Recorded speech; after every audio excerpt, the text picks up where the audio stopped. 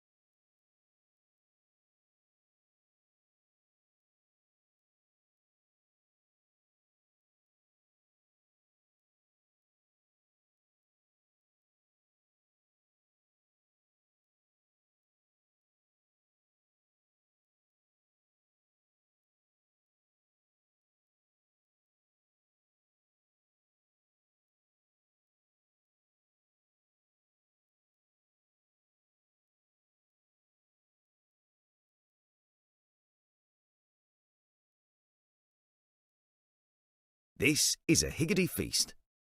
There's plenty of this, and these as well.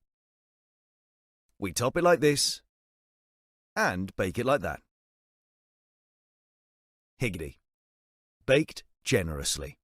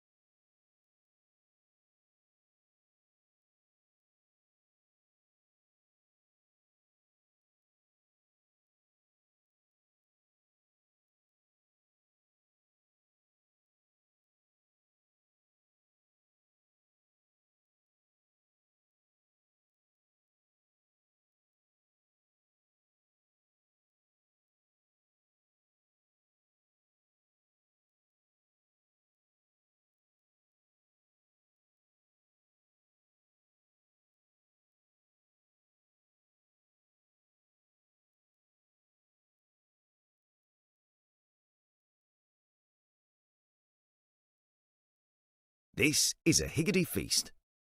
There's plenty of this, and this, and these as well. We top it like this, and bake it like that. Higgity. Baked generously.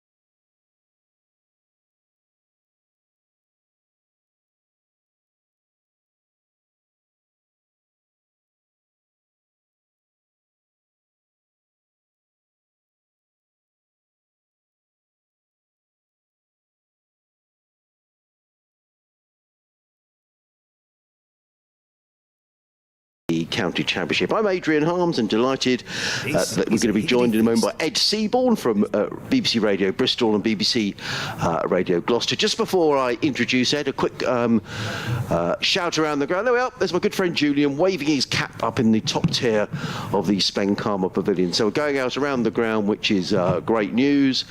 And the other good news is that we're going out on the live stream as well. So good luck to Jack and all the boys, and thank you for their help during the season with the live stream, which has been excellent. So wherever you're listening, a very warm welcome to Hove on a cloudy morning.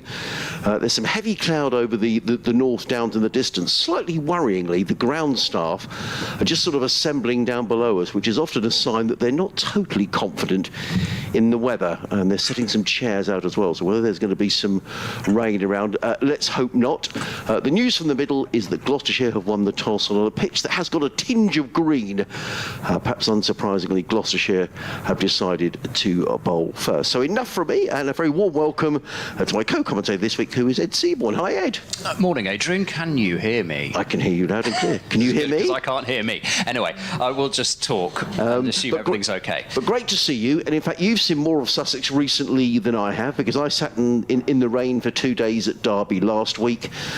You covered for me, which was very kind, for the last couple of days, and witnessed a not very good Sussex batting batting performance. No, I've got to say, I've got a tremendous record of parachuting in halfway through matches and ending up seeing cricket when nobody else has. I've done that a few times. The last time I did that was when Gloucestershire last made finals day in 2020, which was a 2-day affair, and I ended up covering the actual day where they got some cricket. So if you need somebody to come in and ensure there's play halfway through a match, then I usually guarantee that.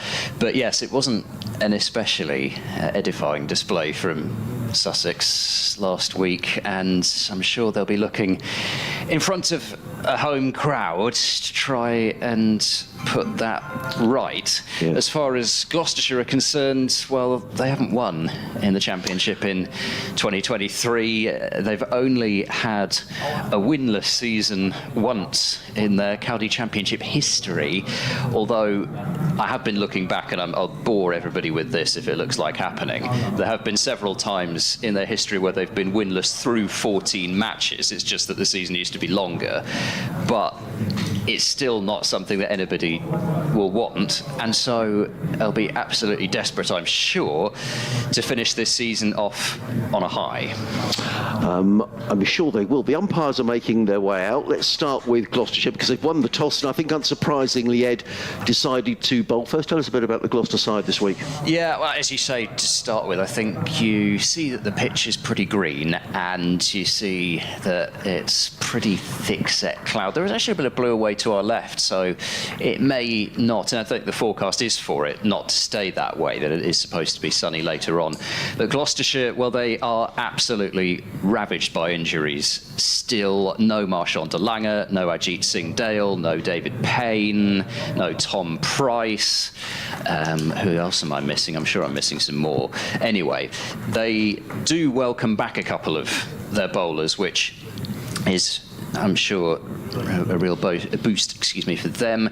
Zaman Akhtar and Matt Taylor return to the side. So those are the two changes from their draw against Derbyshire. Young bowlers Dom Goodman and Luke Charlesworth are missing. So Gloucestershire have got 3 seam options with Shaw, Akhtar and Matt Taylor, and then an awful lot of spin, which, given the pitch is that green, I think it'll be curious to see exactly how that's going to play out. They've got Zafar Gohar, Ed Middleton, and as if that weren't enough, Graham Van Buren and Ollie Price could bowl spin as well. As far as Sussex are concerned, 3 changes from the side from that game at Derby last week that Ed was at. Tom Haynes and Jack Carson back in the side after disciplinary measures taken for the behaviour here in the last game. Jaydev Anudkat has gone back to India. He was only going to be here for 3 games anyway, so we wish him well. He's playing in a big, you'd probably know this, Ed, a big cup match over in India. It's the winners of the Indian 4-day competition against the rest of India. Yes, and he's I playing think it's a really big thing. It is. He said it's made it into a really important event. It is. So Matt Taylor's going to open the bowling. The 3 players who have gone out of the side: Ibrahim, Anudkat and Ward, and in come Haynes, Carson and Brad Curry. It's going to be Matt Taylor who's going to open the bowling from the C end of the ground. He's going to be bowling to Tom Clark. This is interesting. So Tom Clark opening the batting for Sussex in this game. He waits, and in comes Taylor. Bowls, and Clark is forward and punches that away into the offside and picks up the first runs of the match. So Sussex 2 without loss. Ali Orr was back in the side at Derby last week, opened the batting. I think by Ali's own admission, I wasn't there, but I was told on good authority 2 not great shots at the top of the order, and it looks like he's been dropped down the order. He's going to be batting at 5. Now we're going for the update to the listeners on BBC Radio. Sussex and Surrey in a few moments' time. Areas of high and thin cloud drifting in from the south. As in comes Taylor and bowls, and Clark plays that with soft hands into the gully, and there is no run. Cloud becoming thicker at times. So there are 3 slips in place: a gully backward point, extra cover, mid-on, mid-wicket, and a fine leg. Not a huge huge crowd, as you can imagine, the last game of the season. And also the weather forecast wasn't that great for this morning. I think it's improving throughout the day, which is good news. And I think tomorrow there is Storm Agnes on its way, but it's not going to get as far as Sussex, I don't think. In comes Taylor, bowls, Clark defends onto the onside, and there is no run, fielded by Van Buren, who trots in from mid-on to field. Right, let's bring up to date with the crickets with, I think it's Adrian Hart. Yes, it is indeed, Sarah. Last game of the season here at Hove. It's been a very disappointing season as far as Sussex are concerned. Just the 2 wins, and they'll be hoping to make it 3 if they can this week. But that's not going to hide the fact that I think there'll be quite a bit of change down at Hove during the winter months, has already been hinted by the coach, Paul Farbrace. The news from the middle here is that Gloucestershire, who haven't won a championship game all season, have won the toss. They've decided to bowl first. Sussex are batting, and they are 3 without loss. More interest in Surrey this week, Sarah, because 5 points from their game at Hampshire means they will win the county championship for the 2nd successive season. They're playing down at Southampton, but it's raining there, and new news of teams and toss. Let's hope that clears away and Surrey get an opportunity to get the 5 points to win the county championship. There we are. I can hear a dog. Can you? Yes. I thought I could hear a dog unless it was something squeaking. Bit of blue sky drifting in, as Ed was saying, which is good news. In comes Taylor, running in away from us, in and bowls, and let go by Haynes outside the off stump. And there is no run taken by James Bracey. So as I say, 3 slips and a gully, backward point cover, mid-off, mid-on, square leg and a fine leg. Our emails are up and running, sussexcricket@bbc.co.uk, so please feel free to send us an email throughout the match. Or you can tweet us at BBC Sussex Sport. Or do you have a Twitter handle, Ed? I do, yes, at EdCricket6. There we go.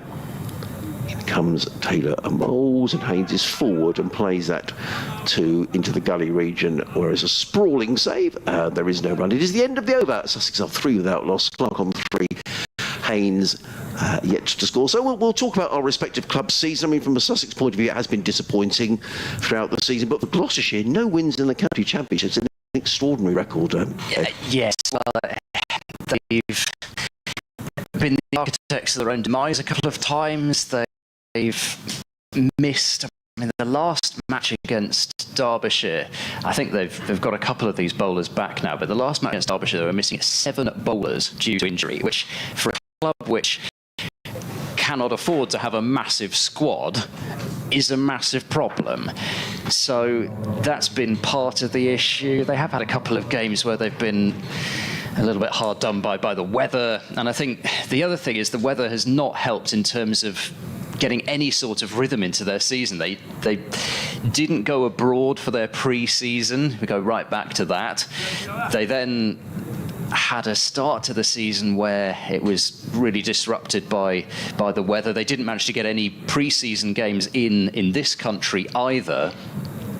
As Josh Shaw is going to bowl from the far end as we look at it, from the Cromwell Road end. It's down the leg side, first ball to Clark, who tries to glance it, misses, and Bracey goes across to his right and stops it. The score remains 3 without loss. So no cricket to start the season. They didn't start that badly, although the first day was a tricky one at Glamorgan when the hover cover broke down, rain got on the surface, and I think by both sides' admission changed how it was going to play. But they rescued themselves from that situation, got themselves in a winning position against Worcestershire as well. As Shaw bowls to Clark, who comes forward and with a little thud of baton ball sends the ball in defence to mid-off. So, yes, the real clunker of the first 4 games, which ended up in a draw as well, was the reverse fixture against Sussex, where Sussex came to Bristol and absolutely thoroughly outplayed. Yes, they did. Gloucestershire. Pujara with 150, Nathan McAndrew bowled superbly, and they were in position to win that game easily. Shaw in over the wicket, right arm, bustling as usual, bowls to Clark, and that's defended into the leg side this time, out to Hammond. I can't believe that's way back in April. I remember that game like it was yesterday. Yeah, And we were on and off for rain during the afternoon. And I think you're right. Had Sussex had more time, they would have won that game. The first day, there was barely any play, was there? No. They played, I think, for the first hour.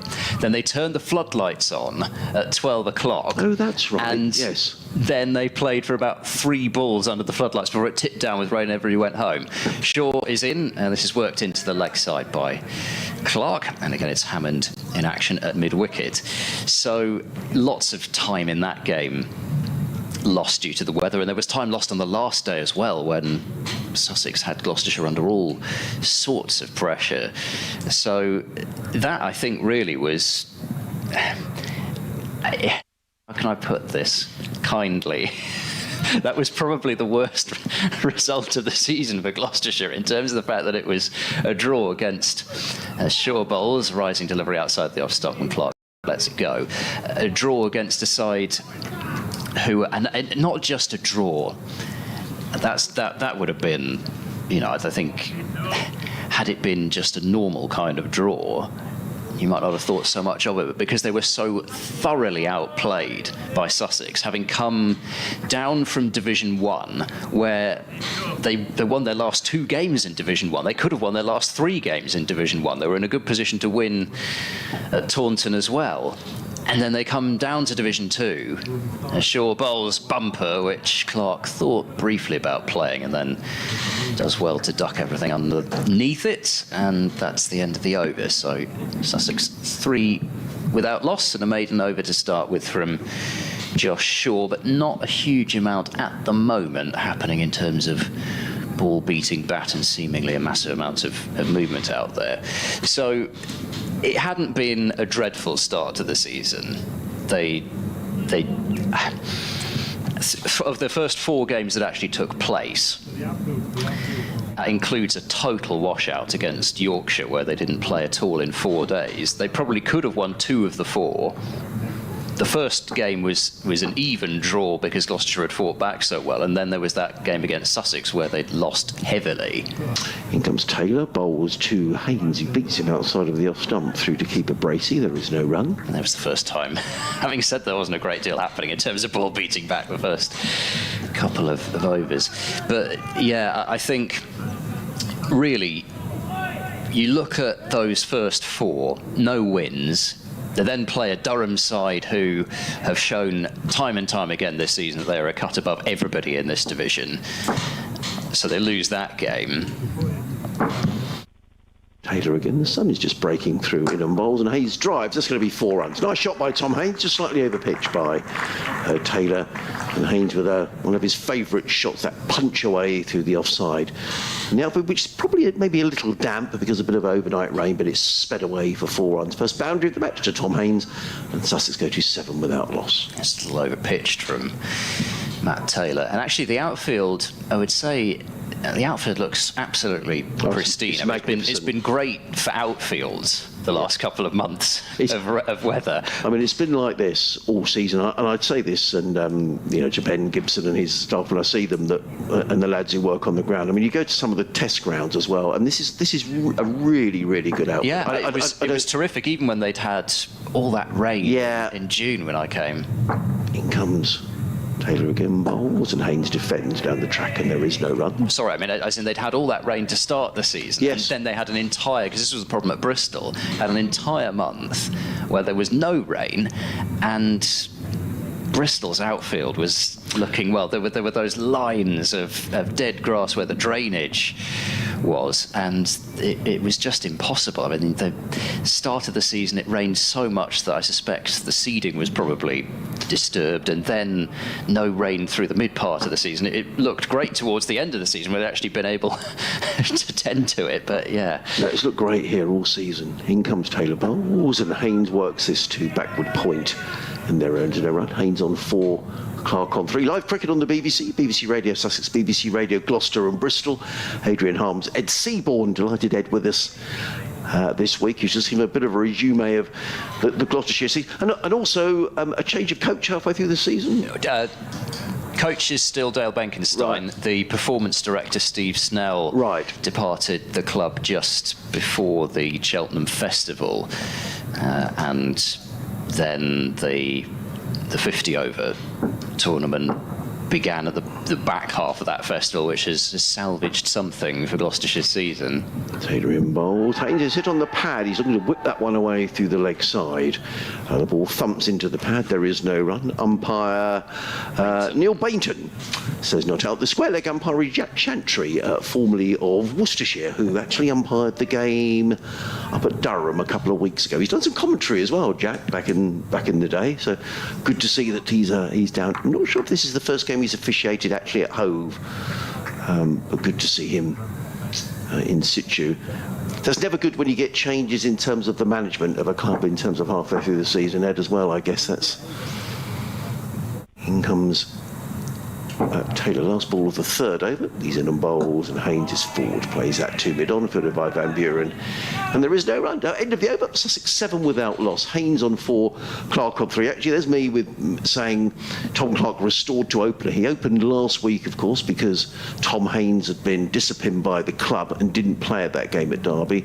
But I rather suspected with Ali Orr being back in the side, they might have reverted to the opening partnership of Haynes and Orr. But Tom Clark made that debacle last week, bowled out for 100. Clark was really the only one who stood up in the end, I have to say. Well, he made 31 first time around, not out 36 second time around, so he emerged with his reputation reasonably unscathed. In comes Shaw then. Bowls now to Clark, who's up onto his toes and doesn't time the attempted punch through the covers, goes up to mid-off. Even though the first innings he only made 30-odd, he was the one Sussex batter who, until he got out, I know this is something that you say, but he was the one player that seemed prepared to leave outside their off stump, whereas everybody else was flashing away. And it wasn't easy. The pitch had been under cover for over 2 days, and there was a bit of uneven bounce out there.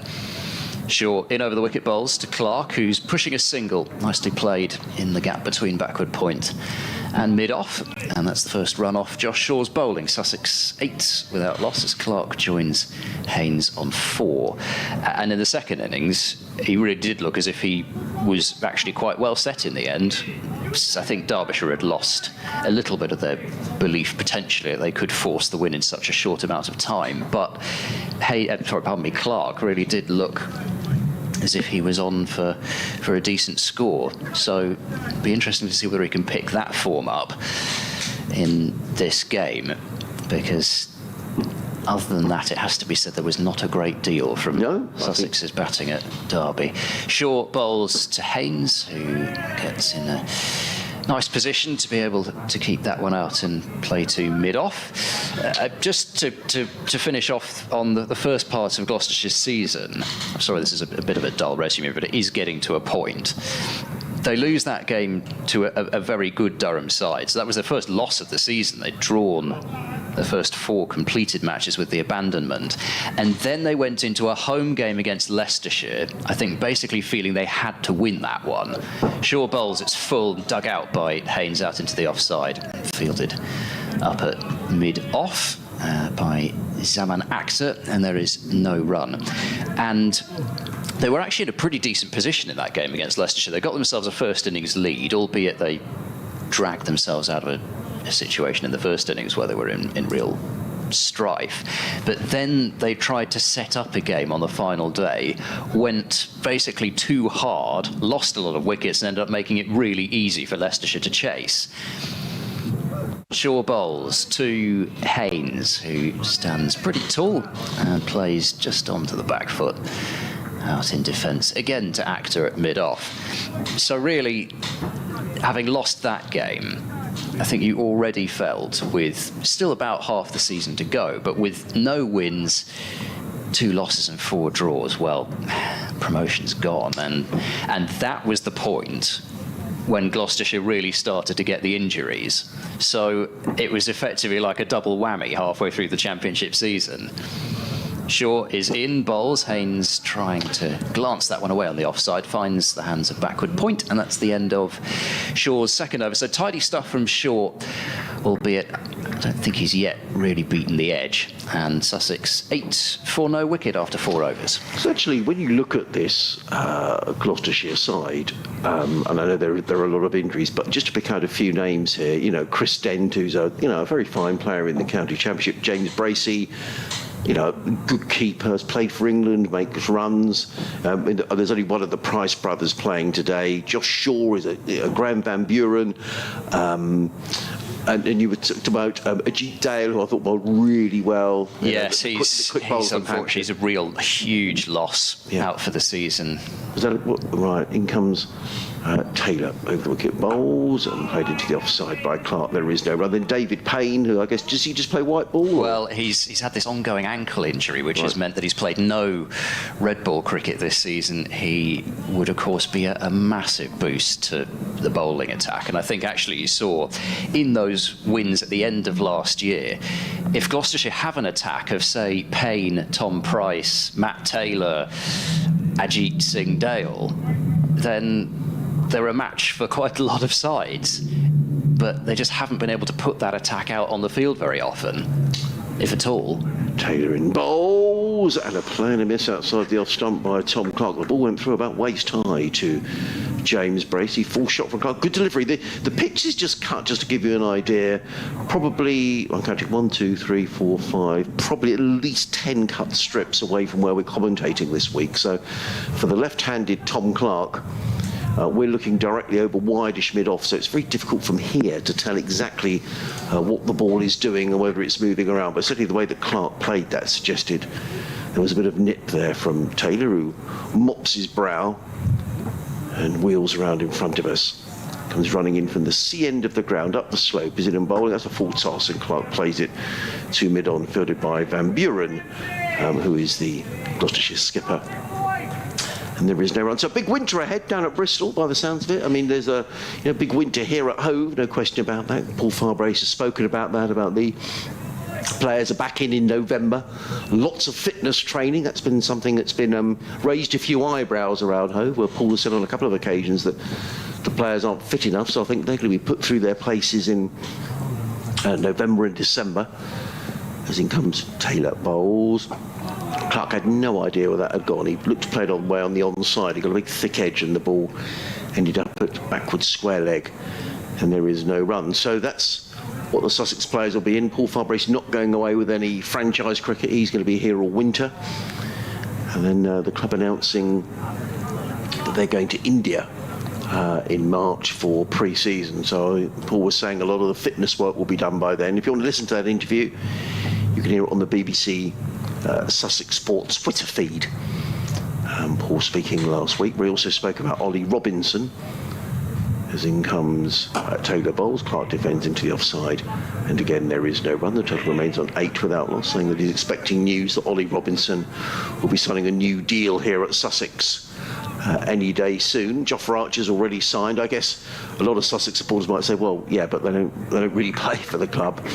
But it's been great to see Jofra here at the ground, running around and getting himself fit. And you know, it must be terrific for younger players to have the likes of Jofra Archer and Ollie Robinson around, even though they're centrally contracted. They're not Sussex's players as such, but we'll have to see, waiting for confirmation of that with Ollie Robinson. In comes Taylor again bowls, Clark defends to mid-on. There is no run made over from Matt Taylor. Good solid stuff. 3 overs, no maiden. 3 overs, 1 maiden, no wicket for 7. Sussex 8 without loss. Clark and Haynes both on 4. And the schedule for next year, my understanding is the county championship starts on the 4th of April next season. And there's going to be quite a batch of county championship matches, and I don't know quite when. Obviously, England will be touring India for a test series, but you'd have thought most of those that's going to be finished. I mean, I just wonder whether some of these test players might be available for early rounds of the championship next year. And if Sussex were able to get a Robinson, or wouldn't it be wonderful to see a Jofra Archer on the field for a couple of championship matches before the test series starts in Sri Lanka and West Indies coming over, I think, too. Shaw bowls to Haynes, who flicks it down fine towards Matt Taylor on the fine leg boundary, and they collect a single, 9 without loss. Haynes moves on to 5. So, yeah, I think as you as you say, it would. I think just for county cricket in general, it would be magnificent to see those bowlers playing more. Just, you know, what cannot be good for actually even the opposition? The chance to go out there and face, say, a Jofra Archer playing county cricket. It's a great opportunity. Here's Shaw running in again over the wicket, bowling now, and Clark stands tall in defence, plays the ball to mid-on. As far as Gloucestershire go, you talk about the winter news has already come out in the week that Gloucestershire have confirmed the departures of 4 players who are being released. Tom Lace, Will Naish and Jared Warner hadn't played very much part this season. Will Naish played in the T20 match against New Zealand not that long ago. Shaw is in to bowl, and there's a shout for leg before wicket here, but immediately Jack Chantry's moving away, and they're going to come back for a second leg by here as Taylor sends the throw in. A long way to go, and now Hammond's got to dive to save overthrows at backward points, and he manages to do that. So that was, pardon me, it's Middleton out there at backward point. I'm used to seeing Hammond there, but Middleton is the fielder who managed to get across to do the backing up, and that could have been 3 leg byes, which isn't something you see that often, has to be said. It's usually either 1, 2 or 4. Particularly with an overthrow, yeah, that wouldn't have been great. Anyway, disaster was averted. 11 without loss with those couple of leg byes. Shaw bowls, full and straight, forward goes Clark and rolls the ball back up the pitch, and there's no run. So those 3 released, and the one player that there would have been, I'm sure, some deep discussions about whether they would be retained or not is Paul van Meekeren, who has been a big part of Gloucestershire's 50-over Cup side in particular the last couple of years. He was Gloucestershire's leading wicket taker in their semi-final run this year. As Shaw is into bowl, and again Clark rising up to knock that one on its head and play it out into the covers. There's no run. So I think one of the reasons, and we've seen this with, for example, Mark Watt as well, who is not being retained by Derbyshire. Next season, with the T20 World Cup being in July and late June, which is changing the county schedule for next year anyway, but it does mean that Van Meekeren wouldn't be available for what I think is the sort of second chunk of T20 cricket next year. As Shaw bowls round the wicket, offers some width up, having switched to around the wicket. It's not really timed by Clark out towards cover, and they'll have to get their skates on a little bit for that second run as Haynes makes his ground at the non-striker's end. It's not a big boundary over towards that side, so you're not going to see any 3s out there, I don't think, unless the ball's thrown away to the boundary, that is. 2 runs to Clark, moves him on to 6, and Sussex 13 without loss, and that was the end of over number 6. So keeping things tight, Gloucestershire, but they've only beaten the bat once, which is a little bit concerning given that they've won the toss on what is a pitch with a tinge of green and decided to bowl first in what looks like seamer-friendly conditions. And you go back to the usual yardstick, which is that you tend to want 3 wickets by lunchtime if you win the toss and decide to bowl first in these sorts of conditions. At the moment, there's not a great deal happening out there, and Clark and Haynes are looking pretty assured. Matt Taylor is going to carry on from the C end of the ground. Sussex, as Ed was saying, 13 without loss in on bowls, and Haynes plays. Now, I would say that's probably Tom Haynes' favourite shot. It's that cut shot through backward point, and he picks up 3 runs. Tom Clark very quickly coming back to complete the third, running to the danger end. Haynes goes to 8 and Sussex to 16 without loss. I'm just looking here at the schedule of England. Now, the last Test match against India is on the 7th of March. There is then no Test cricket for England until the 10th of July next year, when the West Indians are the visitors to Lords. The reason for that is that there is obviously the T20 World Cup that's taking place during June and early part of July in the Caribbean and the States. In comes Taylor bowls and Clark plays at the backward point. There is no run. So the only England games prior to that, there were a series of T20 matches against Pakistan in May. Well, the likes of Ollie Robinson aren't going to be involved in that. So really, you would think if Ollie goes to India, there's no cricket then from pretty much early March, no Test cricket until the 10th of July. Because he's going to need some cricket. Well, you'd have thought he's going to play a good... I mean, if the season starts on the 4th of April, my understanding is there's 8 blocks of matches then. There could be... there could be 7 county championships. You'd think, England would want someone like Ollie Robinson to play. In comes Taylor bowls, and Clark plays that to mid-wicket, and there is no run. I think Jofra Archer will be slightly different in that England, I'm sure, if he's fit to play, will want him in the T20 World Cup. But looking again, there's no cricket until the 22nd of May, so you'd have thought maybe, a lot will depend on Jofra's fitness, etc. But if he is fit, who knows? There might be a bit of Archer and Robinson, April time. Maybe one match, one the next. So, from that point of view, it's important that Sussex have got these guys on contract. Comes Taylor, bowls, Clark defends down the offside of the track, and there is no run. So that's a big gap, isn't it, in terms of Test cricket? 7th of March, no cricket then to the 10th of July. And in fact, when we were up at Durham a couple of weeks ago, Ed, we were talking to Ryan Campbell, who was the Durham coach, and he was talking about players coming in next year. And I think Australia have got a massive gap in terms of no international cricket or no Test match cricket, and saying that's a market they're looking at. And they play an ODI series as well, don't they? In comes Taylor, bowls to Clark, played in the offside, there is no run. An ODI series against England. Yes, at least ODI might be T20s as well. So they come back next year for white ball cricket. Yes, they do. Because one of the games is at Bristol next year. So they'll already be over. And so actually you start to get potentially quite excited about maybe some of those players coming over a little bit earlier and playing a bit of county cricket, although we'll see. Excitement's tempered by the fact that so often nowadays other things crop up and players don't come, but still.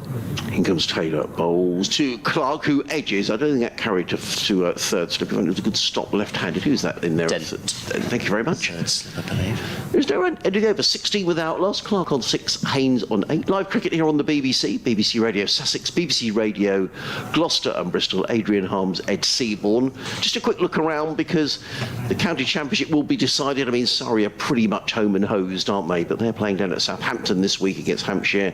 Delayed start along the coast from here.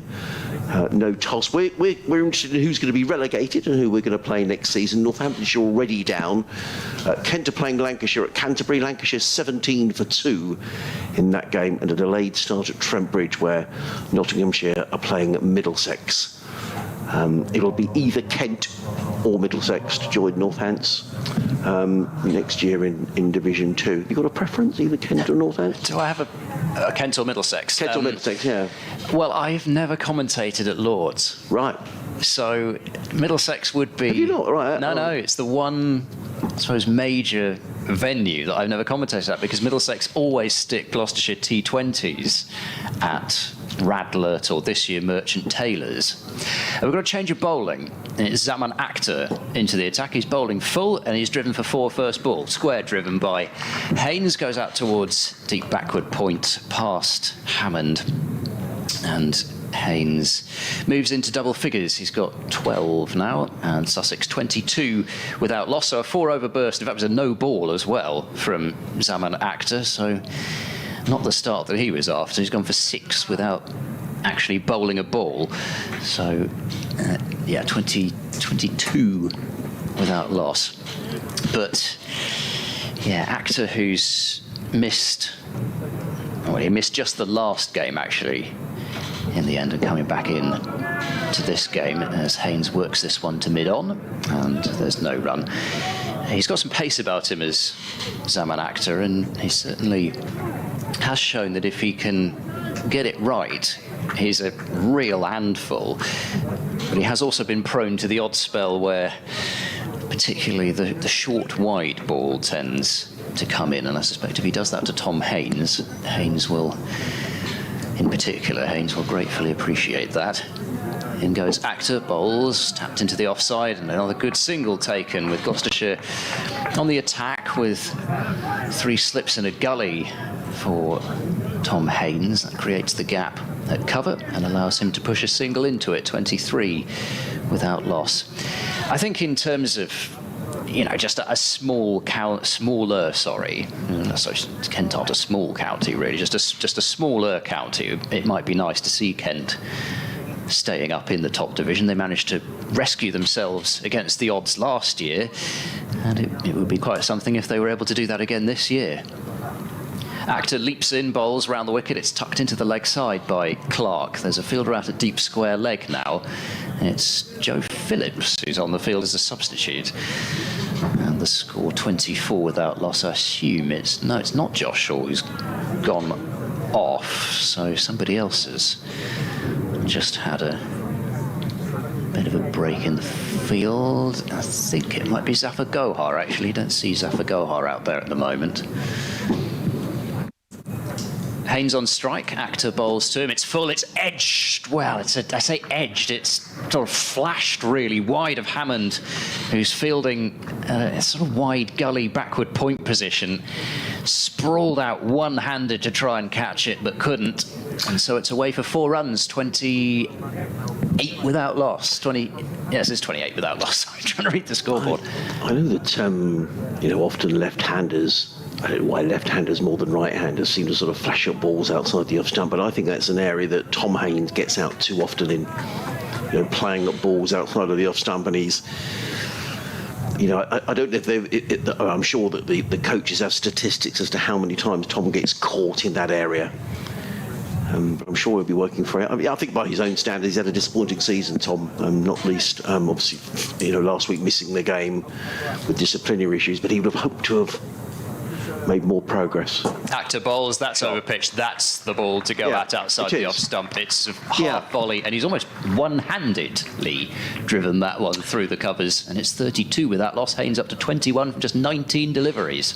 And you're right, and it's this fine line, Ed, isn't it, between that was a ball that deserved to be hit for 4, and he played it beautifully, Tom Haynes, and he's a fine player, but I guess the knack is selecting the right ball to hit for 4 runs, and I think the previous one wasn't the ball to go after.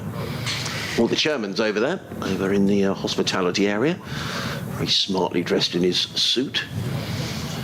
Lots of emails have come in, so I'll read some of those at the end of the over. And thank you, everybody, for all your emails throughout the season and the tweets that we've had as well. There's one here for you as well, Ed, that I'll read in a moment's time. So it's funny, the last game, well, not funny, isn't it? But it's always a bit sad, I think, last game of the season. You think, oh, we've got the winter now, but it'll soon come round, Ed. And it will, yeah, April before we know it. Yeah. We'll be back in similar conditions, I suspect, grey skies and rain. Fairly cool weather, yeah. Actor bowls last ball of the over. It's wide outside the off stump. It's slashed in the air on the bounce down to Middleton, who they put down at third man now, and that almost carried down to the fielder, but they'll get a single. Haynes will survive, and that is 17 runs off the over from Actor, albeit not every single one of them in convincing fashion, but he's gone, unfortunately, Zaman Actor for the number on his back, which is 17. Just to say also, Lancashire have already lost a 3rd wicket now. Stephen Croft is out for 1. So Kent, having lost the toss on a pitch that I assumed they would try and make turn, given the fact they've got Aaron Nijar on loan, they've got Yuzvendra Chahal as part of their bowling attack as well. But Quinn and Gilchrist have reduced Lancashire's top order to 18 for 3, and you just wonder, Lancashire don't have a huge amount to play for. Maybe Kent are just taking advantage of that.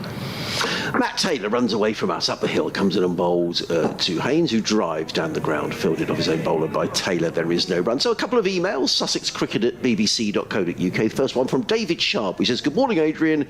Greetings from my balcony here in Marbella. I don't think I'm going to read the rest of it. No. The weather is sunny and warm. Hopefully Sussex can win this final match. Thanks for your commentary and friendship. Well, thank you, David. And a lovely picture from David's balcony in Marbella. Look at that. Wonderful. Solheim Cup was out that way. Was it? Over the weekend, I think. I wonder if David went. That was a cracking game, finish, wasn't it? Yeah. 14 all it finished. Europe retain it. In comes, and he's caught. Oh, he's dropped. Was he dropped? I think he was I dropped. think so. By Ollie Price of all people. Well, it was slip. Now I was just talking about Tom Haynes. The right ball to hit. It was outside the off stump. He's got a thick edge. It goes through to slip, and he's put down. And Tom Haynes gets a life on 22. And he's fortunate. And I think that, I'm not trying to say told you so, but it rather makes the point of fortunate to get away with that. We don't have the benefit of a replay here, but my feeling was that was a drop. Yeah, it was. Yeah, it was fairly high up to his left for Ollie Price, but he's got such a good pair of hands. He does not drop many. He'll be furious about that one. In comes Taylor Bowles, and Haynes works that into the offside. So the score was 33 when that chance went down. So thank you, David, for your email. Lovely picture of Marbella. Thank you for your support during the season. I don't know if you'd have a dip in the sea later. David looks rather nice. Ian Shin's been in touch. He says, good morning, Adrian. I was mighty relieved at the win against Leicestershire and the draw against Derbyshire. Very cheesed off about the 12-point deduction, which has basically finished our season. Totally baffled by Ollie Robinson has not been bowling. Game against Gloucestershire a dead rubber. I hope we can finish the season with a win. Regards, Ian Shin. Ian, thank you for all your contributions as well. I mean, the Ollie Robinson situation, just to clarify that, as in comes Taylor the Sun trying to break through as well. Bowls to Haynes, who plays into the covers, and there is no run. Is that Ollie... the expectation was he was going to play some of the last 4 games of the season. Paul Farbrace, I have to say, has been very clear all season on what Ollie's availability has been. Said that he's England's player and England wanted him working on fitness.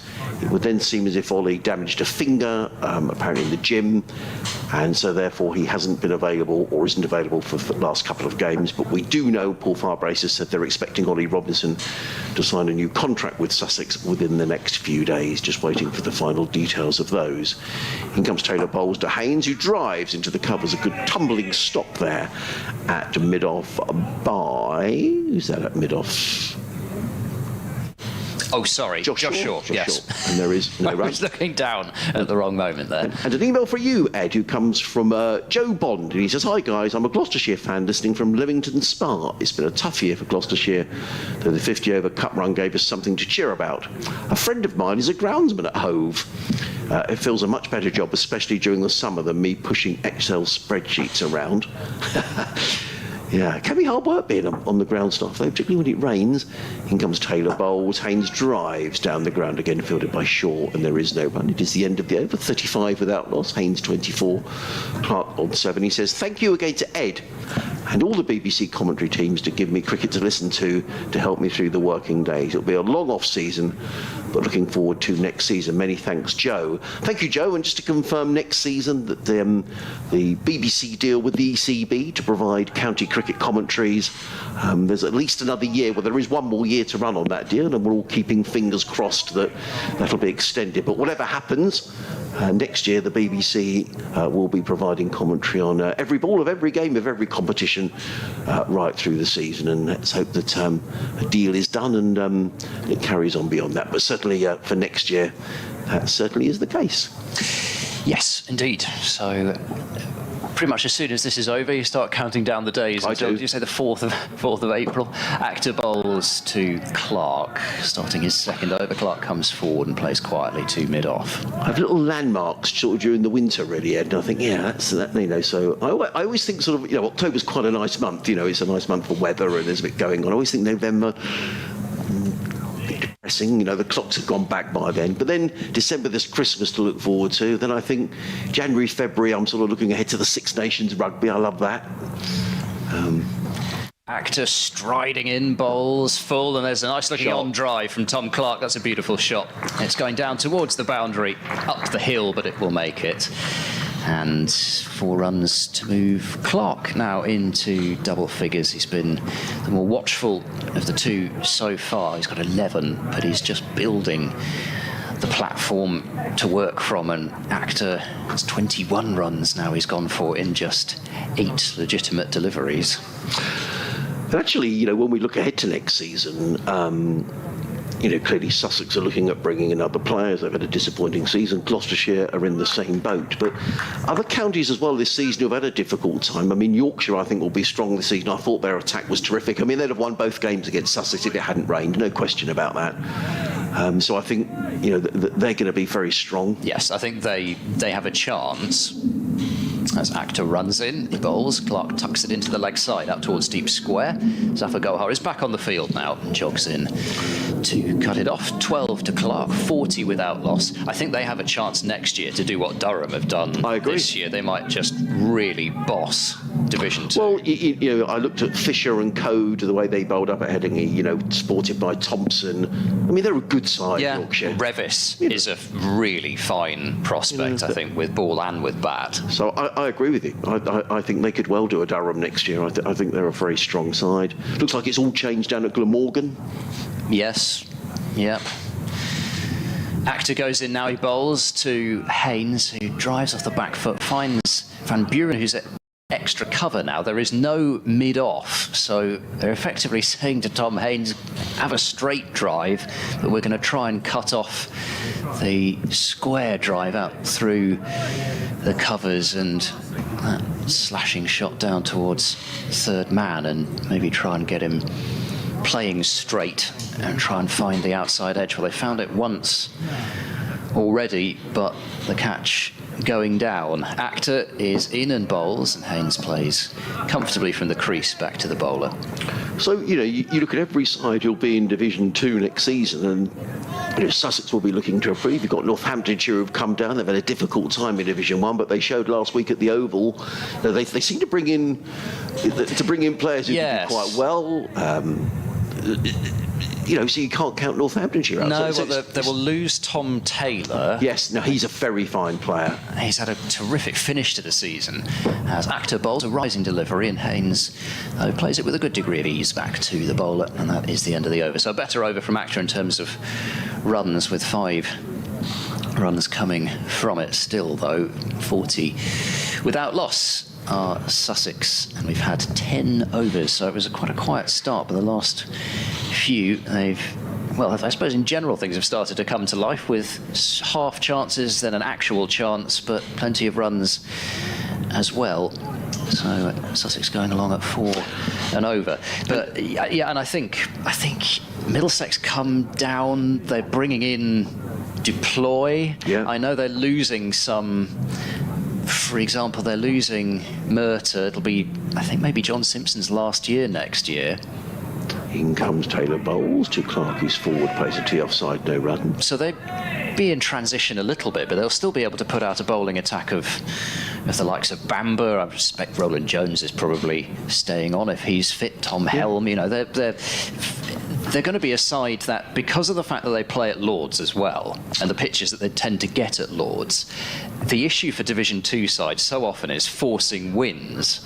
Well, Middlesex have had no problem getting results. It's just been that not enough of them have been positive results for them this year. But if they come down, then they may well contend for promotion again straight away.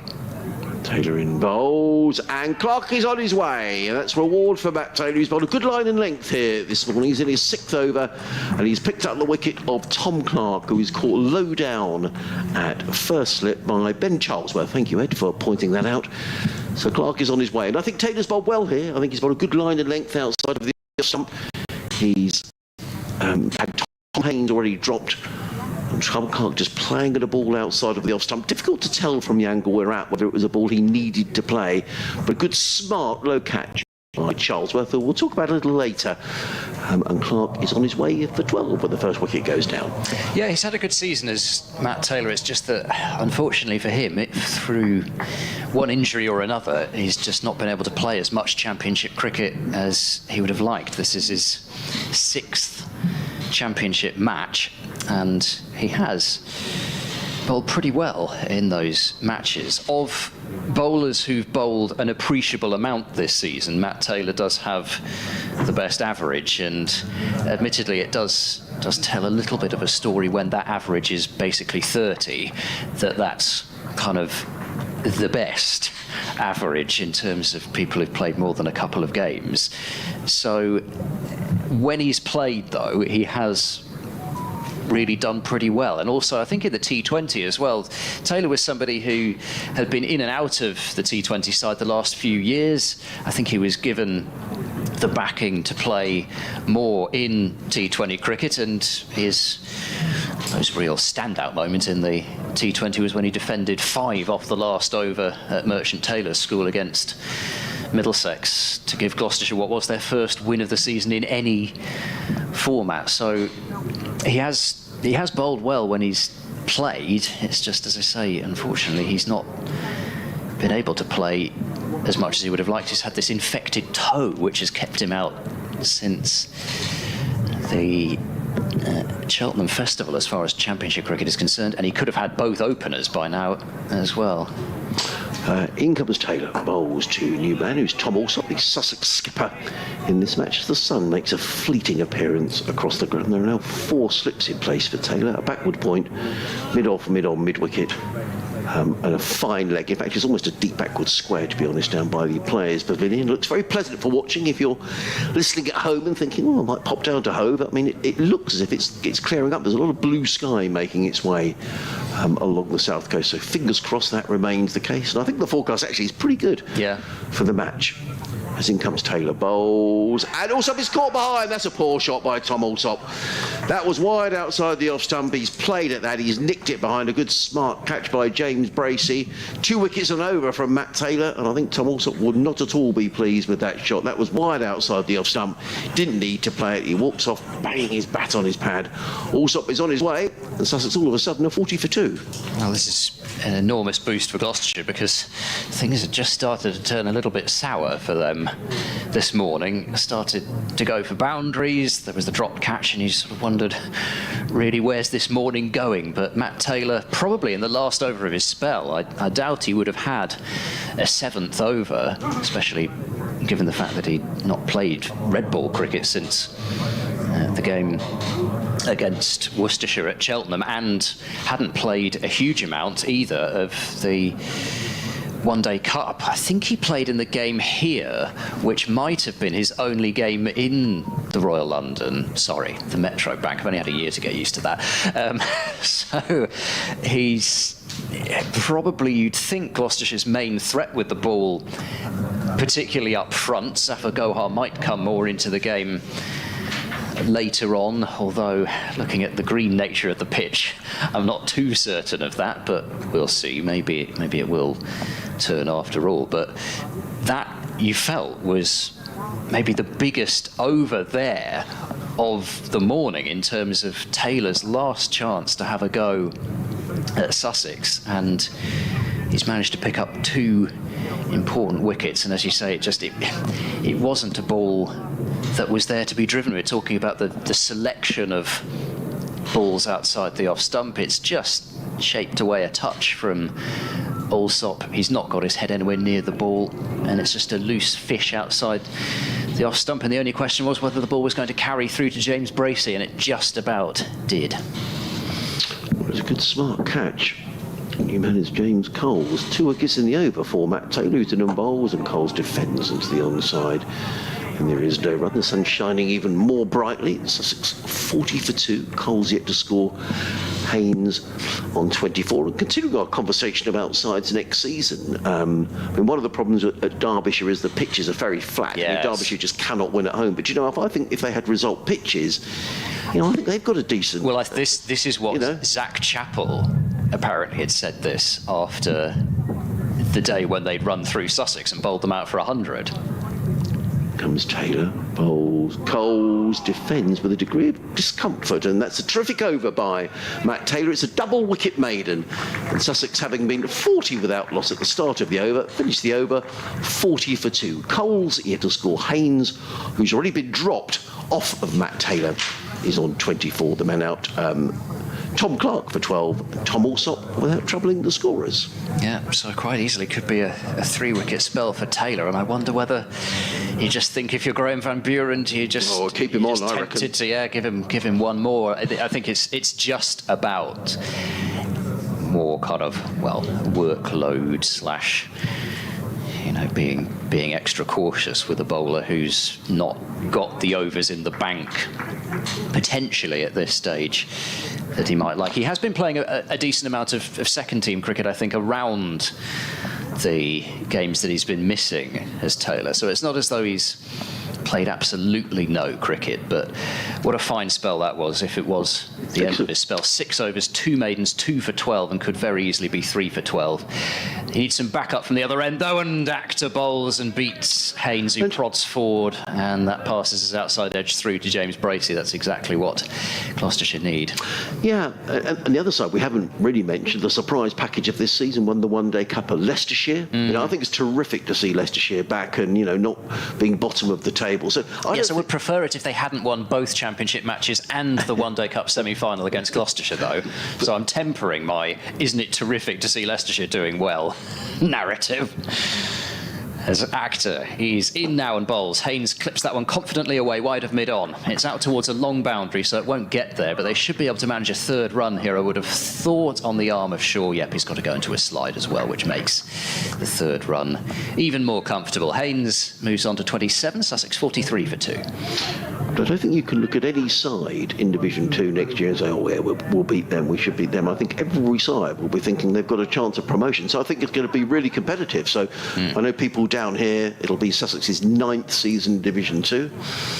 You know, people were saying, well, OK, this year we've written off, but next season we expect Sussex to hit the ground running. Those early weeks of the season are going to be really important. Yes, and I think really important. It goes back to what I was talking about with Gloucestershire's season here. I think you get off to a good start, a couple of wins in your first few games, and then you're away. And who knows, maybe it will be another season like this season where Worcestershire have won 5 games, but Leicestershire would be right in contention with 4 if they'd managed an extra win somewhere along the way. Cole's facing up to Actor, and he's going to get off the mark here as he plays off the outer half of the bat, but with soft hands out towards gully, and Coles gets a single, 44 for 2. So it may be another season where actually you don't have to win an enormous number of games, but then I do think, like we've said, there's a chance maybe that next season Division 2 is actually in some ways more competitive even than this year. I mean, this year was competitive for the second spot behind Durham, but it felt as though any side that went up would be quite a long way behind Durham. Actor bowls over the wicket to Haynes, who slashes that one away, and it's stopped. Good stop. At backward point, and Miles Hammond's feeling the effects of stopping that ball, wringing out his left hand, but he saved 4 runs for sure there, because Haynes knocked the stuffing out of that ball out towards backward point and didn't pick up a run. So, yeah, I think top to bottom, it may be that Division 2 is a lot stronger. I think Gloucestershire... I think it'll be really good. I don't, you know, it's certainly, you know, it's going to be very competitive. Actor bowls, bouncer, ducked underneath by Haynes, and Bracey tumbles to his right to take. And the other thing, of course, is that the weather is so incredibly unpredictable. I mean, people say you shouldn't play cricket in April, you shouldn't play cricket in September. You know, you could have beautiful Aprils and beautiful Septembers. Let's face it, 2 years in a row before this year we had excellent Aprils. And the weather in August this year was pretty miserable, to be honest. So, you know... July was terrible. Yeah, I mean, you think in April there may be some weather interrupt some of the games, but I think those early weeks of the season will be so important. Yeah. Actor runs in and bowls. Haynes comes forward, tries to find a gap on the offside, but can't do so. Fielded at cover. And that is the end of the over. Actor 3 overs for 26, and Sussex 44 for 2. And Taylor is taking his cap off and will have a 7th over, which I think is the right move. He can have a fairly lengthy rest after this, I suppose, with lunch coming up, maybe a couple of overs before lunch, but he can have a decent rest of close to an hour. He's quite sharp, isn't he, Actor? He bowls with a good lick down there. Yeah, yes, he does. He's got pace about him, which is what in particular has excited Gloucestershire. As I say, he's I guess mainly because of that pace, and also he's not somebody who really bangs a lot in short. He's more of a pacey bowler who tends to like to pitch the ball up, and so it means that if he is off, then he is going to go for runs, and he has done sometimes. Equally, other times he's really looked like a fine prospect. In comes Taylor, left arm over the wicket, bowls to Coles, and that got up a bit of slightly off of a length, and Coles actually did well to play it into the ground, fielded at backward point by short. Of course, we made the assumption here, Ed, that Worcestershire are going to join Durham in Division 2. And I think that is almost certain. They're delayed at the moment at Headingley. They are playing in the game between Durham and Leicestershire up at Durham. Leicestershire would have to win that with maximum points and hope something calamitous happened to Worcestershire.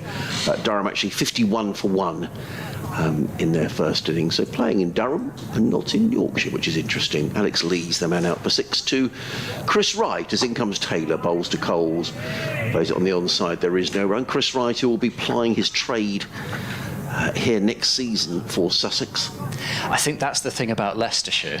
They lose Wright, yes. They lose Ackerman, who's going off to Durham. Yes. Callum Parkinson hasn't played so much in the back end of the season, so that might be a bit less of a loss. They're picking up Liam Travaskis to bolster their spin ranks. But the other thing is, how much is Rehan Ahmed going to be available? My suspicion is he will get picked up in the IPL, so he'll miss basically that entire first block, and then he'll be playing for England.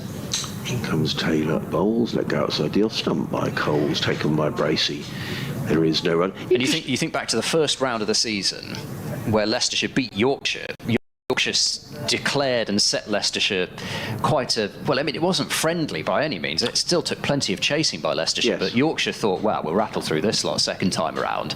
And it was Rehan Ahmed who was one of the ones who got the runs. So you take Ahmed out, you take Ackerman out. Yes, they've re-signed Hanscom, they've re-signed Mulder. Those are two cracking overseas players. If Hanscom's going to score the runs that he did this season, he hasn't always, but if he were to... Taylor and bowls. Coles plays nice and straight to mid-on, fielded by Shaw. There is no run. I just wonder as well what the fillip of winning a competition does. You know, I mean, I know Leicestershire knocked out Gloucestershire, but I mean, I just wonder with those, the players in the side, suddenly the likes of Swindles, who was looking for a contract, he gets a big score. Sam Evans as well, I think is. Yeah, and they've signed for me one of the best wicket-keeping displays we saw here all season was Ben Cox behind the stumps. He's signing for Worcestershire. He's a good player. Well, we'll see, because again, he's not played a huge amount of Championship cricket of late. Taylor in bowls. Coles plays firmly to mid-off. There is no run, but his wicket-keeping was... there was a leg-side stumping here. He stumped Ollie Carter. And it was he and Ollie Robinson at Durham are the best two wicket keepers I've seen here this season. I mean, they were. I haven't seen a lot of James Bracey, so not well. But you look at keepers, and I always judge a keeper by how good they are standing up to the stumps. And those two were absolutely class. So they've got a good wicket keeper. So sides are building. It's going to be an interesting winter to see who moves where and who comes in. In comes Taylor bowls. Coles plays into the offside. There is no run. Another tidy over from Matt Taylor, who's bowled 7 overs, 3 maidens, 2 for 12. A fine spell by the Gloucestershire seamer, and Sussex are 44 for 2. Haynes 27. Coles on 1. That'll keep us interested during the winter, Ed. Yes, well, I think there's still going to be a lot of movement, and also overseas players. Which overseas players are signed are so critical, and in terms of availability as well as just purely the names, because if you can get, as Leicestershire managed to do this year, 2 overseas players available for basically the entire season, then Mulder's a terrific player. I mean, I think I couldn't agree more, Ed. I mean, what a terrific player he is, and I would have thought.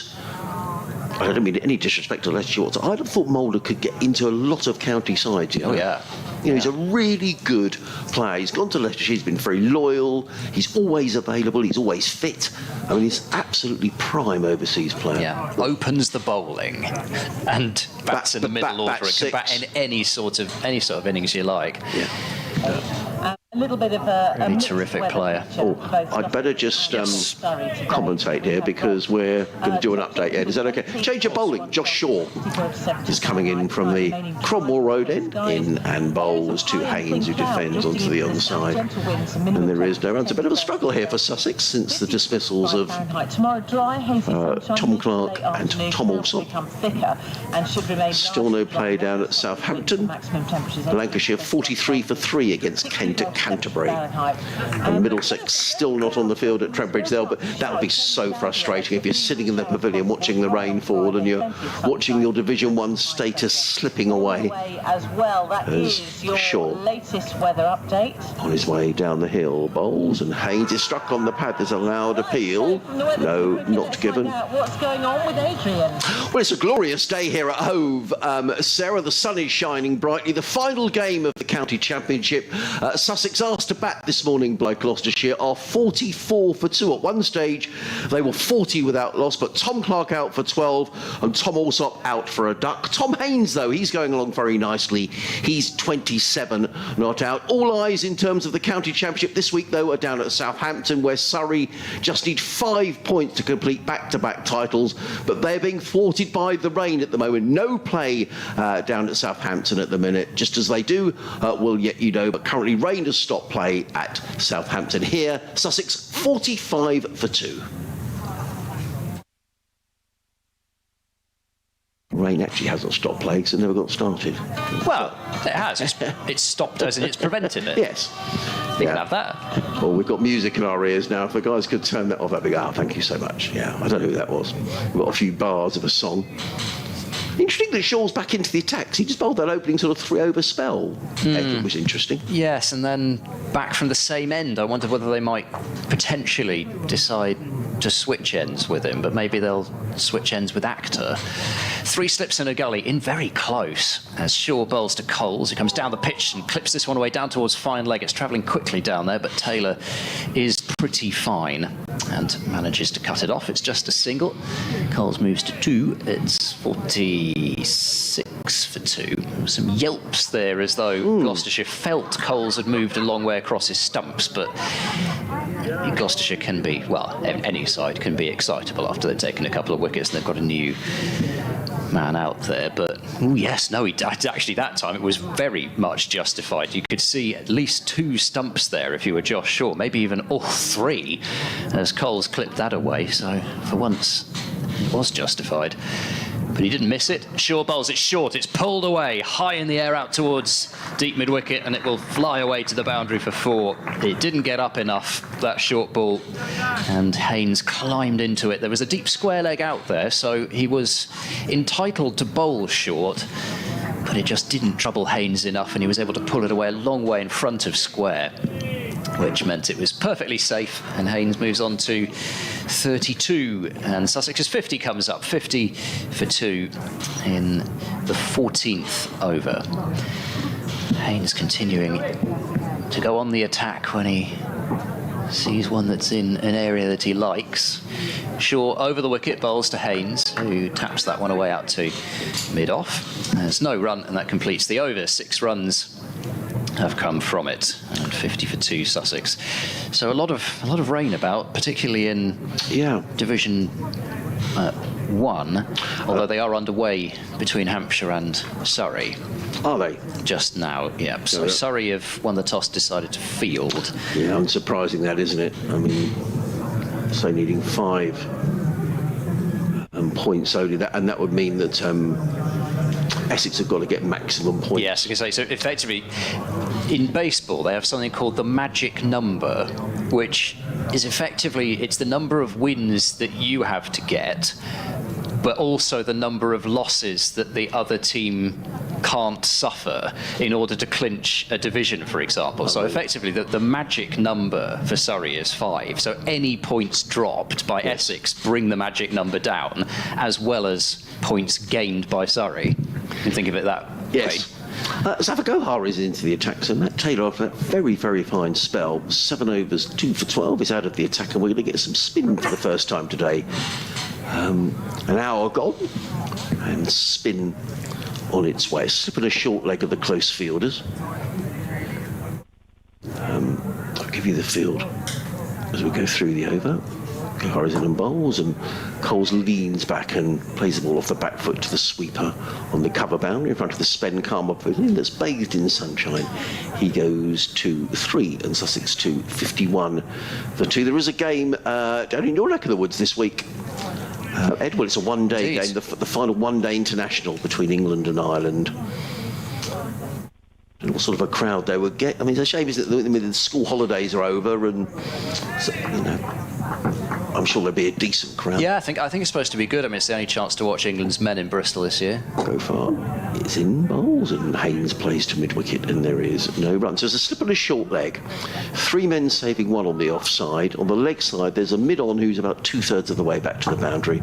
Mid-wicket, a deep mid-wicket, and a deep backward square as Zafar is in bowls and just worked by Haynes to backward point, and there is no run. Coming off the back of his first 5 of the season, Zafar Gohar, it's not been a season that he will look back on with a great deal of fondness, but he did pick up 5 wickets in the game against Derbyshire last time out, 5 for 122. Zafar in bowls, and Haynes, I don't think you look at his feet, I'm not quite sure he's in a position to play that shot, Ed. He's looking to hammer that as his favourite shot, looking to hammer that one away through backward point. Ball goes through to Bracey, and there is no run. Haynes waits again. Zafar in bowls. Haynes is struck at that, kept a bit low. Amar Baton says not out. From where we're watching from, I got the feeling it was probably going down the leg side. But that was my feeling as well. Zafar is a vociferous appealer, so the fact that he was down on his knees pleading to the umpire isn't necessarily an indication of how out it was. He was a long way back. I think that was the only thing that Gloucestershire were hoping, was that Bainton would decide. He was so far back that there wasn't far for the ball to go. I'll have a look at it in a moment. He's in again. Bowls. Haynes using his feet, clips this to mid-on, takes a single. It's a well-judged single in the end by Tom Haynes, because Chris Dent had to come in a little way from mid-wicket to field, and Zafar does rattle through his overs. At the end of that over, 52 for 2. Haynes 33. Coles is on 3. Yeah, actually, there's turn there, you know, which the ball has turned too much, which is why it's not out LBW. It was certainly missing leg. It struck Haynes. Yes, he was back on his stumps, but it struck him in front of leg stump, and the ball had turned. If it had struck him on that line and it hadn't turned, it was that far back, then there would certainly have been a decent chance of a decision being in Gloucestershire's favour. But yeah, there is turn there. And, well, yeah, I can see why they're up for it. You can see a little bit of leg stump, but for my money, it is turning down the leg side. But interesting to see that there is that turn out there, because from our position, it just looks green. But you look on the replay, and there are actually some slightly more dusty-looking patches, quite full of a length, particularly from that end. This is down the leg side from short, and a terrific take from Bracey. One-handed. No, he's not. He's missed it. Sorry, I've missed the ball. I thought he'd stopped it. Do you know what? I thought he'd taken that as well, Ed. So you are not alone. I was fooled as well. There was something about his movement which made it seem as if, yeah, I've got this, but no. Shaw looks up to the heavens as he's bowled one too far down leg. And Bracey, I mean, he couldn't have dived any further away than he did. So that's another 4 extras given away. 56 for 2. Short bowls to Haynes, who drives, beats the dive of Hammond at wide mid-off, and that will go to the boundary for 4 more. So Gloucestershire continue to leak runs from the Cromwell Road end. Shaw, actually, I mean, his first few overs were fairly tight, actually, to give him credit, but it has to be said that of late, Gloucestershire have been struggling to back up a tremendous spell from Matt Taylor.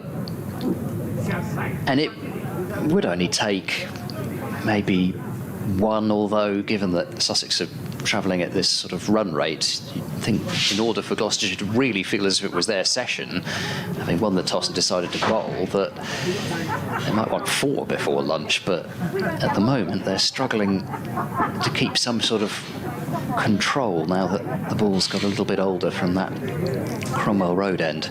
Short bowls to Haynes. It's a short ball. Haynes ducks underneath it.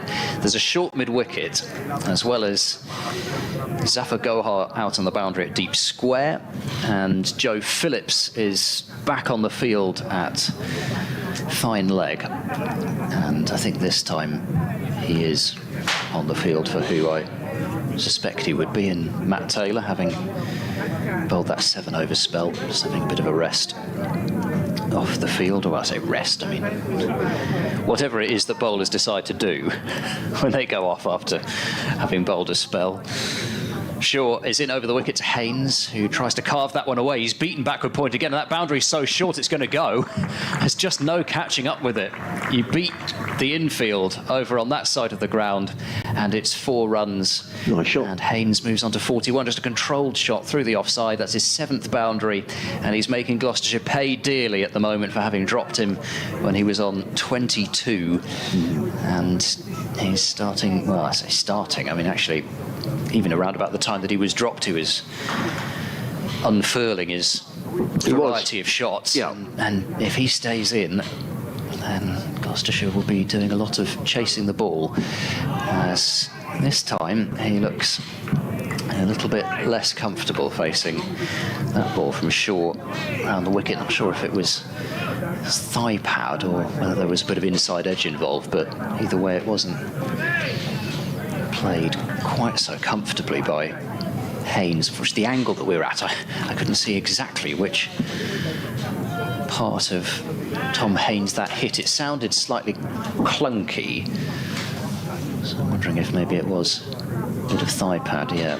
As Haynes faces up to the last ball of the over and just pushes it away out into the covers. So another good over that for Sussex in terms of runs. 64 for 2 they are. Haynes then has got basically 2/3 of the runs that Sussex have scored so far. 41 out of the 64. And Shaw 5 overs for 18. And with Zafar Gohar bowling to particularly Haynes, well, whoever he bowls to with the right-hand, left-hand combination out there, he's going to have to defend a short boundary. If Sussex were to go on the attack and to hit Zafar Gohar out of the attack, then Gloucestershire have got problems here already. Well, Zafar is going to carry on from this, the CN. He's going to bowl his 2nd over. A couple of emails have come in, which I'll read in a moment. It's a full toss and driven by Coles to mid-off. Rather fortunate to get away from that. Get away with that, I should say. Fielded at mid-off. And there is no run. It's Joe Phillips. Thank you. He's the 12th man. Yep. Thank you. Zafar in again, bowls, and Coles is caught, and the wicket goes down. He's got a wicket in his 2nd over, and that's a pretty soft dismissal, to be honest. Now, that might well have turned. It bounced, certainly. And it bounced, and Coles has just helped that into the hands of first slip, and another wicket goes down, and Sussex haven't been 40 without loss. All of a sudden are 64 for 2, and Zafar for 3. Sorry, as Zafar picks up. I just realised you caught that catch. Charlesworth again in there. I think it was called Bracey, was it not? I thought he was called a slip, but I may be wrong. Yeah, you're right. Sorry. We're both, but it's called by Ollie Price. So he was proper attention. So he was called a slip. Sorry. And James Coles is on his way for 3.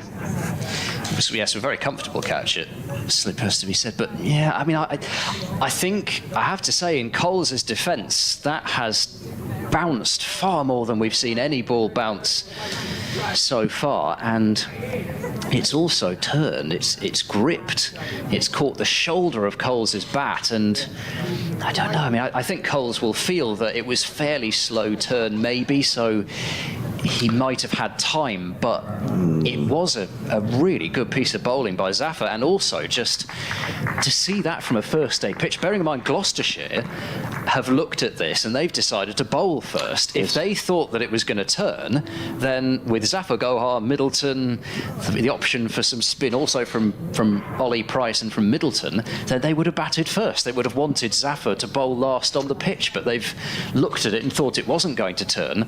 Well, so far we've seen at least 2 balls turn appreciably, and well, I think there's a chance maybe that this has caught everybody by surprise, seeing the pitch turn. Maybe it has. So here comes the 4th left-hander in the Sussex top 5, Ali Orr, and a smattering of applause. People glad to see Ali Orr back from his knee injury and then a nasty thumb injury, dislocated his finger really nastily in a game for his club Eastbourne, just as he was making his way back. But he's back in the side here. Played last week at Derby, and he faces Zafar, who plays this firmly to mid-wicket and there is no run. So Sussex 64 for 3.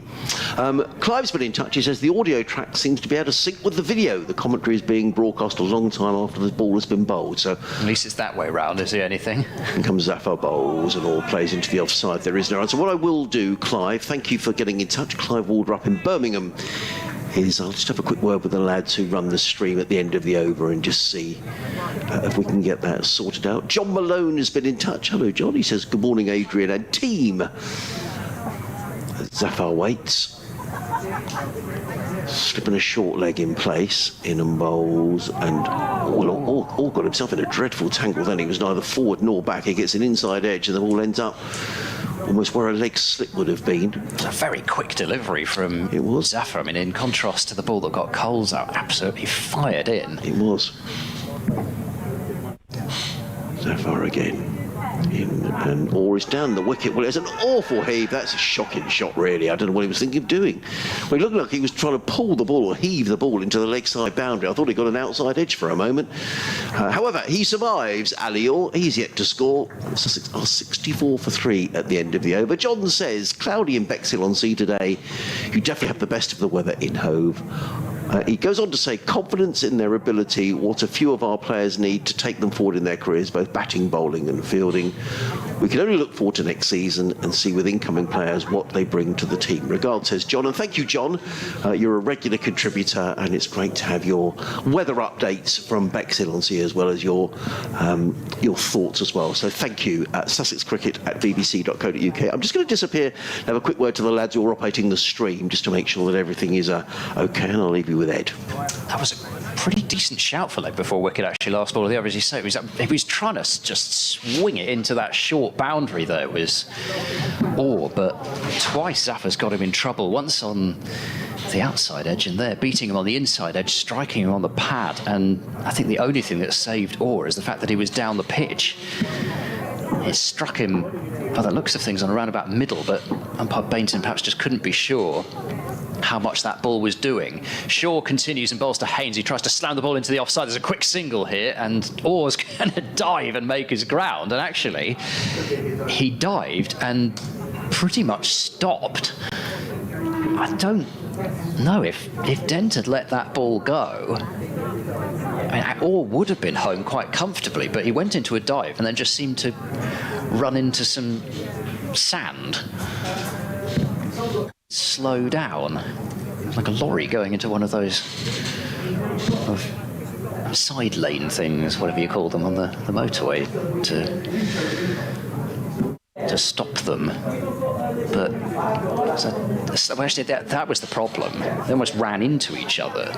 It was a lot tighter than it should have been, because Haynes and Orr tried to run the same line. Haynes on to 42. It's Orr on strike now, and he's standing tall in defence to play that one up towards mid-off. I've got to say, I was really looking forward to watching Ali Orr bat last time out against Derbyshire, having the opportunity to fill in for my good friend Adrian Harms for Derby.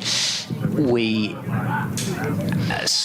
got to see Ali Orr bat twice, and as I think you said earlier, I'm sure he would be as disappointed as anybody with the shots that he played, as he stands tall and push drives this to mid-off and there's no run. First innings flashing outside the off-stump, second innings in a situation where, yes, runs were important. If Sussex scored runs, then they would basically kill the game by getting ahead of Derbyshire.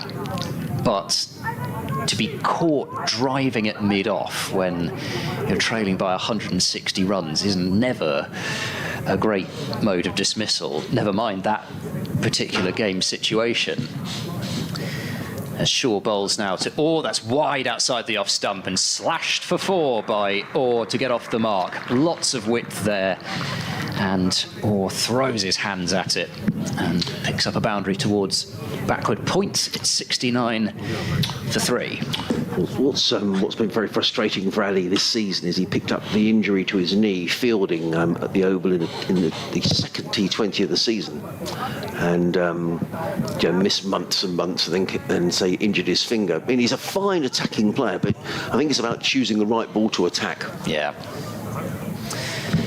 Certainly that last ball was. Shaw bowls. It's a little overpitched this time. There's no mid-off, and Orr just eases the ball through that mid-off region. That's not going to be caught either. The outfield is pretty fast, even though we've had a little bit of rain.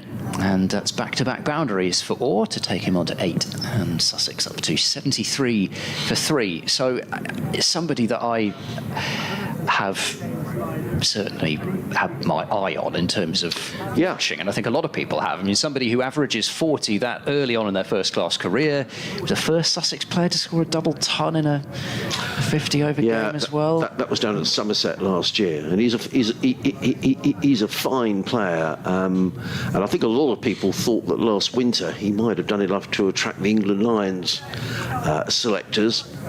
He went away to Australia last winter. I'm not sure how successful that was.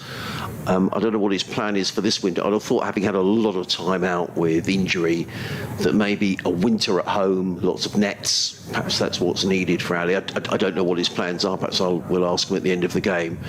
But he needs to... On the other hand, you could say he's missed a load of cricket. Maybe he does need just to play cricket during the winter months. Well, I think in terms of his future development, you'd guess that there probably wouldn't be a better thing for him than to go off overseas again. I think it's one of the things which, perhaps less so in terms of the Ashes, but English batters look far more comfortable in other conditions nowadays than they used to. Shaw bowls a very short ball. Jack Chantry's looking over towards Neil Bainton, and indeed I thought that was going to be the call. It looked to be well over Ali Orr's head, so a no ball is signalled. That's 2 more runs to the total, 75 for 3. I'm wondering if Gloucestershire might think about spin from both ends, given the fact that the ball's turning from this sea end. Well, last year, just to give you an indication, Ed, 1,047 runs, Ali Orr. Yeah. At 47 300s. So that's why he was attracting a lot of attention. Yeah, and it was also just the way that he looks at the crease as well. Shaw bowls to him, and he plays that one off the inner half of the bat. It squirts into the leg side. They thought about a quick single, but decide not to go through. And that is 11 runs off that over, 75 for 3. Sussex. Gloucestershire have had no problems from this sea end. Matt Taylor, superb in his opening burst. 2 for 12 from 7 overs. Had a third wicket go down in the slip cordon. And Zafar Gohar is off to a superb start as well, having got that wicket of James Coles and come fairly close to getting Ali Orr a couple of times early on. But they just need somebody to tie things down from, even if that's all it is, just tie things down from that far end, not leak boundaries. But yeah, you know, you talk about somebody, I don't know if it's something that coaches say, or if it's something that I've picked up, but you talk about kind of owning the crease. Orr does that, doesn't he? He looks so comfortable when he's out there batting. Zafar is coming over the wicket to Tom Haynes. Haynes plays us off the hip to mid-wicket, fielded there by Dent. That was a chancy single from Tom Haynes. It was to Chris Dent's left hand. He's a very fine fielder, is Dent. Really have to watch Dent, especially in that region, whether it's short mid-wicket, short extra cover, he usually tends to field there. And that's the move that he likes, that slide, pick-up, throw, all in one motion. And these two have got a bit of history between them, Haynes and Orr, in terms of run-outs. They almost ran into each other last over. Zafar again bowls, and Orr looks as if he's going to hammer that one away. He plays it firmly into the covers, and there is no runners. I thought he hurt himself there. Maybe he's just... I think the ball went a little slower than he thought to... Van Buren is there. Graham Van Buren, the skipper, and there is no run. Yes, you wouldn't be surprised here to see Ali Orr clout one into the Sven Karma Pavilion. If it's dropped short, I don't think he'll hang back.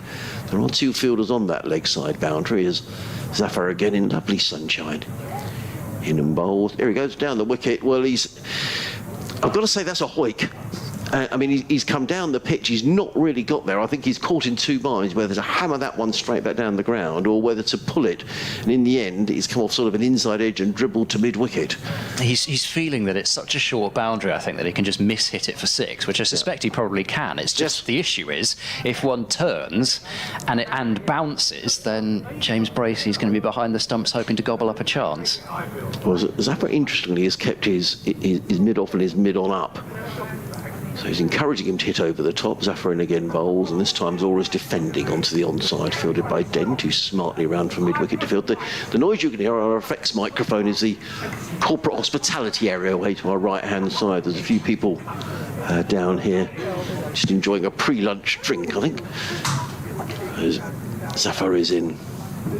Again, bowls to Orr, and Orr is forward in defence, plays into the hands of short leg, and there is no run. The ground staff are still down below us here, which is always an indication that they're not entirely convinced we're going to get away with the rain.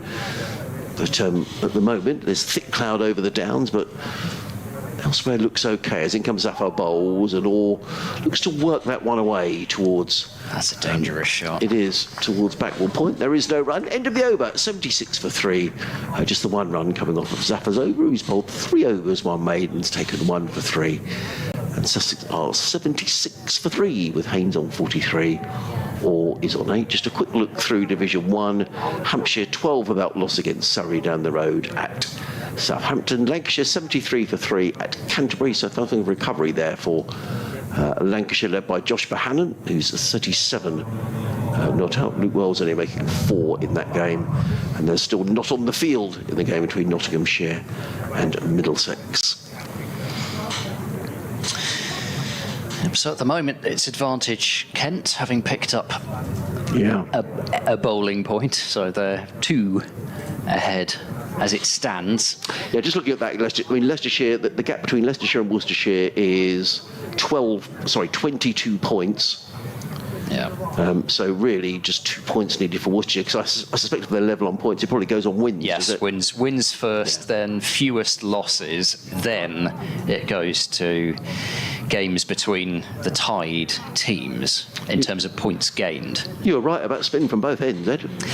It kind of felt as if it probably needed to happen, because sure, first 3 overs he'd been pretty tight, but had leaked runs coming back, and it will be Ollie Price to bowl, and this is an attempted cut shot from Haynes, which he doesn't time, it finds backward point. So with 2 left-handers, Gloucestershire have gone to the off-spin of Price ahead of the leg spin of Middleton. And Middleton, I thought, bowled very well in his championship debut at Bristol against Derbyshire. This is cut away again by Haynes. This time will be stopped by Actor to his right-hand side at backward point. That time the timing was there, but he just couldn't beat the fielder. So Price O, that is, not to be confused with his older brother Tom, who pulled off that feat of the hat-trick and the century on the same day this season. As forward goes Haynes and blocks this one out into the covers. That was at Worcester, wasn't it? It was, yes. And that probably is still, for me, despite the semi-final run, it's probably the highlight of this season. I mean, getting the opportunity as Ollie Price is in bowls, forced off the back foot. Once again, it finds Actor at backward point. The chance to see something that has never happened in the entire history of first-class cricket. Nobody has scored all the runs of the 100 and taken all the wickets of the hat-trick on the same day. Price bowls well wide of the off stump. Haynes doesn't offer a shot. Bracey takes. That really was fantastic. Absolutely extraordinary. And with Gloucestershire 45 for 7 at basically midday, and then to go on and have that happen. This is short and wide. Price hasn't got it right so far. It's been cut out to the offside boundary. It'll only be a single. So at least the scoring rate was dried up in that over with just the 1 run from it. Sussex 77 for 3, but I think Price would want to be bowling a little bit straighter because he doesn't want to be cut out towards that short boundary. Rather that Orr and Haynes were trying to smash the ball over the longer side of the ground towards the leg side. But it has been Ollie Price who this season has really belonged to. I think it's fairly clear that he will hoover up most of the awards at the end of season dinner. First 3 centuries in the Championship, his first 2 centuries in List A cricket, lots of wickets in the T20 Blast as well. It has been a real breakthrough year for him. In comes Zafar, bowls to Alior, who to Tom Haynes, I apologise, he plays onto the onside, fielded by Dent, and there is no run. 77 for 3. I think really clearly the standout for player of the season. Interestingly, I think the Sussex Awards are on Saturday night. In comes Zafar, bowls. Haynes plays from the hip onto the onside and picks up a single to Tom Haynes. He goes to 45, Sussex to 78 for 3. Those overs gone, Ed. Are we in the 21st over? Yes. Yes, we are. So the over rate hasn't been great with the spinners on. He's showing us -1 at the moment. Zafar again. In and bowls to Orr, who shapes if he's going to hammer that one out of the ground, but then decides to play a forward defensive and just plays into the offside. There is no run. He just has a little look, doesn't he, towards that leg side boundary, does Ali? Or he twiddles his bat. It's good to see him back for Sussex. He'll be keen to finish the season with a big score.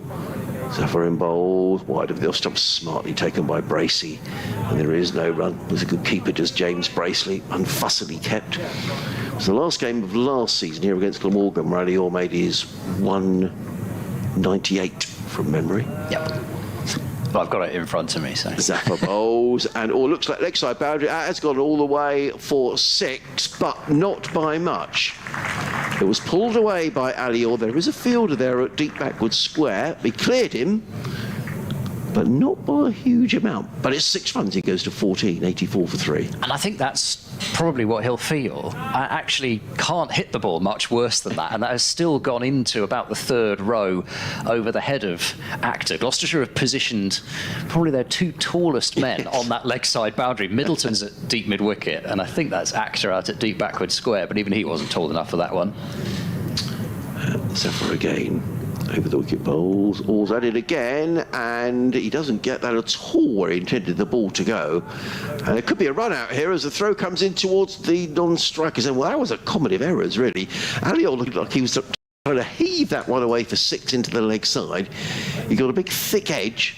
The ball ran away down towards fine leg. They took a couple of runs, but in so doing, Tom Haynes was rather caught unawares, I think, by Orr looking for the second run and had to scamper back to the non-striker's end.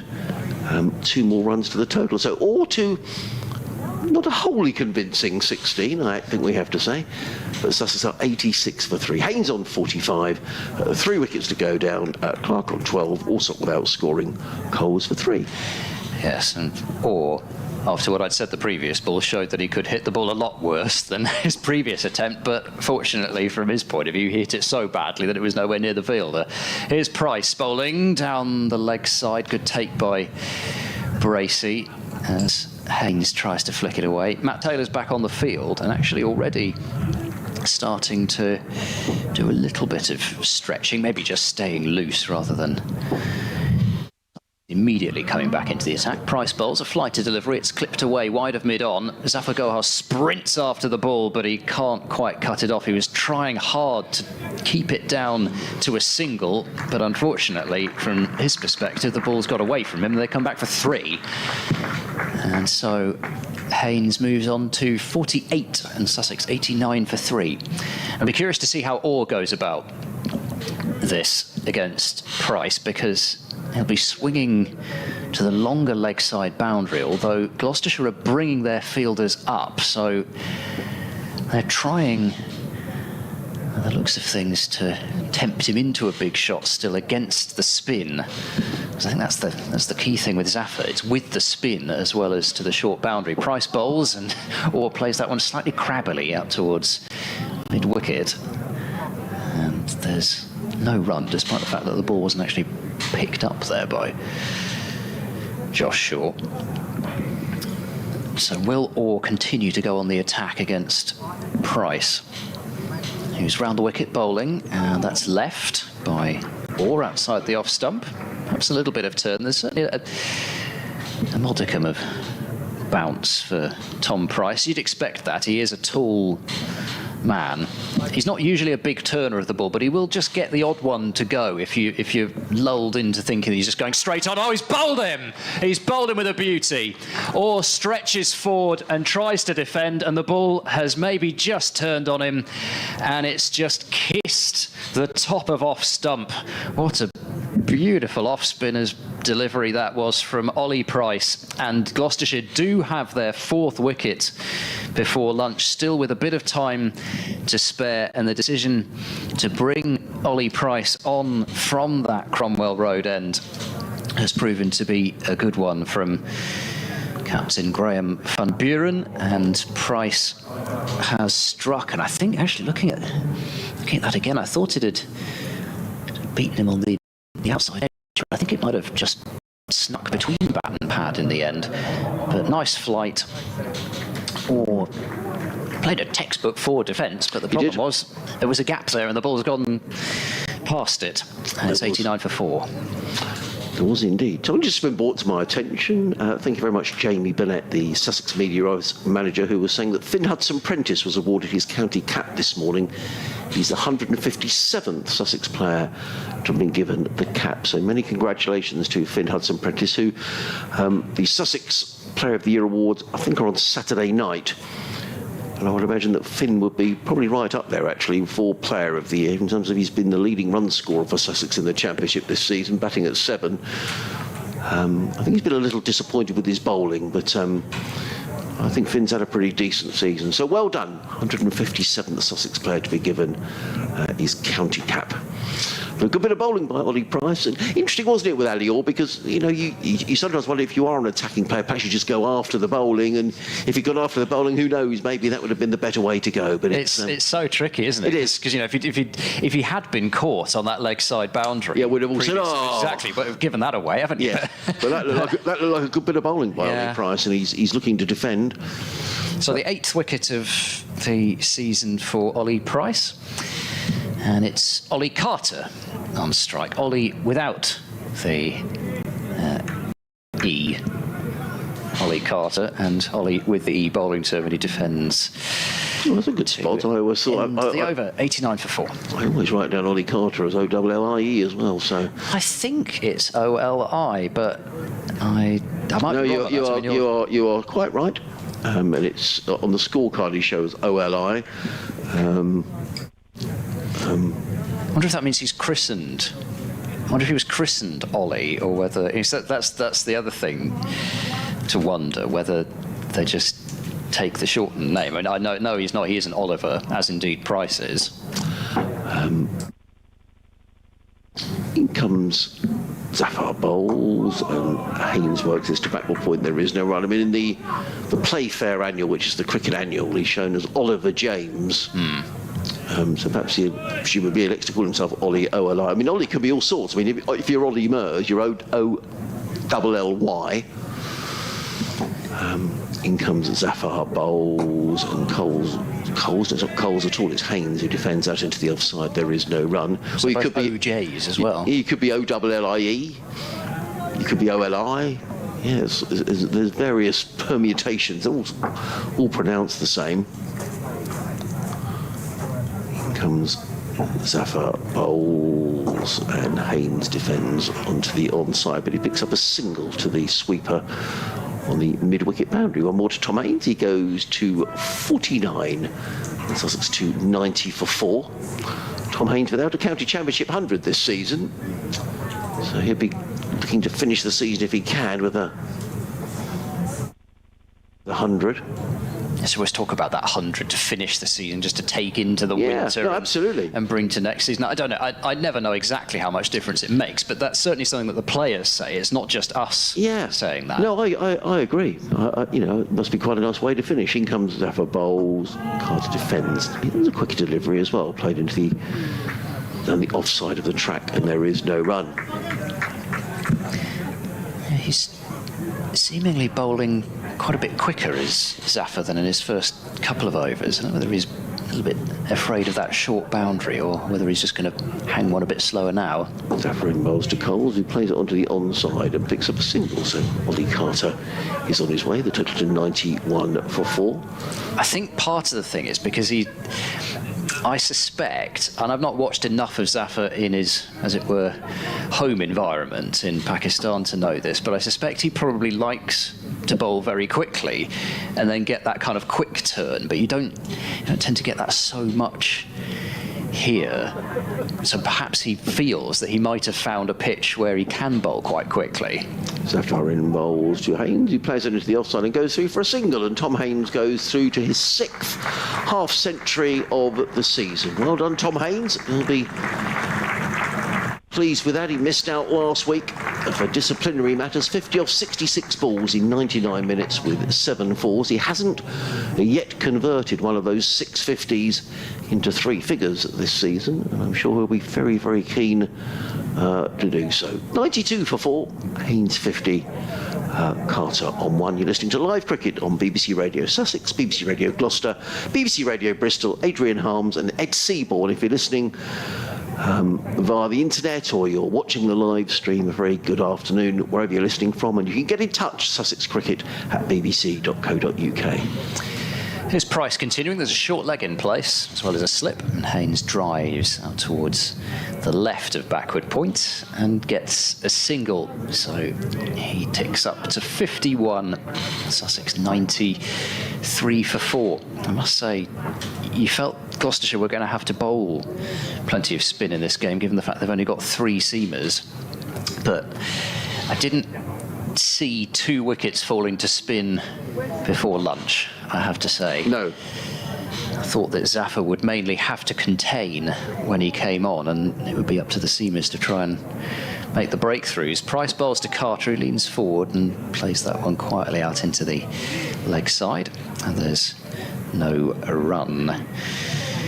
There's still no play in 4 games around the country, Yorkshire and Worcestershire, although there has been a toss there now, so potentially that means they're getting underway fairly soon. Carter turns that one leg side just past the one-handed effort of, I think that's Charlesworth under the helmet at short leg, and he'll collect a single to backward square, 94 for 4, but still no toss in any of the games taking place in the Midlands at Northampton, Nottingham or Birmingham. That's frustrating for Essex, isn't it? You know, I mean, they need to win with 24 points. Mind you, if ever there's a side that manages to get it done in a minimum amount of time, but yeah, it feels very tricky now for Essex. They went hard trying to get the win last round as Haynes leans forward, defends, quick single towards backward point, well taken, 95 for 4, I think that will go to, yes it will. And so they saw the opportunity to beat Hampshire on their home ground, final day pitch, potential for Harmer to bowl into victory, and Liam Dawson and James Vince had other ideas, and Hampshire ended up winning that game. And I think it was a gamble probably that you'd feel Essex had to take, despite the final round fixtures that existed, as Carter gets in behind that one and defends it right at his feet. Even though the final fixtures are with Essex visiting bottom of the table Northamptonshire and Surrey visiting Hampshire, or certainly won't want to lose on home ground, as Carter flicks this one into the leg side out towards deep forward square, and that's another single. So they've just managed to milk the bowling of Ollie Price that over.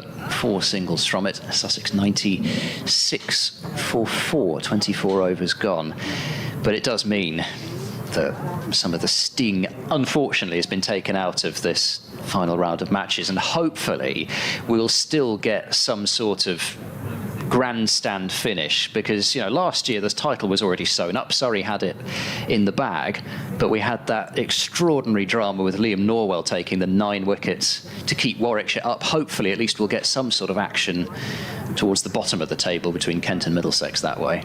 In comes Zafar, bowls to Carter, who's beaten outside the off stump, taken by Bracey, and there is no run. Talk of Warwickshire, I saw Danny Briggs made 99 at Lord's last week. Danny Briggs, formerly of Hampshire and Sussex, of course.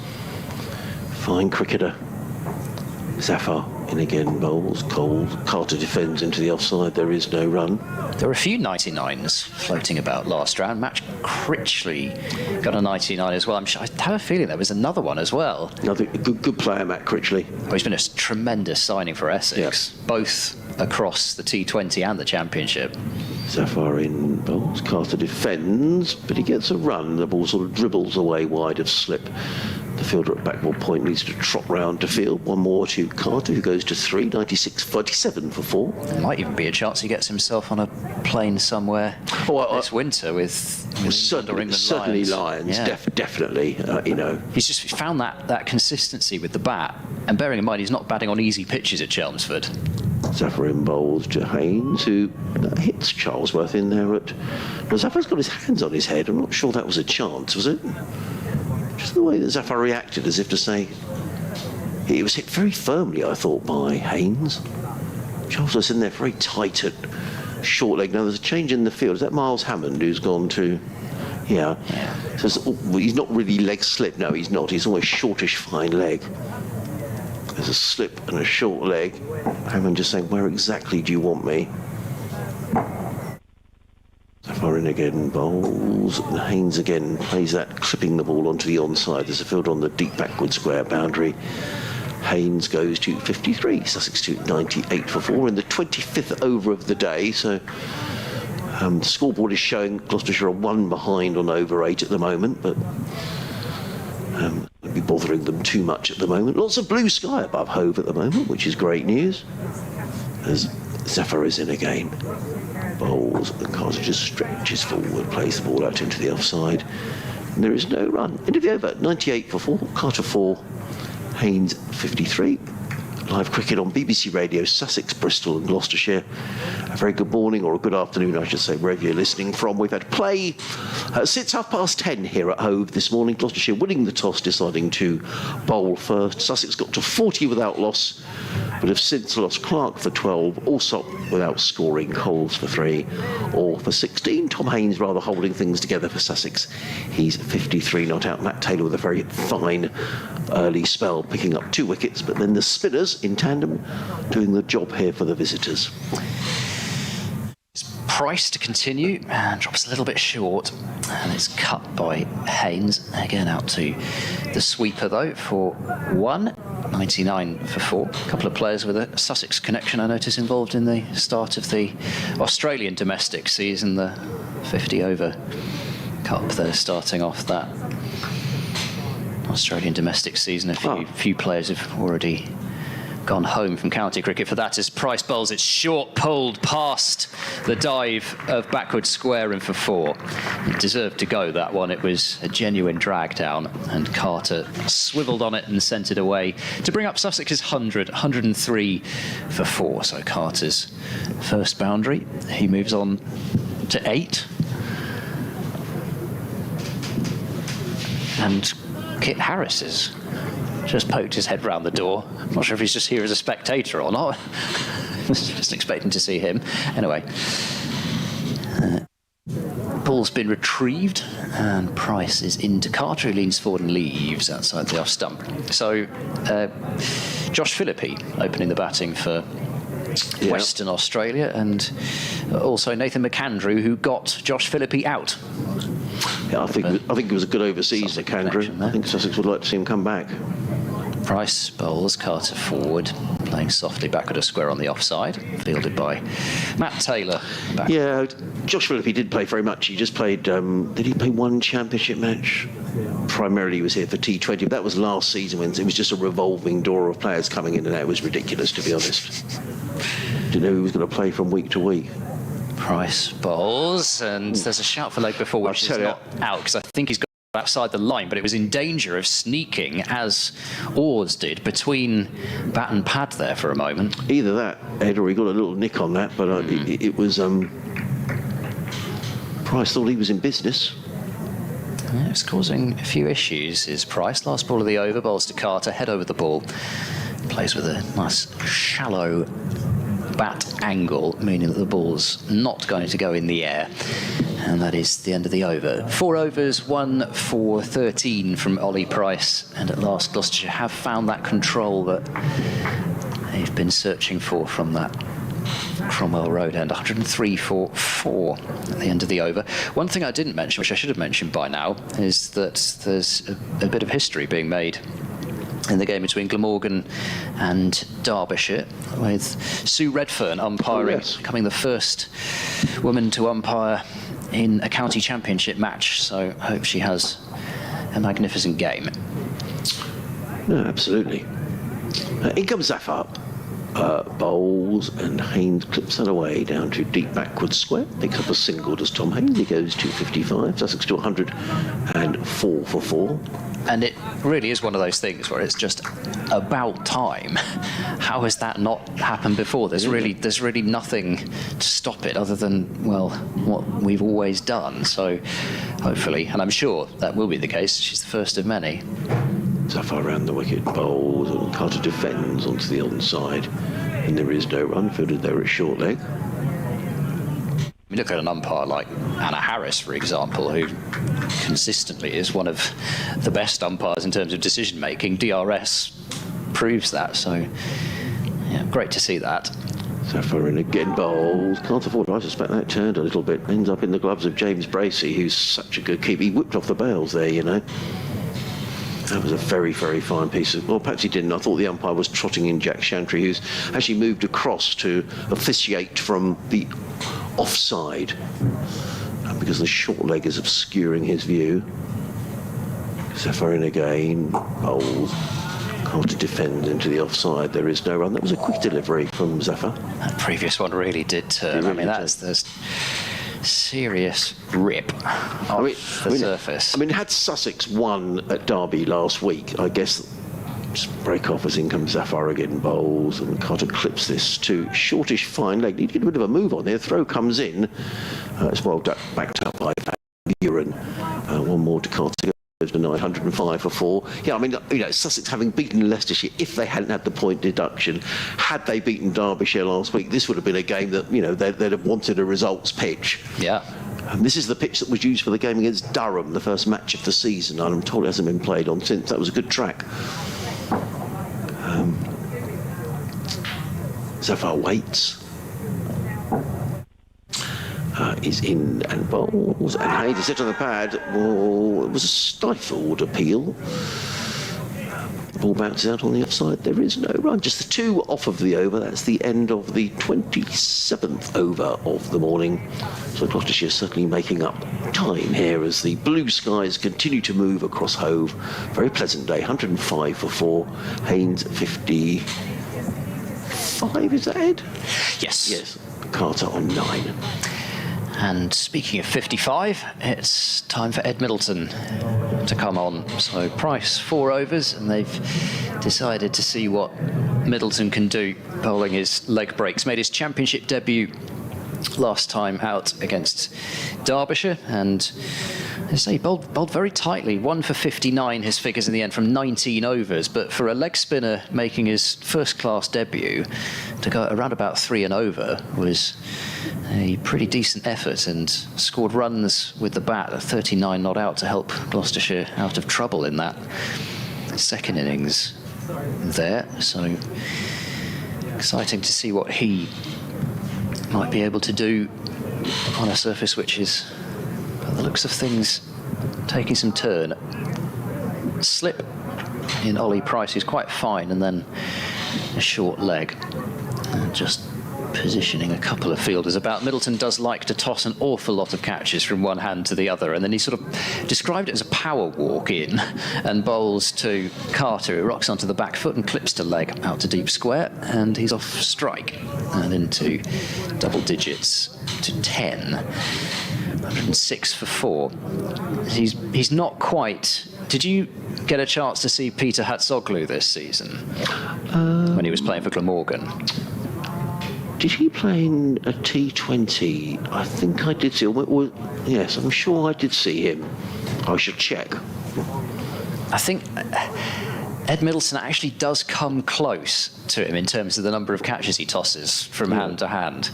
Middleton bowls, fires that one in towards off stump, and Haynes just plays late with an open face of the bat out towards deep backward point, and that's another run. So he's got as I say, it does look like a race walker, a power walker, when he comes in. It's all full of purpose, but he doesn't actually really run. And then he's a very tall man, is Ed Middleton. He almost might be taller than Jack Chantry, which is saying something, as leaning forward to defend is Carter to this next delivery. I mean, as Middleton walks by Jack Chantry there, he does look taller than him. And Jack Chantry was one of the taller first-class cricketers in his time. Middleton must be at least about 6'5", something like that. Middleton is in, bowls. Forward defence from Carter goes back up the pitch. So far, Middleton, but I mean, it was a pitch which turned more out of the footmarks against Derbyshire at Bristol rather than turning off the straight. Been a huge turner of the ball is Middleton, but he might not need to be on this. As Middleton bowls, drops a bit short, and Carter runs it off the back foot out to Matt Taylor on the offside boundary, and it's 108 for 4. So continuing just to tick things along in singles. Gone, at least for the moment, the forays down the pitch and the swings to the short boundary. Sussex are trying to dig in here. Middleton in over the wicket, bowls. Again, it's allowing Haynes to play off the back foot, and that's a nice looking shot. Just a forcing off drive, or pardon me, cover drive. And it's 4 runs. So Haynes is on to 60. It is a short boundary. The fielder's more there for the short, wide ball. And that wasn't that short, and it wasn't wide, but it did just allow Haynes to get onto that back foot. And in general, he'd be wanting the batters to come forward, will Ed Middleton. And so that's 7 runs off that over. Sussex 112 for 4, and we should be able to get 2 more overs in before lunch. Well, Zafar's going to bowl one of those, 7 overs, 1 maiden, 1 for 19. Just to say that if you want to pick your county championship team of 2023, as in comes Zafar bowls to Carter, who defends into the offside. There is no run. Go to the BBC website, click on the cricket link, and you can vote for your selection of players in Division 1 and indeed Division 2. I think I might do mine on air, maybe on the final day. Comes Zafar bowls. In fact, it's just Division 1. As in comes Carter bowls, play to backward point. There is no run. So just, go on there, have a think. Who would you like to see in your county championship team of the year? We're just looking here in last year. Tom Haynes was in for Sussex in 2021. As was Ben Brown as well. So there were 2 Sussex players in 2021 who made the team. As in comes Zafar bowls and Carter sweeps. A good tumbling save at shortish fine leg or backwards square leg almost. And there is no run. Last year, Cheshire Pujara made it into the team.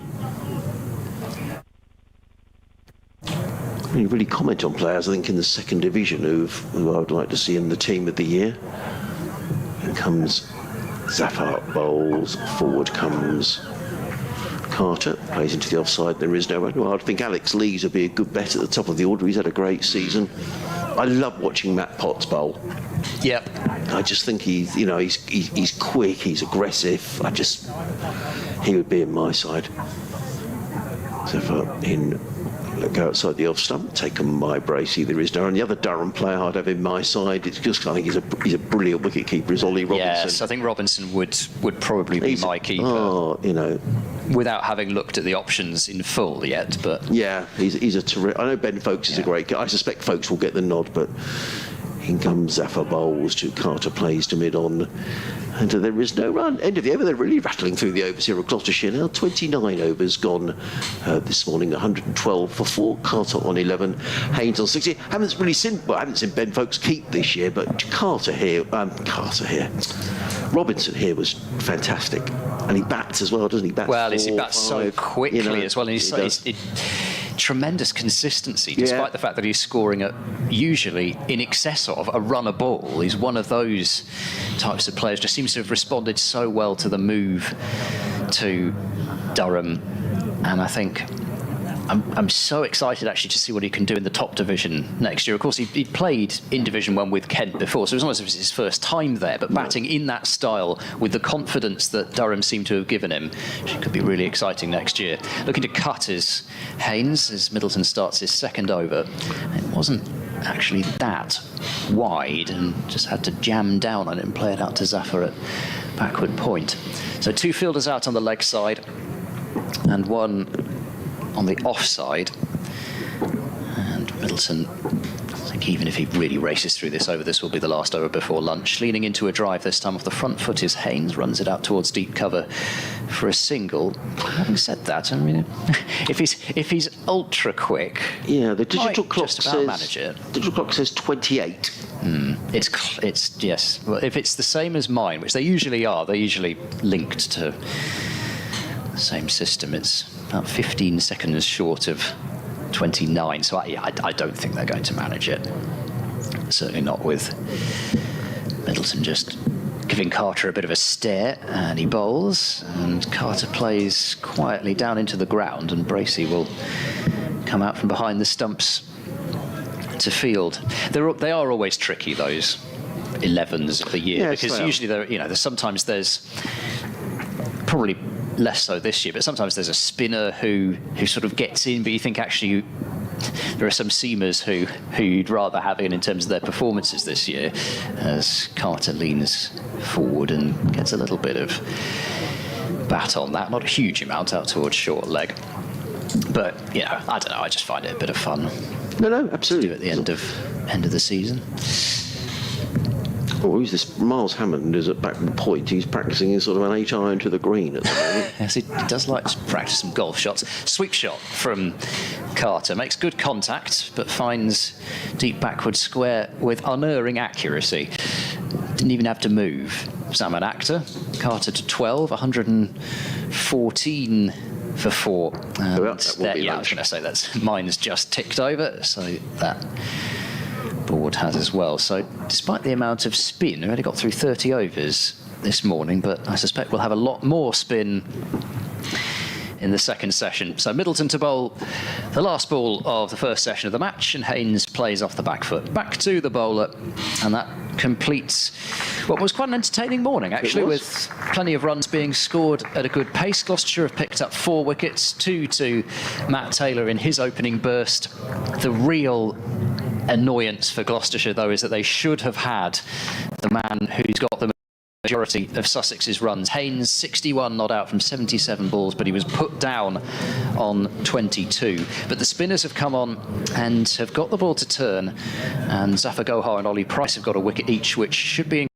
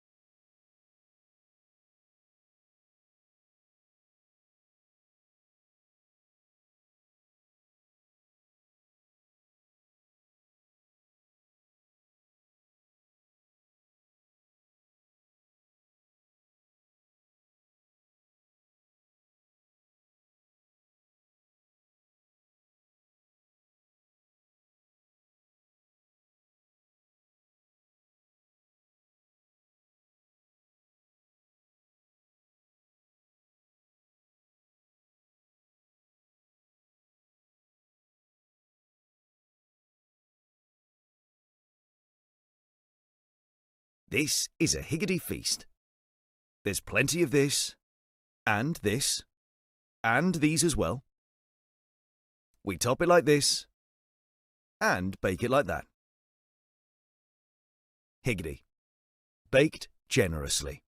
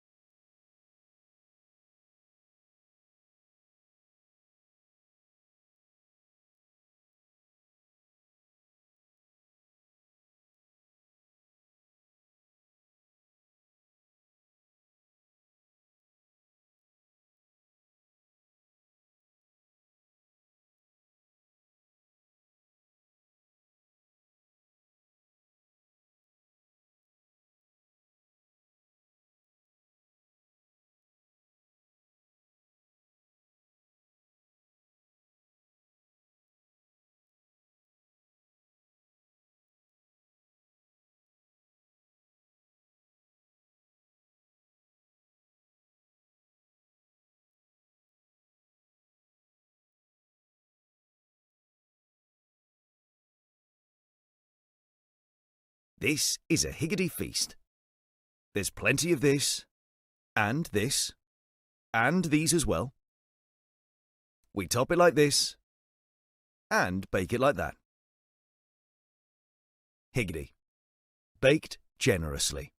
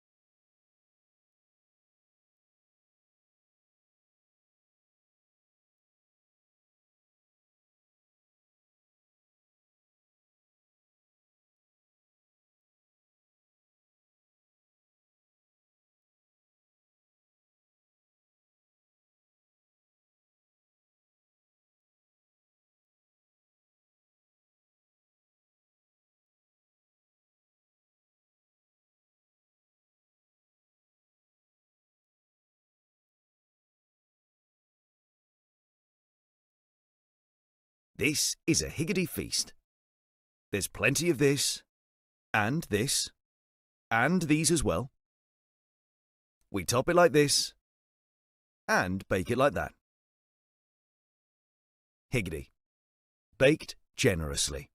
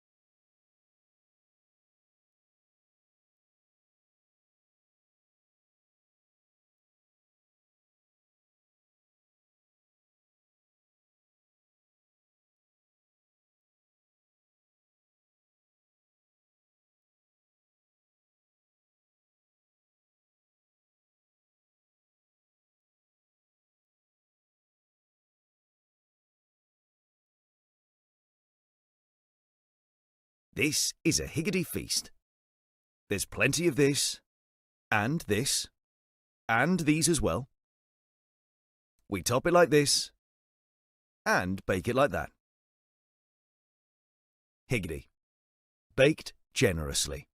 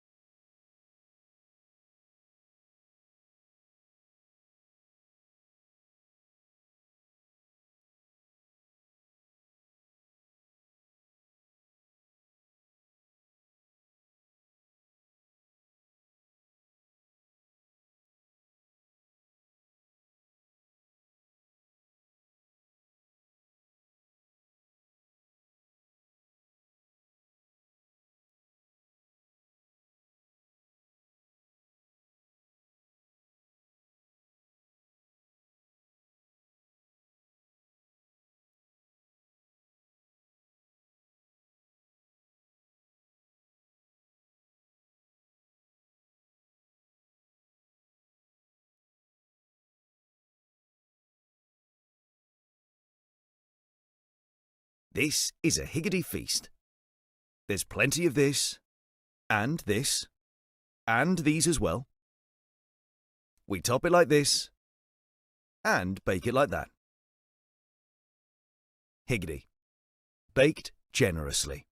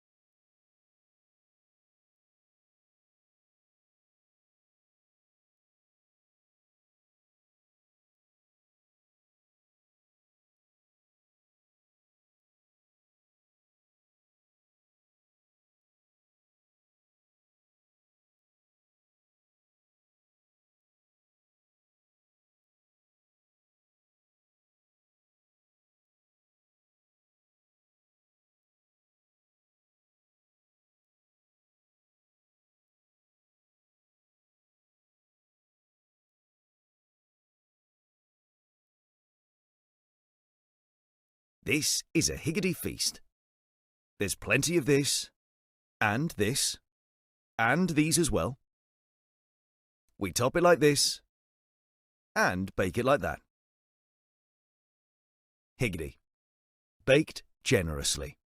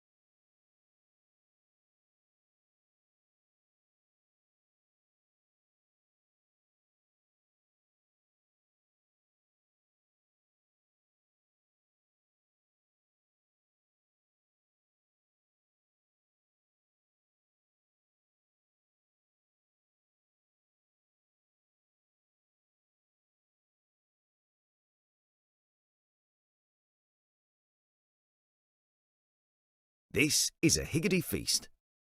There's plenty of this, and these as well. We top it like this, and bake it like that. Higgity. Baked generously.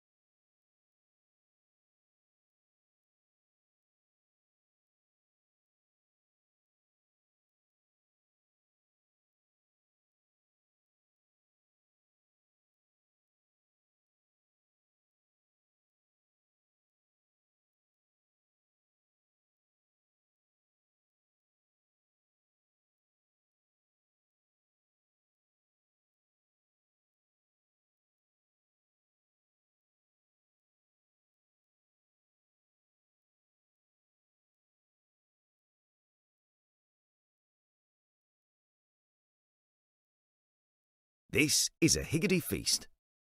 There's plenty of this, and these as well. We top it like this, and bake it like that. Higgity. Baked generously.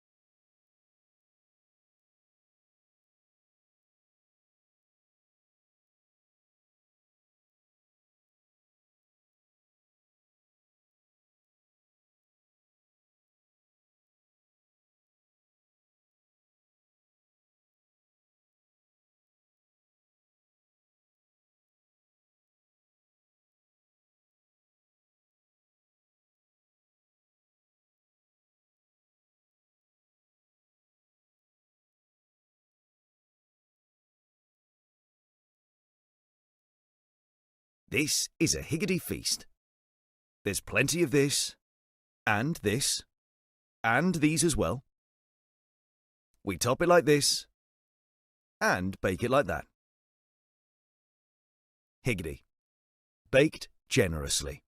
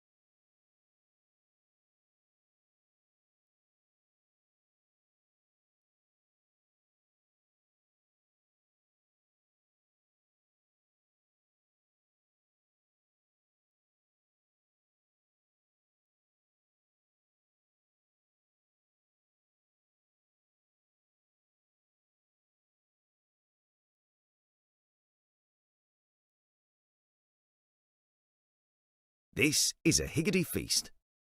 There's plenty of this, and these as well.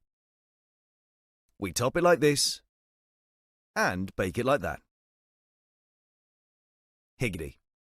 Baked generously.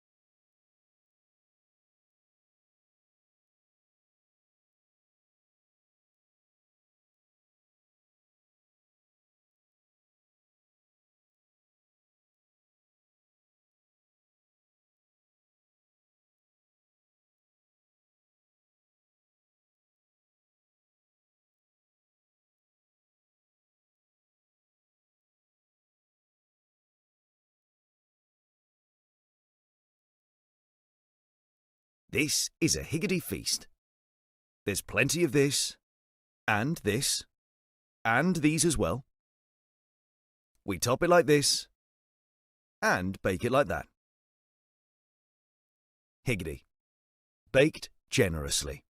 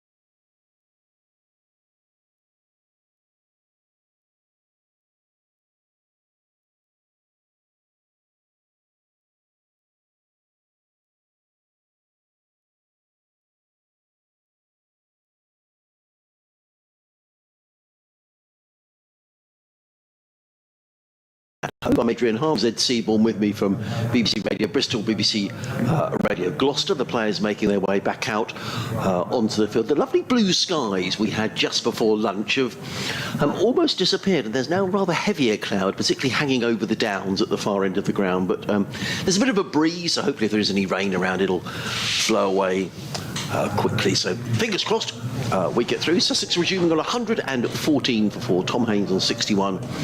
Ollie Carter on 12. I should have mentioned before lunch, it was very remiss of me not to do so, and I've been prompted by a gentleman going over to the Sussex Museum to have a look. But the Sussex Museum is open today, and it looks to me like there might be a book sale as well over by the museum, which if you're a first-time visitor to Hove and you happen to be listening, is just by the Spen Karma Pavilion. Lots of exhibits, old and new, in there, so if you fancy having a route around during the game, please do so. Ed Seaborn is with me. A bit of talk around at lunchtime. People saying, crumbs, it did turn a bit on that first morning.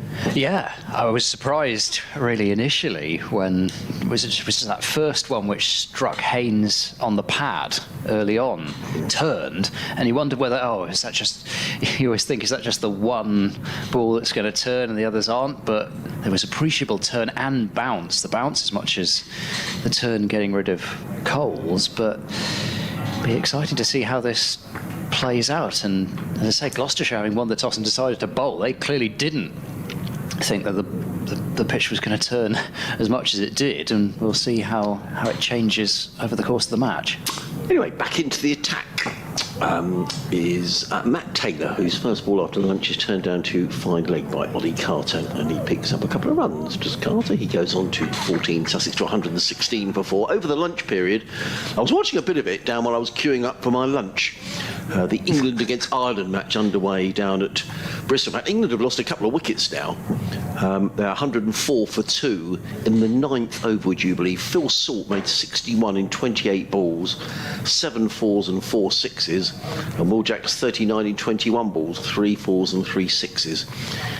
In comes Taylor, and forward comes Carter, placed at mid-wicket, and there is no run. So a great start from England. Can they keep it going? Yeah, it's sort of what you fear a little bit with that opening combination of Salt and Jacks. Obviously, it's still down the pecking order in terms of, you know, which is extraordinary when you can think of the calibre of players that those two are. But you do wonder whether, in terms of the volume of centuries, for example, the likes of Roy and Bairstow, whether they would quite be able to match that. Taylor in bowls to Carter, who drives into the covers, and there is no run. Also, I just wonder, when you get off to a start like that, so you're, 100 for... The pair of them put on, let's just get the statistics up, they put on 87 for the first wicket, so Phil Salt weighed 61 of those. So he was out at the end of the 7th over. So do you reach a stage where you say, well, we've got off to a great start, let's just consolidate for a few, or do you keep going? It seems as though their role is just absolutely just keep going, yeah. Just keep going. It doesn't actually, I want to say it doesn't matter if we get out, but our role is just to go as hard as possible up front. Taylor in bowls to Carter, lets that one go, give him the benefit of the doubt, taken by Bracey. There is no run. So there we are, 104 for 2. So, and actually a good crowd. You were saying you thought there'd be a good crowd in Bristol. There really was. I mean, it looked like the stands are pretty packed. Yeah, I got the impression that I can't say for certain because I hadn't kept a close enough eye because of this game here, knowing that there was no chance to go, but it didn't seem as though there would be many seats left, if any, so good to see, and from the club's point of view, desperately needed. Taylor in and bowls, Carter flicks this to mid-wicket, and there is no run. Elsewhere, just to bring you up to date with events around the county championship, Hampshire 60 for 4 against Surrey. So Surrey already with one of the 5 points they need to retain the county championship. Lancashire 106 for 4 at Canterbury against Kent. And they are now playing at Northampton. Northampton 29 for 2 against Essex. So Essex need to win that game, 24 points, and hope that Surrey lose against Hampshire. In comes Taylor bowls, and forward comes Carter, plays into the offside. There is no run. End of the over, 8 overs, 3 maidens, 2 for 14 for Taylor, and Sussex 116 for 4. Just looking at some of the other games, a lot of rain around. They still haven't got on at Trent Bridge or Edgbaston. They are playing in the 2nd division at Cardiff, a dead rubber, pretty much like this one. Derbyshire 96 for 1 against Glamorgan. Lewis Rees now out 54. He's a good player, you know. Yeah, he's been really consistent this year, hasn't he? And taking wickets at times as well to add to the consistency of output with runs. Worcestershire 22 for 2 at Headingley against Yorkshire. Leicestershire would need to beat Durham and probably get 24 points if they're going to. Worcestershire just needing 2 more points to get promoted, so you'd think that's almost nailed on. Tom Scriven with a couple of wickets for Leicestershire up at Durham. He's a good bowler, you know, bowled really nicely here and batted nicely here as well. A magnificent season, hasn't he? It's really good. A huge reason why Leicestershire went all the way in that one-day cup and has been taking a lot of wickets in the championship as well. Zafar Gohar is going to have a go from the Cromwell Road end, so 1 for 19 from the C end, and they're going to see what he can do from the opposite end. He bowls now to Haynes, who goes back to fairly full delivery, and Zafar will be able to field off his own bowling. In some ways, Hampshire being 60 for 4, as odd as it sounds, might not actually be dreadful news for Essex. No, I agree, because it looks like it's doing a bit. Exactly. What you want it to be doing a bit, because Essex's best chance is Zafar bowls, it's pushed out to points by Haynes. No, probably is. Surrey don't pick up any batting points. Yes, indeed. Because if you kind of say, OK, they can have the bowling points, we need to... They're going to get those, aren't they? Yeah, we need to make sure that we get then... Presumably they can score 400 and still keep themselves alive. As in goes Zafar and bowls, and that's clipped to a short wicket. There's no run. Because I believe... So Essex would win, No, yeah, sorry. If Essex Right, won, Essex would win, Surrey would lose. They'd both be 8 wins and 2 losses. And Essex have the next tiebreaker over Surrey, as this is clipped again by Haynes to short mid-wicket. I don't know if the championship has ever been decided on this. I don't remember it being, but it could be decided on points between Essex and Surrey, and Essex picked up more points in the one game, which is still one of the big annoyances of county supporters as forward goes. Haynes plays back to the bowler, in that Surrey's nearest rivals to the county championship title the last 2 years have been a side they've only played once. They only played Hampshire once last year, and they've only played Essex once this year. Which is a nonsense. It's such a shame. You think showpiece game at the back end of the season between Surrey and Essex at the Oval. Zaffer bowls, fly to delivery. Haynes comes onto the front foot again, and Zaffer leans down to field. So a maiden for Zafar Gohar to start his work for the afternoon. I suspect it's going to be a lot of work given what we've seen so far. Sussex won 16 for 4. But if Essex were to win their game with 24 points and Surrey only got 3 points from their game at the Ageas, Essex would win the title. Yeah. Because the gap is... they'd win by 1 point. But you look at the Hampshire side. That's what I mean. And actually, Essex could then afford only to score 400 rather than 450. Yes.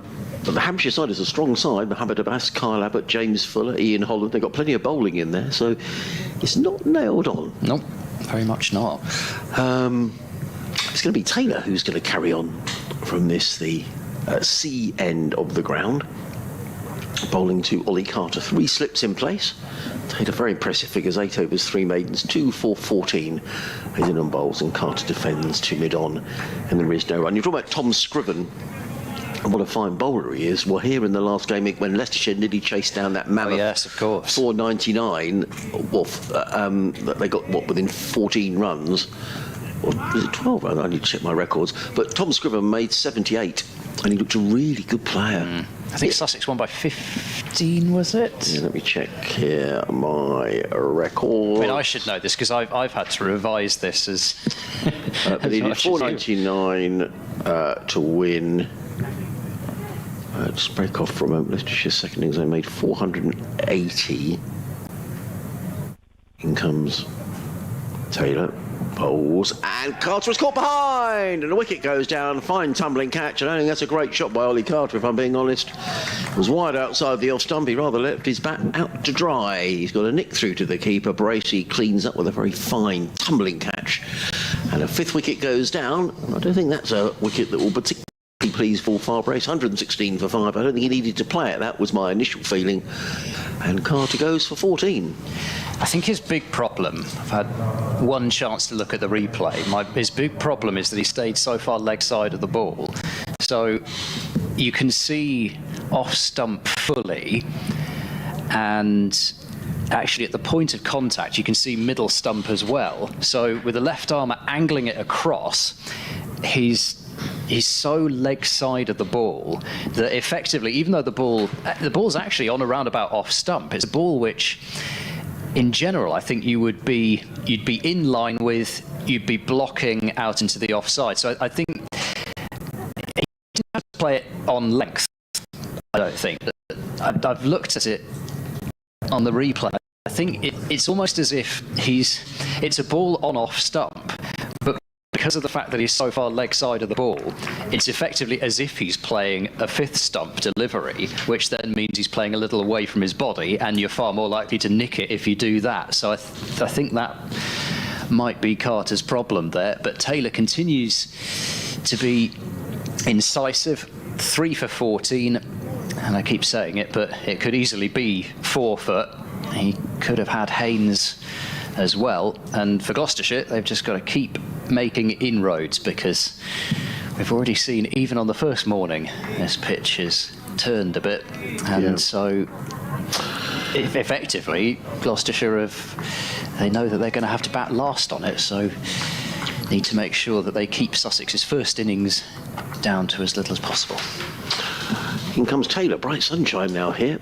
Hove in and bowls to Hudson Prentice. That's that go outside the off stump. There is no run. Hudson Prentice, the leading Sussex run scorer, over 800 county championship runs. I think it's a pretty decent effort. Yeah, just coming back to that game, you're quite right. Leicestershire were bound up for 483, needing 499 to win.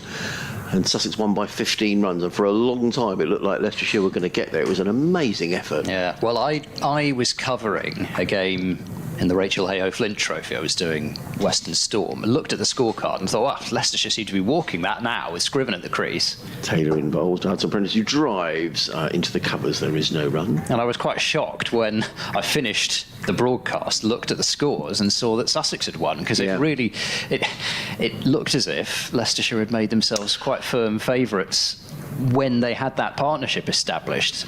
Well, it was amazing, really, because at one stage, needing 499 to win, they were let's look here, 19 for 2, 16 for 2 when Lewis Hill was out. So it was amazing that they got as close as they did. Colin Ackerman 136, let's say Scriven 78, Amin made 94. In comes Taylor Bolt, and Hudson Prentice was feeling for that one outside of the off stump, taken by Bracey. There is no run. Yeah, and that one he really did go. It's funny, is it really? I mean, Gloucestershire haven't won a game this season. I know perhaps we overdo it a little bit, and you made a very good point. Do you take form into the next season? But it can't hurt to win a game from a Gloucestershire point of view. No, it can't. I mean, in some ways, last year is the proof of that in terms of Gloucestershire winning their last 2 games in Division 1 and still having the season they've had. Taylor in bowls. Hudson Prentice drives to point. There is no run. It's a very good point, actually, and I'd forgotten that Gloucestershire were Division 1 side. Yeah. That's incredible, isn't it? Well, it is. I think it's the reason why this season has been so disappointing, in that you kind of thought, well, OK, they didn't win a lot of games in Division 1. For the most part, they looked outclassed, although towards the back end of the season, when, like I said, when they had that attack of Payne, Zaffa being a real threat on late season turning pitches. Zaffa finished with 5 wicket hauls in the last 5 games of 2022, and Tom Price was really bursting through. He had an extraordinary time of it in Division 1 as a whole, 32 wickets at 20 in the top division. And they had that really 4-pronged attack, 3 seamers and Zaffa, who's now bowling, and Haynes has to be quick on his feet there to play that one out into the offside, because if he played that one off his stumps, played out into the covers. And so they were a side which, even though they'd had Ryan Higgins, who in so many ways was a talisman for Gloucestershire with both ball and bat, as this is flicked off the back foot by Haynes out to deep square for 1, 117 for 5. They'd lost Higgins, but they proved at the end of last year that they could win without Higgins, and with that healthy bowling attack, beat Warwickshire, beat Yorkshire, and would have been heavy favourites to beat Somerset had rain not almost completely washed out the final day of that game at Taunton. Hudson Prentice faces up to Zaffa for the first time and is forward, tapping this one in defence out into the offside. And so the feeling was, OK, relegation, yes, obviously enormously disappointed to go down, not just for the fact that you've been relegated, but for what it means for the club as well. Zaffa is in, and Hudson Prentice strokes this one out towards extra cover, but not past Dent, who fields. And so down in Division 2, you think, well, OK, chance to rebuild, reset in Division 2, get some wins under the belt. And the phrase, I don't know who used it, Zaffa round the wicket, Hudson Prentice uses feet, but only pushes it to Dent at extra cover again. The phrase, learn how to win again, I think it's I don't know, it's one of those things you hear in sport which you sort of wonder about a little bit, but But in some ways, you could see where somebody was coming from with that. This is driven away by Hudson Prentice and it's been caught by Dent at extra cover. So the last two balls were played along the ground to Dent, but this time it was an airy drive from Hudson Prentice, didn't control the shot, and Chris Dent gobbles up the catch down low to his left-hand side, and Zafar Gohar has got his second wicket. Hudson Prentice gone without scoring, and that's a huge breakthrough there for Gloucestershire, because Hudson Prentice can be so damaging in that middle order, and to get him early after having got the wicket of Carter soon after lunch is a real boost for the Shire. 117 for 6. Well, it certainly is, and a disappointment for Finn Hudson Prentice, awarded his county cap today, the 157th Sussex player to do so. That's a horrible feeling when you walk off the ground and it's silent, isn't it? Well, you never know until both sides have batted, but the new man coming in is Jack Carson, and this is a pretty lengthy Sussex tail. So Carson coming in at 8, he can bat, but then your Crocombe, Hunt, Curry. Now, Henry Crocombe is, I mean, they could all bat a little bit, but you know, you're down amongst the bowlers. Yeah. You might find the odd one, can score a 20 or a 30.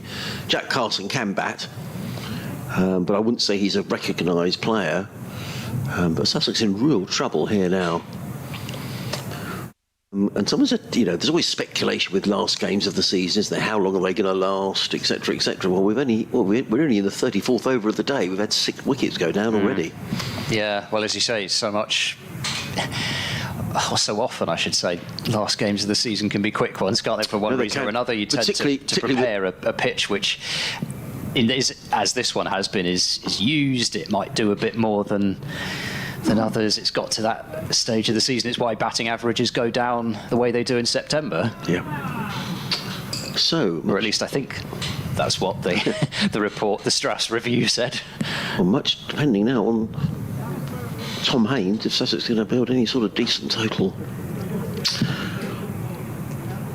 It's a long walk out there all the way back, isn't it? Or any cricket ground when you walk back and there's not a ripple of applause. It was a loose shot by Hudson Prentice, wasn't it, really? Not really to the pitch of the ball. And he's had such a good season with the bat. He would be desperately disappointed, particularly on the day you get your county cap. In comes Taylor. Balls to Haynes, who knocks out his off stump, and there's a 7th wicket going down. Well, Tom Haynes looks at the pitch, but I think he just played all round a straight one, is my feeling. And Haynes has gone for 62, and Sussex in a rare old mess here. 117 for 7. Haynes goes for 62. I mean, he looked at the pitch. I don't think it kept low, to be perfectly honest. Did you? No, I can't say I thought it kept low. Look at it on my screen. I mean, it's done a bit, I think. It has moved on him, but yeah, I think it's just to me, it just looks like an away swinger that he's played down the line of middle stump and then it's swung away from him, so it's hit off stump. But beautifully bowled by Taylor, who's really settled into a groove in terms of a line and length, and this is what Gloucestershire have been missing for such a long time now, it feels like, in the Championship, in that they've been missing senior bowlers, and just that example at times to set to younger bowlers. They put out such a young, inexperienced attack, and just somebody who can come in, pound a line and length. Taylor's done that. There's enough out there for him on a first day pitch that's green, and overhead conditions look to be fairly favourable, and he's made the most of it. 4 for 14 now in 9.1 overs, and a terrific comeback to the Championship side for Matt Taylor. He's always been a bit of a streaky bowler, I would say. Somebody who when he takes one, he so often seems to take a couple in a spell, and we saw it earlier on today as well with 2 wickets in an over. He's just, in his Gloucestershire career, he's so often been that kind of bowler. Well, Sussex were bowled out last week in 36.2 overs up at Derby. I wonder whether they can get past 36.2 overs. We shall see. In comes Taylor, racing in to bowl to Henry Crocombe, who lets that go outside the off stump, taken by Bracey. There is no run, and Gloucestershire's scenting here that they can bundle Sussex out. There are 4 slips in place. Taylor really with his tail up. Terrific figures. His 10th over, 4 maidens, 4 for 14. Bear in mind, Sussex were 40 without loss. So Sussex have lost 7 for 61 here. No, for 71. 61. In comes Taylor. Bowles hits Crocombe on the pad. The ball bounce in front of him. There is no run. Sorry, that's right, isn't it? They've lost 7 for 61. I'm sorry, Harmsy, I was too busy looking at. I was trying to look up. It's 71. Sorry, they're 7 for 70. 7 for 7. They're 117 for 7. So they were 40 without loss. 77 yes. for 7. 777. Yeah. Sorry, I was realising I'd got the wrong Matt Taylor up on Cricket Archive, which didn't help. Don't worry. I was busy getting confused whilst I was trying to work out. I didn't think Matt Taylor had played for Wellington. In comes Taylor Bowles, and Crocombe covers up. He was rather caught on the crease there, Henry Crocombe, but he managed to jag down at the last minute, and there is no run. Yeah, I don't know what's the matter with me today. But come on, Adrian, your maths is better than that. They've lost 7 for 77. He's listed as Matthew Taylor. Ah, right, there we are. Has got me, because clicked on the first Matt Taylor that came up. Anyway.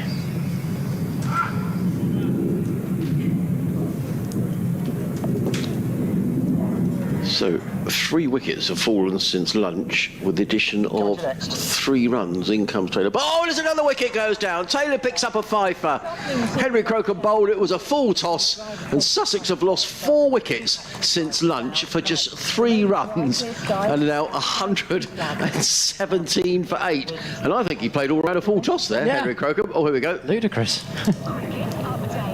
Let's hope there is no rain on Adrian at the moment, and it's all looking lovely for the cricket. How are we looking, Adrian? Yes, no rain so far. Blue skies and cloud around at Hove, but the good news, we've had cricket since 10:30, but Sussex, not for the first time this season, in a rare old pickle here at Hove. They're 117 for 8 here against Gloucestershire, and since lunch, they've lost 4 wickets for just 3 runs. Tom Haynes is out. He's made 62. Apart from that, it's really been another tale of woe for Sussex, in which been a pretty woeful season. 117 for 8. Meanwhile, down at the Aegeus Bowl at Southampton, Surrey needing 5 more points to retain the county championship, and at lunch, Hampshire in real trouble. They are 60 for 4. Well, I did say, Ed, I wondered whether Sussex could survive the 36.2 overs that they survived last week at Derby. If they could turn the clean feed off, that would be great. And this could be the second double wicket maiden of the innings from Matt Taylor. 5 for 14. They must be approaching career best, I should think. His career best is 5 for 15, but then obviously that means that whatever runs he concedes, if he takes one more wicket, then he's there. That is career best. His last 5 for came, I believe, at Cheltenham against Middlesex back in 2021. In he comes, over the wicket bowls. Hunter wrapped on the pad. The ball bounces away into the offside, and there is no run. I'm sorry, we've still got music in our headphones. I've got to pull your headphone. There we go. Is that right? Yes, that's much better. So the second double wicket maiden of the innings from Matt Taylor, but he hasn't done that too often. But he's bowled beautifully, and he's taken 5 for 14. And Sussex, as I say, have lost 4 for 3 since lunch. Extraordinary. And just, you know, as you say, playing all-round deliveries. Hudson Prentice's was a really loose drive. I mean, caught at cover. And then, yeah, it's hard to criticise bowlers ever for getting out, but it was just very odd to miss what looked to both of us to be a full toss. No, I agree. So, yeah, goodness knows what's gone off out there, and we'll see. Maybe Gloucestershire will struggle to bat on this to the same extent. It's Carson on strike, and it's Zafar go hard to bowl to him. And Carson strokes that one off the back foot out into the covers, and it's fielded by Chris Dent.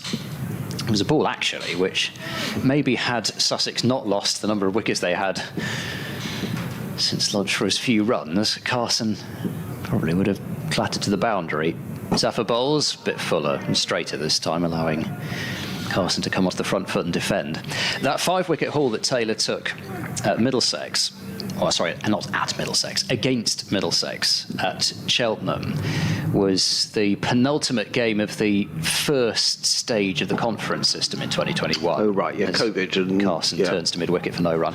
Yes, so Gloucestershire went into the final game of that stage of the championship against Hampshire, the second half of the Cheltenham Festival, knowing that if they secured a draw, they would have made it into the top 6 into the first division. So that, again, you go back to relegation from Division 2, you go back to a side which, as Carson leans forward, plays a slightly pokey defensive shot out towards silly mid-on would be Middleton Fields.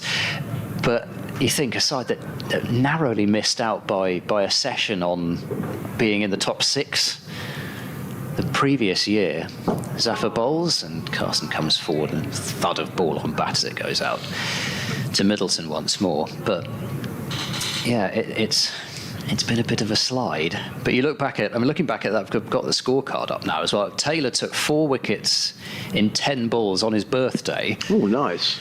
That day. Zafar bowls, and it's played in defence again by Carson, a maiden over. Things have got a little bit gloomy. They have actually, haven't they? The light seems to have just faded a little bit as well. 117 for 8, Sussex. But also, I'd actually forgotten that Dan Worrell got 5 wickets in that innings as well. I mean, you think again about another bowler who, if Gloucestershire had the resources, then I'm sure that they would have offered exactly what Surrey offered. 3-year contract. You don't have to play in Australia. You can be a domestic player. We'll offer you enough money that you don't have to go out to Australia to play. Stick Dan Worrell in any bowling attack. I mean, you talk to Churchy. Churchy will say that Dan Worrell was kind of the leading bowler for Surrey when they won the title last year. So it's tricky. They've lost. They have. You think even back to Worrell, they have lost players from this bowling attack. In comes Taylor, looking for his 6th wicket. Bowls to Sean Hunt, and he plays and misses outside the off stump. No real movement of the feet there from Sean Hunt, but the Sussex order have let them down today. 40 without loss. Have become 117 for 8. And there was really no sign of it when Haynes and Clark were going. Haynes was dropped when he was on 22. But we were sitting here thinking at that stage, saying, well, I wonder if Gloucestershire wish they'd, perhaps hadn't decided to bowl first, but it's been fully vindicated. Taylor in bowls to Hunt, who plays that one off the hip to mid-wicket, and there is no run. Sean Hunt scrapes away at the crease. You're right. It's got away to the southwest, where I think the weather is coming from, there are some brighter skies. There's a lot of heavy cloud. Yeah, it doesn't look as if it's going to rain. No. It's more you just think if it gets much gloomier than this, especially later on in the day, then light might come into play. And there's no restriction here at Hove on the light side. Unlike at Bristol. No, they can use them as much as they like. In comes Taylor, bowls, and forward comes Hunt, and he's going to get a run. Some applause around the ground. I think probably best described as ironic applause. 118 for 8. Sussex have lost 4 for 4 since the lunch break. 114 for 4 with Haynes 61, Carter's 12. Has become 118 for 8. There is a bit of a breeze around. I'm looking at the Sussex flag. The Gloucestershire flag doesn't seem to be there. I don't know who's responsible for bringing the Gloucestershire flag, but it's certainly not fluttering away on the clock tower scoreboard. The Sussex flag is not really fluttering. In fact, now it's virtually limp, but there's just the merest breeze, which hopefully is keeping this heavy cloud drifting across the ground. The 4 slips go down, and Taylor comes into bowl to Jack Carson. He's in and bowls, and Carson plays a nice shot, and that's 4 runs. And I think that was ironic applause. Good shot though by Jack Carson, who can bat. He's perfectly reasonable, but he's got a lot on his plate here. Jack Carson, one of the 2 Sussex players who was cited in that disciplinary action, and Sussex took the decision to drop both Jack Carson and Tom Haynes for the visit to Derbyshire last week. Far too back chat to the umpires in the game here against Leicestershire. Ironically, actually, just as we said, the light was fading. Suddenly, there's a glimmer of sunshine makes its way across the ground. It's going to be one of those days. It does all seems right with the world as in comes Taylor, bowls, and Carson defends onto the onside, fielded there by the very live Zafar in there. It is, yes. It is. Good bit of fielding. Prevents a single being taken. Live cricket here on the BBC. If you've just joined us, wondering what on earth's happened here. Well, Gloucestershire won the toss, decided to bowl first. Sussex getting to 40 without loss. But since then, collapsing with some good bowling by Matt Taylor. I have to say, some not very good shots by the Sussex players as well. But credit to Gloucestershire. They've held their catches. One chance went down. Tom Haynes was dropped. In comes Taylor. Bowls. Oh, I thought he'd edge that one behind. Good carry through to keeper Bracey as well, past the outside edge of Carson's bat. He remains on for Sussex 122 for 8. And Sean Hunt on 1. Just a quick update in the one-day international, where it is drinks after 16 overs. England 147 for 2. Salt made 61. Jacks 39.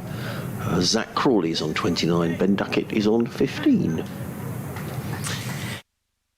They haven't tended to have a great record against Sussex in Championship cricket of Gloucestershire, really, of late. So it has to be said they've done quite well in white ball cricket here in recent times.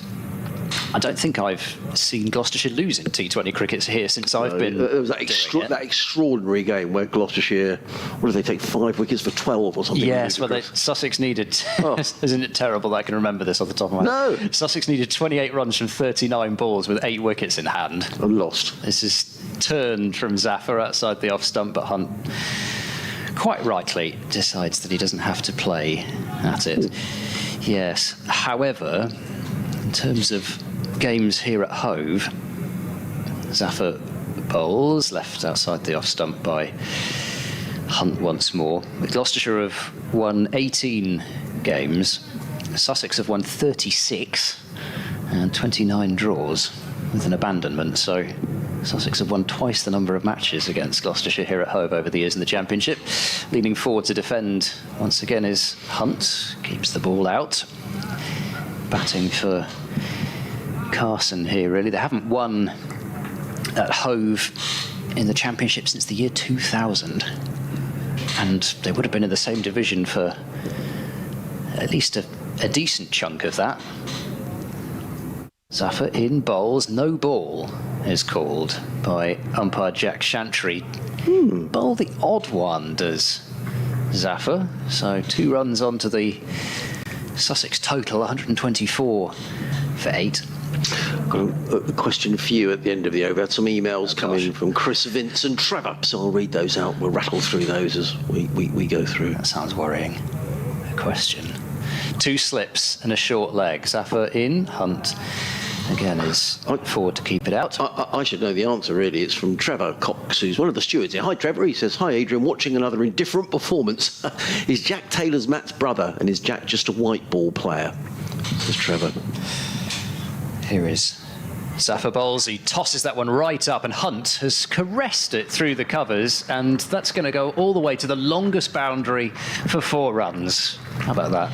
It was driven on the up as well, I think, by Hunt. But he got his weight into the shot and has drilled it through the covers. 128 for 8. So Hunt on to 5. Yes, is the answer to the first part of that question. Matt is so he's his brother, younger brother, and no, Jack isn't just a white ball player. He's been in and out of the red ball side a bit this year. He made a 98 actually, in a huge partnership with his brother, trying to save a game at Cheltenham this year against Worcestershire. That was when Matt Taylor was batting with his infected toe, but him and his brother put on about 140 odd and looked as if they might just save the game. Zafar bowls down the leg side, and I think that must have ricocheted off Bracey's pad and onto the stumps, because the stump is leaning, as we look at it, forwards. I thought for 1 second maybe Hunt had been bowled round his legs, but it wasn't. It was just a ball down the leg side, ricocheting off the pads of Bracey. That ends the over on 28 for 8. So yeah, I mean, He only played 3 championship matches last year, but he made a couple of really important knocks, did Jack Taylor, in the 2 victories at the end of the season. Somebody who, playing on turning pitches, older pitches, just had license effectively down the order to go out and play his natural game, and so he did. And he was in the side at the start of this year, but was dropped after about 5 games. Well, in comes Matt Taylor, bowls to Carlson, who defends into the offside. There is no run. So thank you, Trevor, for your email, and thank you for your help during the season. Vince Packham has been in touch. Hello, Vince. He says, sorry, yet another pathetic display. Total clear out of players needed in the winter. Time and time again, these young players have been given time, and we've been going backwards instead of forwards, and enough is enough. This is definitely the worst Sussex team I've seen in 20 years, and it's sad to see what's happened to my county. In comes Taylor over the wicket, bowls. Carlson drives. Nice looking shot to mid off, fielded by Van Buren, and there is no run. Why don't you have your say? Sussex Cricket at bbc.co.uk. Chris, I'll read your email out probably at the end of the over, because Taylor does rattle through his overs fairly quickly. I think probably I imagine you say he was a steward here. Yes. Probably would have witnessed Taylor's record century here, and Taylor seems to have scored. Jack, sorry, that is, of course. Seems to have scored runs in the T20 here the last few times as well. So I can see why Sussex supporters might feel, well, why isn't he in the Gloucestershire side? But he has tended to be a better white ball player than red ball player. But he's played red ball cricket the last couple of years as well. Here comes Taylor, bowls, and is that caught? No, it went on the bounce to Dent, who's in there at third slip. There is no run. He always seems to get runs against Sussex. I remember down at Eastbourne a few years ago in a 50-over game. Oh, yes. He smashed a load of runs. Chris has been in touch. Hello, Chris. He said, I just wanted to say thank you for your work and dedication this season. Well, that's a pleasure. It's always great fun, win or lose. Chris goes on to say, as a result of various health issues, I've not been to Hove since June the 14th. But he's able to follow the games via YouTube. As in comes Taylor, bowls, and very nearly Yorks. Carlson plays it to mid-off, and there is no run. He says, going to Hove is my favourite activity. All the staff are always so friendly and welcoming. The facilities are great, and there's always a good drop of Harvey's, which is the local beer brewed in Lewes. So many thanks to all the staff for making the county ground such a special place. By the way, I'm a late comer to cricket. When I was at school, I hated it. Rugby was my passion, and cricket was just too slow. However, there was one cricket occasion that I did enjoy. For our pre-season rugby training, we'd occasionally play a cricket match against the old boys rugby team, one of whom was a pub landlord in Bermondsey. He used to arrive in his Jag. And he opened the boot, there were optics with gin, etc., and a barrel of beer. Oh, it's great to hear from you. He says he appreciated cricket when we got to 1981 and Botham's Ashes. He's at Hove today, and he'll be here on Thursday too, says Chris from Lancing. In comes Taylor, bowls. Carlson defends onto the onside. There is no run. He says it's always a great pleasure to see them play. So thank you, Chris. Lovely to hear from you. That's Chris in Lancing. It's a great spot, Lancing, isn't it? Yeah. I've never been, but I've seen it from a distance. You can see it up on the hill, can't you?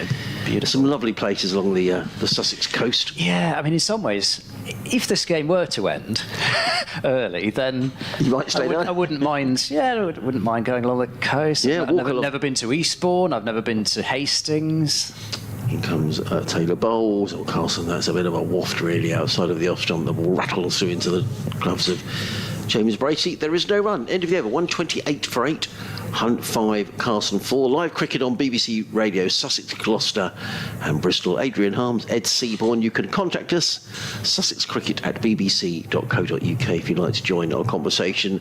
And thank you to everybody who's got in touch, both from Gloucestershire and Sussex and from wherever throughout the season. It's great to get emails, and it makes the day so much more enjoyable. And also thanks, if I forget to say it as well, to the guys who operate the stream, to Jack particularly, and to the guys, Jamie and Martin, all the guys, Jake, who worked on the media team here at Sussex, who do make my life a lot easier. So thank you, fellas.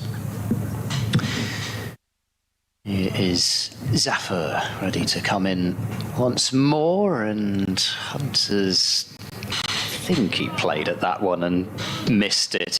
It's a bit like looking through a sort of thick cage at Carson at the moment. We've got the keeper, we've got two slips who are not making it particularly easy to see where the ball's gone, as that one definitely did beat Sean Hunt outside the off stump. Bit of turn and bounce from Zaffer. I wonder whether Sean Hunt is always better putting his foot down the wicket and just trying to smack the ball over the top, really. Well, actually, no, it's his first. This is the first ball. I just looked at it again. The first ball he did leave alone. This time he'll get a single, I think, or he might turn it into two down towards third man. Yeah, well fielded indeed by Matt Taylor. Saves a run in the middle of a decent length spell after what was a 7-over burst to start the innings off, but he's still moving in the field. He didn't injure himself there. Yeah, he just looked a bit frustrated there. There's a big skid mark on the outfield, isn't there, where he slid to get the ball. I don't know if he's turned his ankle there, you know. He's not happy. I noticed he had an ankle brace on in the warm-up, actually. I said it was a toe, I thought, that was the issue. But I'm not sure he's not hurt himself doing that. Leaning forward on his haunches, well, that would be the last thing Gloucestershire need in a game where they've gone in with three seamers anyway. As Carson on strike leans forward and defends. He's staying out there. Yeah, he didn't look best pleased, did he? He's sort of tapping that right foot on the floor as if he's trying to feel it out. No, I agree. He might be okay. It's just a little bit of a twinge, hopefully. Goodness knows, the man who's taken 5 wickets and really been the only seamer to get it right across really all of his overs. Be a devastating loss for Gloucestershire. Zaffer in bowls, driven, and finding the gap is Carson through the covers. It's rolling out towards the boundary. The fielders might as well give that up. There's not really much chasing the ball out to the boundary, even to the longer side. So this outfield is absolutely pristine. And it's also, you look at some grounds, Derby was the same, and then Leicester as well. Both those two grounds, the outfield was noticeably, the grass was a lot longer. Here it very much is that carpet for the ball to roll along, and it does go away quickly. Carson has 8. Sussex have 133 on the board for the loss of 8. How many more can they muster here? It's an annoying last couple of wickets partnership for Gloucestershire, especially if Sussex were to get it up towards 200, might still just give them something to cheer about going into the field. Zaffer bowls, cut and a miss from Carson. Why didn't miss by very much?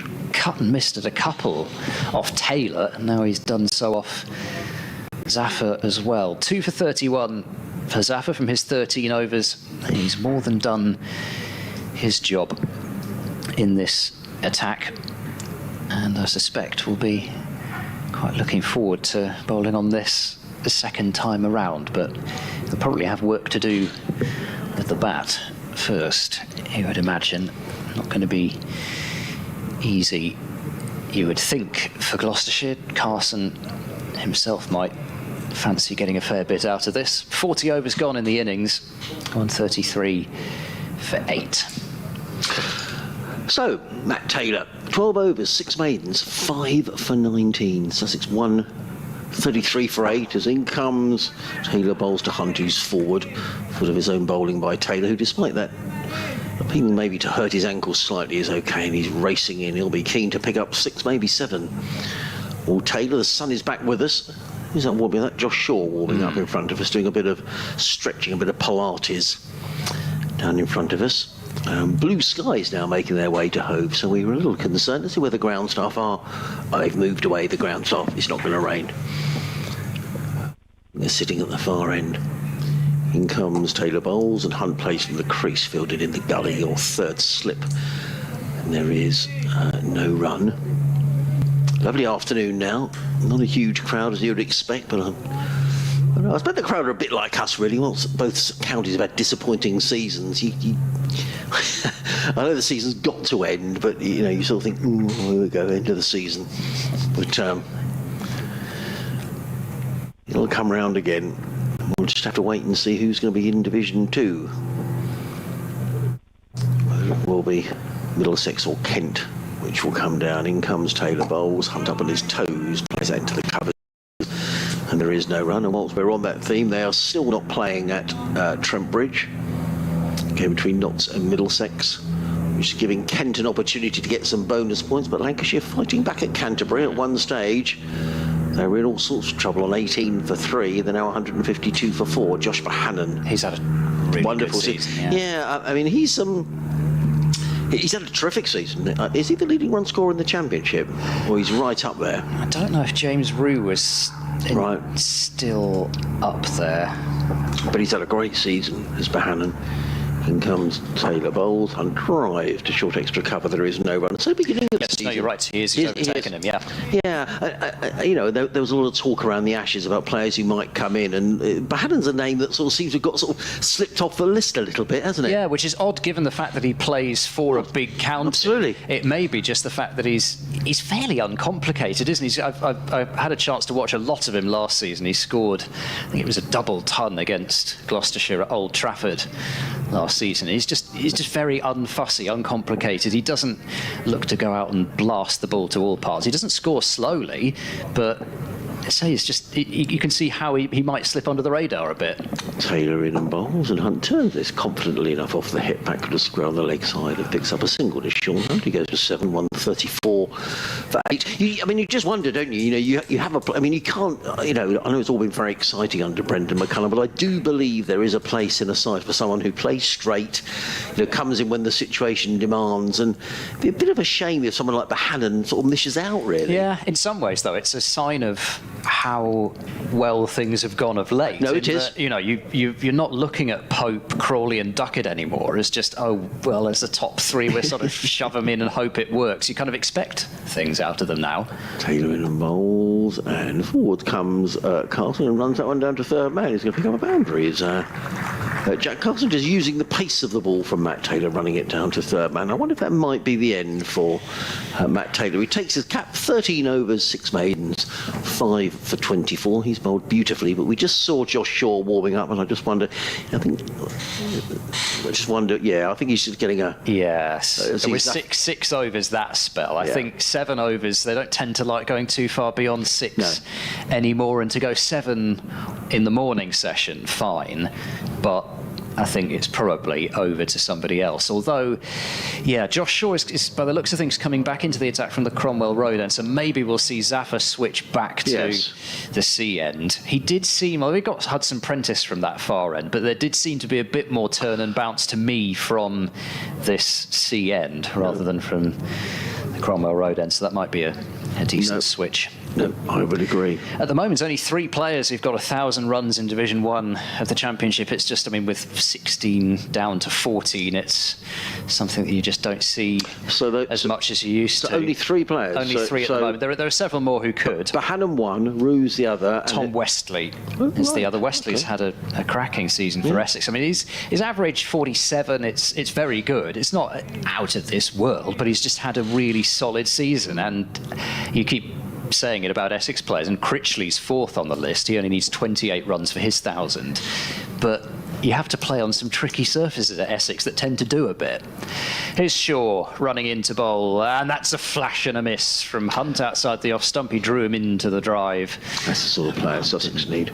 Didn't get an edge. Critchley. Well, no, Wesley. Somebody who skippers the side, scores runs, keeps his place in the side, respected, contributes. Yeah. No nonsense. I think he's quite quiet. Yeah, but he's clearly does a good job. Though, definitely. Yeah, I was saying, I think he's somebody who's earned his respect from having been as successful as he has, and Essex as a county as well. Shaw bowls down the leg side, Hunt misses it. Bracey takes. Well, he must skipper in a very unfussy way. Yeah, I mean, when you think he's got the likes of Harmer and Cook and Rossington, I mean, you almost don't need to skipper that Essex side. No. And I think it's one thing that people often say about them. They know how they go about everything. They don't really have to think twice about what they're going to do in any situation, really. They've played together for so long. They know each other's roles, and they're just such a well-oiled machine. 3 slips in place. Shaw bowls to Hunt, who's beaten on the outside edge. It was a real tail-ender shot that from Hunt. And you know, you got some good players in there. And funny enough, Paul Farbury spoke in an interview about, you know, the Sussex needing some gnarled old pros, Riz. Especially you think about people like Porter, you know, been around, taken wickets. You know, I guess Chris Wright probably comes into that category for Sussex coming next season. Those sort of players, you know, they've been around the block, know what it's all about. Hunt waiting for Shaw, who bowls. Hunt turns into the onside, fielded up at mid-on, and there's no run, so bat on ball that time for Sean Hunt. Yeah, losing Dan Lawrence at the end of the season will Essex, but they'll be gaining Jordan Cox, so losing one exciting prospect and gaining another, and that might almost not be the worst swap for Essex in terms of Lawrence. Really seems to be very much now kind of, well, it's only a matter of time before he becomes a test regular in terms of seemingly what England have planned for him. He's always in squads, he's always there and thereabouts now. Shaw bowls, again it's down the leg side and Hunt misses it. Got to keep these deliveries from slipping in as Shaw, really. Been impressed by James Bracey behind the stumps today. I like an unfussy wicket-keeper, Ed. I was just looking at that when it was down the leg side. You see many wicket-keepers, you know, who spend all their time diving around and rolling around.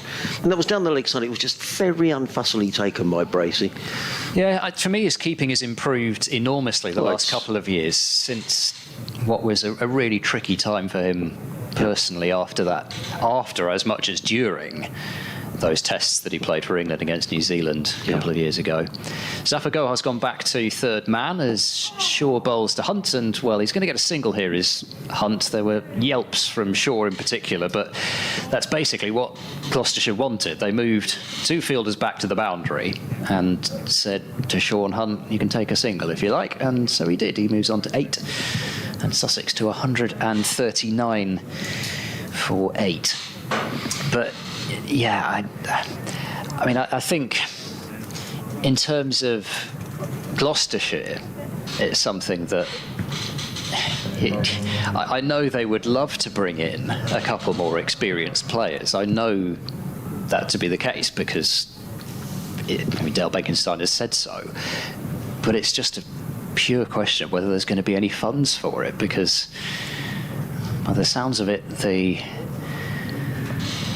state of play this year isn't much better than last year, and it'll take until maybe 2025 for the club to really start to get back on track, is what I've been hearing. So I don't know whether there's going to be any funding for the sort of experienced, certainly local players. I mean, you'd imagine there'd be a pot for some sort of overseas signings, because there was this year. But what kind of overseas, who they could get, how much they'd be available for, it's all those usual questions thrown into the fact of will they actually be able to bring in the type of experienced county bowler they probably need. Here comes Zafar bowls to Sean Hunt, who just plays that away into the offside, and there is no run. Yeah, I mean, Glenn Phillips has been a great signing for you in T20. Yeah, Phillips didn't come this year. He didn't play in the blast for another side, but they basically couldn't persuade him, I don't think, to come over. Zafar bowls to Hunt, plays it away into the offside. There is no run. He played in the 100 for the Welsh Fire, but I think he would have needed maybe a bit of extra cash as an incentive to come over even earlier, after he played in the IPL as well. Zafar in bowls. Hunt with stout defence plays it down the offside. There is no run. That's only my impression. I don't know that for certain, but from what I've gleaned, I think that was probably the case. Zafar again in the bowls. Hunt back on his stumps and punches that into the covers. There is no run. And of course they had Marcus Harris earlier this season, who was exactly what you would expect from Harris on a 2-year deal. I would be very surprised if they could afford to bring Harris back. Australian Zaffer again. Bowls. Hunt defends. Plays it down the onside of the track. Well, the way Sean Hunt is playing the spinner as a number 10, he doesn't look quite comfortable against the pace, but he's a tall man, is Sean Hunt, and he's got his foot down the track. And defended. And he just waits. I'm thinking about a fielding change. Yeah, there we go. They've got a slip and a short leg. They're now bringing a man out into, that's Miles Hammond, who's come out to short extra cover. They're all taking slightly closer order on that offside as Zaffer is in again, round the wicket bowls, and Hunt again just defends with a very model forward defensive shot, head right over the ball, plays it onto the onside. A maiden over from Zaffer, who's bowled very tidily, 14 overs, 5 maidens. He has taken 2 for 31. Sussex remain 139 for 8, something of a recovery. These two have added 22. This 9th wicket after Sussex at one stage had lost 4 for 3 after lunch with a real collapse. Carter for 14, Haynes for 62, and both Hudson, Prentice and Henry Crocombe without troubling the scorers. There has now been a toss at Trent Bridge. Oh. So it looks as though they are... Oh, no. Sorry. There's been a toss at Edgbaston. Oh, still hasn't been a toss at Trent Bridge. That's the one game where there hasn't been one. Warwickshire and Somerset look as though they're going to get underway. Somerset winning the toss and deciding to bat. Shaw at the end of his mark. 3 slips in place. Charlesworth has got the shin pads on at first slip, having been fielding at short leg. Shaw bowls. That one doesn't get up a massive amount to Carson. He is well forward to defend. If he'd been hanging even just still on the crease there, then I think he might have been trapped LBW, but he did well to get onto the front foot. I think anywhere in the west of the country is in line for this storm tomorrow, isn't there? Yes. Weather warnings being issued, aren't there? Yeah, so I don't know whether Northampton will get away with it tomorrow. It depends how far east they are. I think we're okay here. I think it's all out to the west, isn't it? So probably anywhere, Bristol may get a deluge tomorrow. At least the international was today. That's left alone outside the off stump by Carson through to the keeper. Speaking of which, England 194 for 2 now in the 22nd over.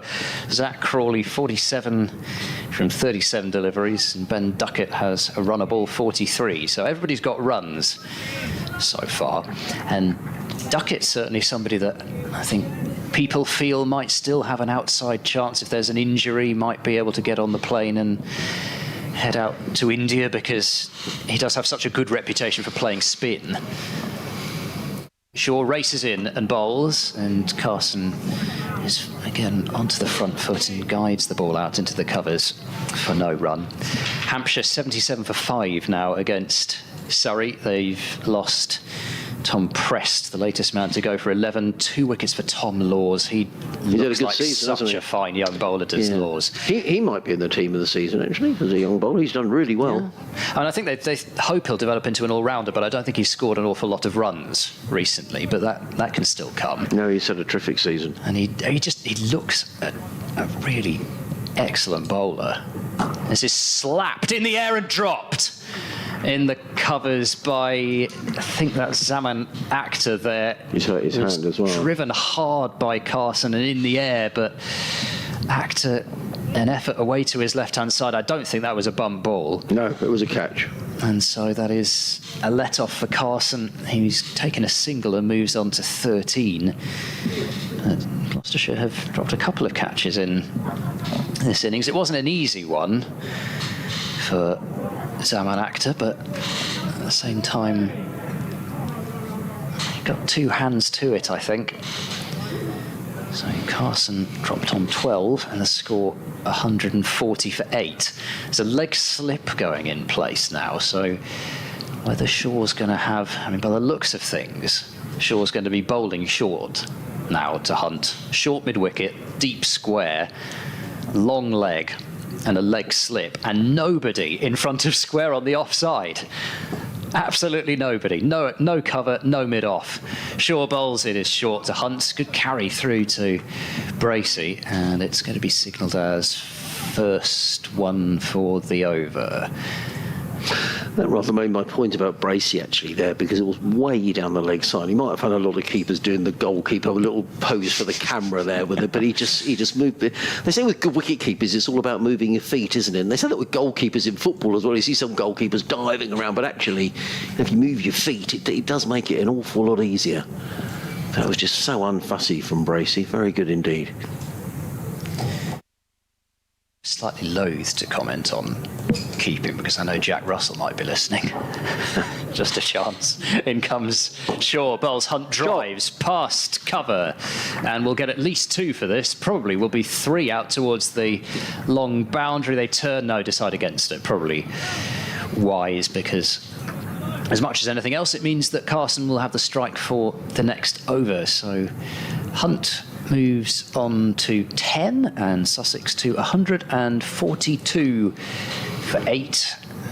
The partnership which ought, I think, to have been broken in that over, but it is just beginning to get towards the stage when that number 10 gets into double figures, where you start to get a little bit twitchy maybe as the bowling side. Partnership of 25, which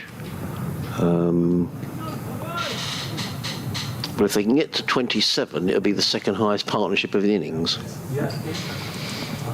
Which probably tells you everything you need to know about the Sussex batting performance so far today. It's going to be Zafar who's going to come into bowl to Jack Carson. So all those 2 men in those sort of short extra cover positions are going to gobble up a catch. Zafar is in and bowls, and Carson's on the back foot and hammers that one away towards the sweeper on the cover boundary. A fine tumbling stop out there. Middleton. Thank you very much. Gets in the throw. 1 more to Jack Carson, who goes to 14. 143 for 8. A weather update. Lots of pale blue sky around. Some heavy clouds as well, but that's been really the story of the day here at Hove, and we've got away with it. Jack Carson making a signal to the dressing room. I think that generally means you want a new pair of gloves. But anyway, keep the same ones on, Jack. They've been lucky so far. Zafar is in bowls. Hunt defends down the track, and there is no run. I was spoken a lot about this during the season about over rates and players changing gloves frequently. And I think it was in the Test Championship final where I think Steve Smith, they said, changed his gloves after 7 balls, something like that. So it does seem crazy, doesn't it? Zafar in again bowls. Hunt defends. And the commentator was talking about Ross Taylor when he made his 300 for New Zealand, whatever that was. Apparently he didn't change his gloves once. I wonder if you keep the same gloves on, you think, well, these are lucky. Well, what do I want to change them for? Some players seem to get more bothered by sweaty palms than others, don't they? Zafar in again bowls. Hunt drives to short extra cover. There is no run, fielded by Hammond. Yeah, they do, absolutely. I think it's often a reason, isn't it, for these dreadfully slow over rates in Test match cricket. Zafar in again bowls. Hunt defends down the onside, and again there is no run. They do just take such a long time to get back to their mark. Oh, it's just awful. I mean, Awful. There really is just no hurry up at all, because they know that's just expected.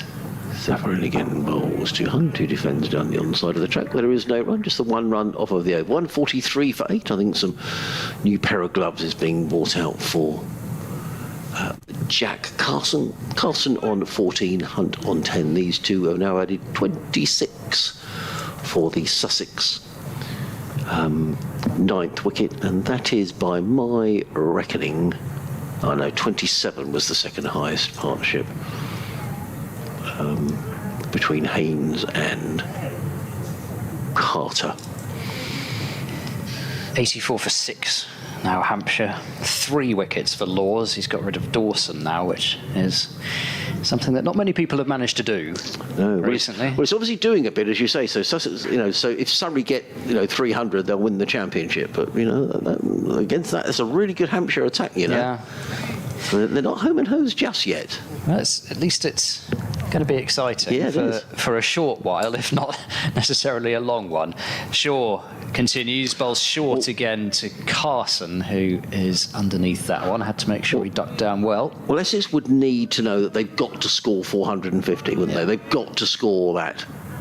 Probably. They might get away with 400. If Surrey don't get a batting point. Yes. Yeah. Northamptonshire are 80 for 3. So Essex, you'd think, are going to bowl Northants out. That's the relevant factor is, can Essex then score maximum points? If they could, it's a long shot, isn't it? It is. It is. Here's Shaw again. Just 2 slips now, and that's a short ball again from Shaw, which Carson just sways out the way of at the last minute. Leg slip still in, and the 2 fielders back on the leg side. I mean, they do get a bit of stick, Surrey, don't they, for bringing players in. But actually, when you look at their side, I mean, Burns is homegrown. Sibley is homegrown. I mean, he played his club cricket in Ashtead before he went to Edgbaston. Ryan Patel is homegrown. Ben Folkes was blocked by James Foster when he moved. At Essex. Cameron Steele was blocked. I mean, Durham weren't using him at all. Just going down this side. Jordan Clark wasn't getting the opportunities at Lancashire that he might have done. Shaw running in and bowls, and this is clipped down to long leg by Carson for a single. He's on to 15. Even Jamie Overton wasn't always getting in that Somerset side. They were playing sort of more, let's say, reliable options, and Overton, actually, in some ways they did move him so that he would get more bowling in, and then I guess where the difference is when you bring, Dan Worrell is now registered as a local player. Yes. Kemar Roach they bring in, obviously, when, at various stages in the season. Yeah, Tom Latham was there as an overseas player. This is full and down the leg side again from Shaw. I know he's got the leg slip in place, but really that's got to be more for the ball, which is a bit further back of a length rather than the full ball down the leg side. You'd be quite lucky if you ended up with a wicket to that ball.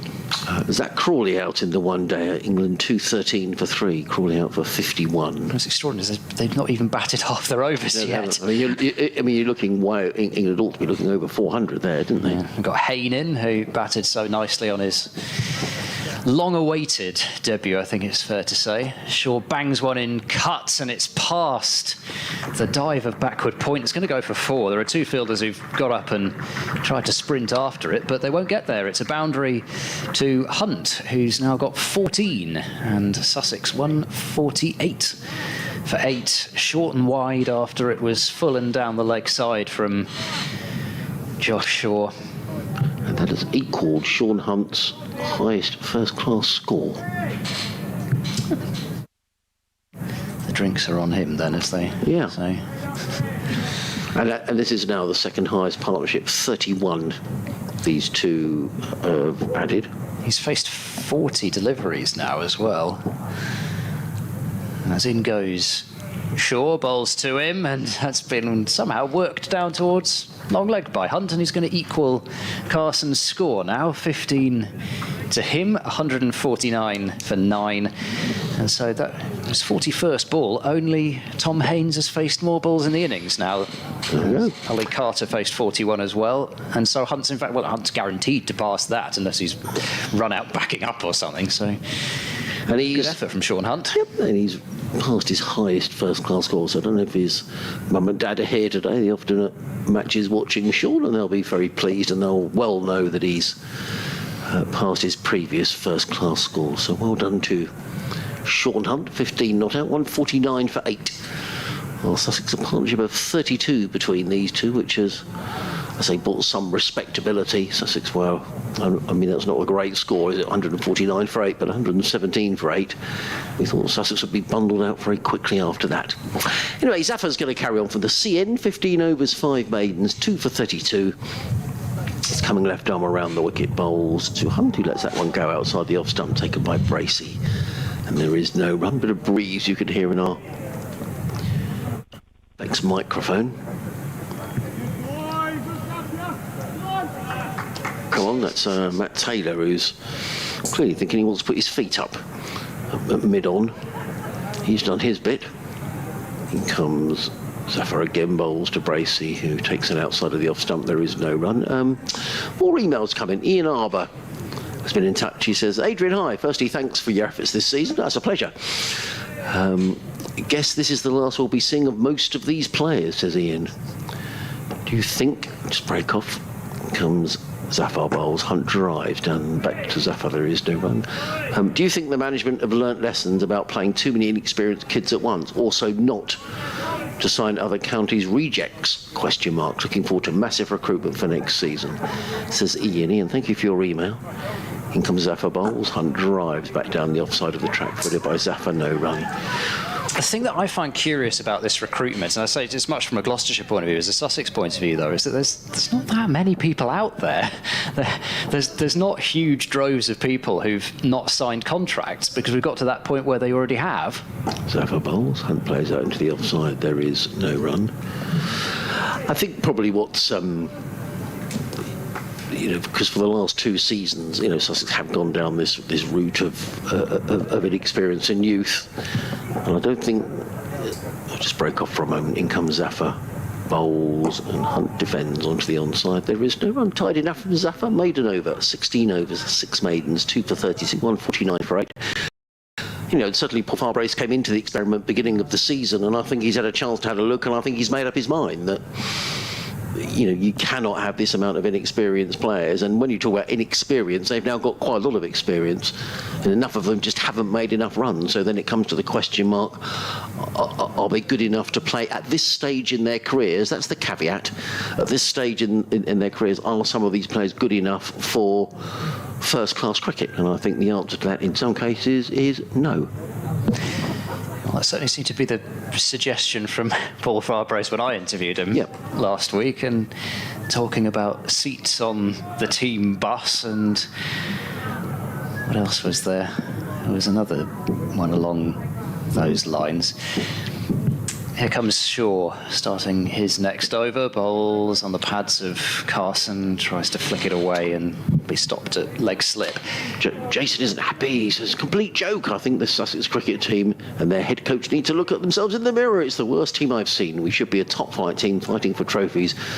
We're struggling in all forms of cricket. I think when you say we should be a top class team, and it is difficult when you are, for the bigger counties have got the income from test matches and from the 100 and that sort of thing. So it's not really a level playing field. But I think there's no question Sussex should be performing better. Shaw bowls short. It's pulled firmly out through forward square leg for 4.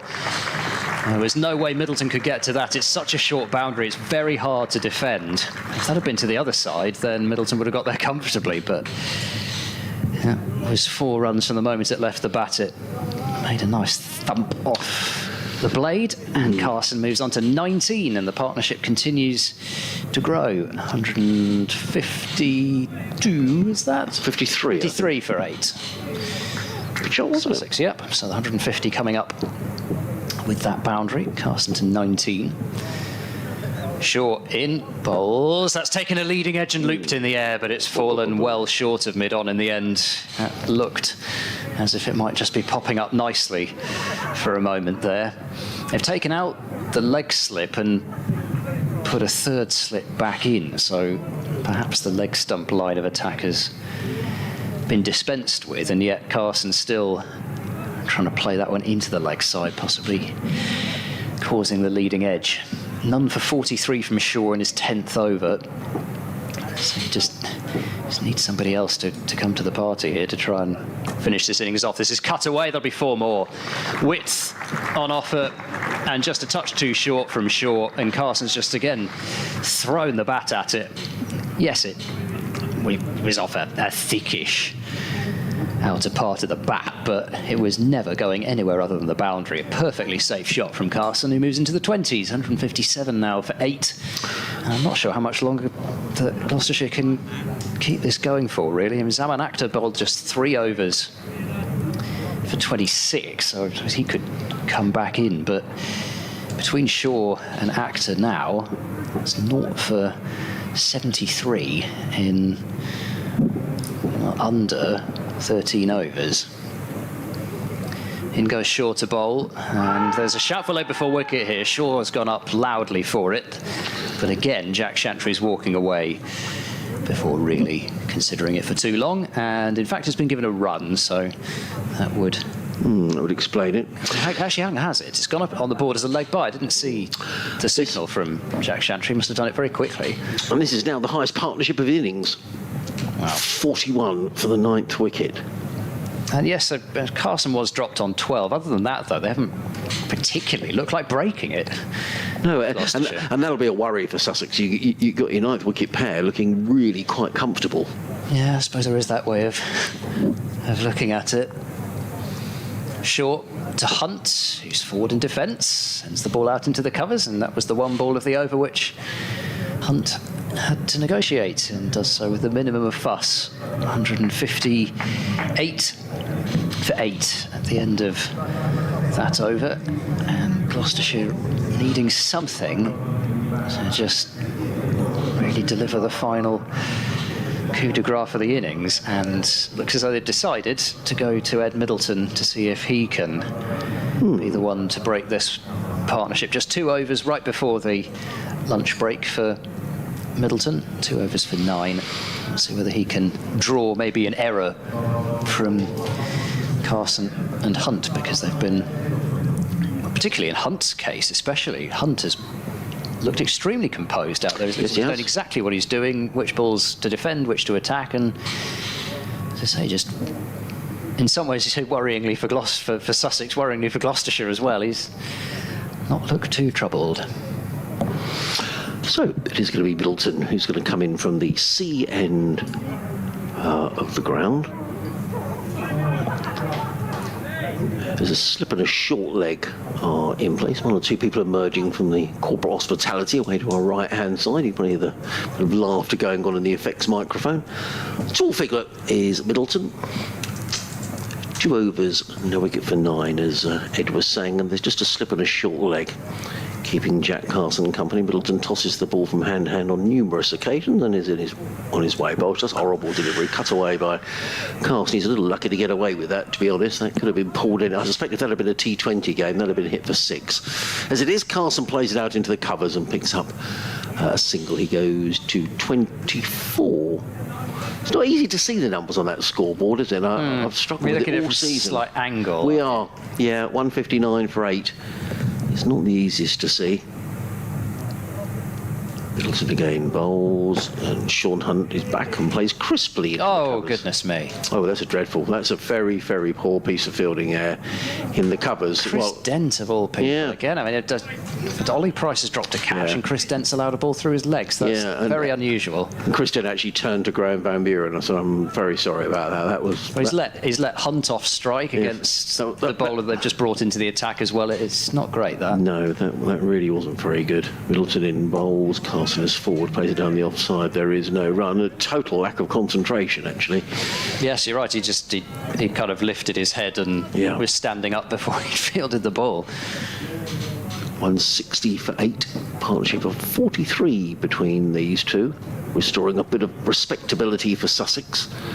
Middleton in short, and Carson just helps that away on the leg side, and that's very much help yourself. The short leg fielder's none too happy about that. That's a half tracker really, and a long hop, and if you're standing there at short leg, you want to get out of the way. Poor old Ben Charlesworth there. I'm looking forward to seeing Charlesworth bat. I remember him here in a 50 over game a couple of years ago, making a very rapid sort of 30 or 40 and getting out and thinking, wow, this lad looks a good player. General feeling he hasn't quite progressed since then, but he's had some injuries, hasn't he? Yes. In comes Middleton again. Sure, that's a horrible delivery, and it's going to be cut away, and it's going to be cut away for 4, and it got the treatment it deserved, to be honest. It was short outside the off stump, and Jack Carson just belted the ball away through point for 4 more runs. He goes to 30, and Sussex to 166 for 8, and this partnership now worth 49. It's been a poor comeback over so far from Middleton. It's not easy bowling leggies. Of course it isn't. He's bowled more short balls in this over than I think he did in his spell in the first game. Yeah, well, Charlesworth in T20 cricket this year is a bit of a revelation. He wasn't seen as a T20 player and scored 250s in his first 3 innings of the format, including the fastest ever by a Gloucestershire player. Middleton in bowls. That's a better delivery, clipped onto the onside by Carson. The applause around the ground is for the 50 partnership between Sean Hunt and Jack Carson. 50 in 86 balls in 56 minutes. So well done to the lower order who've got their heads down, and that's exactly what some of the Sussex top order didn't do. And these two trying to dig Sussex out of a bit of a hole here. And they played very nicely, the pair. Jack Carson was given a life It was dropped in the covers, like a stinging chance, but perhaps should have been taken. He's made the most of that. That was when the score was on 140 for 8. Yeah, I think, me as much as anyone else would love to see Charlesworth get some big runs in the Championship. He hasn't got a Championship 100 yet.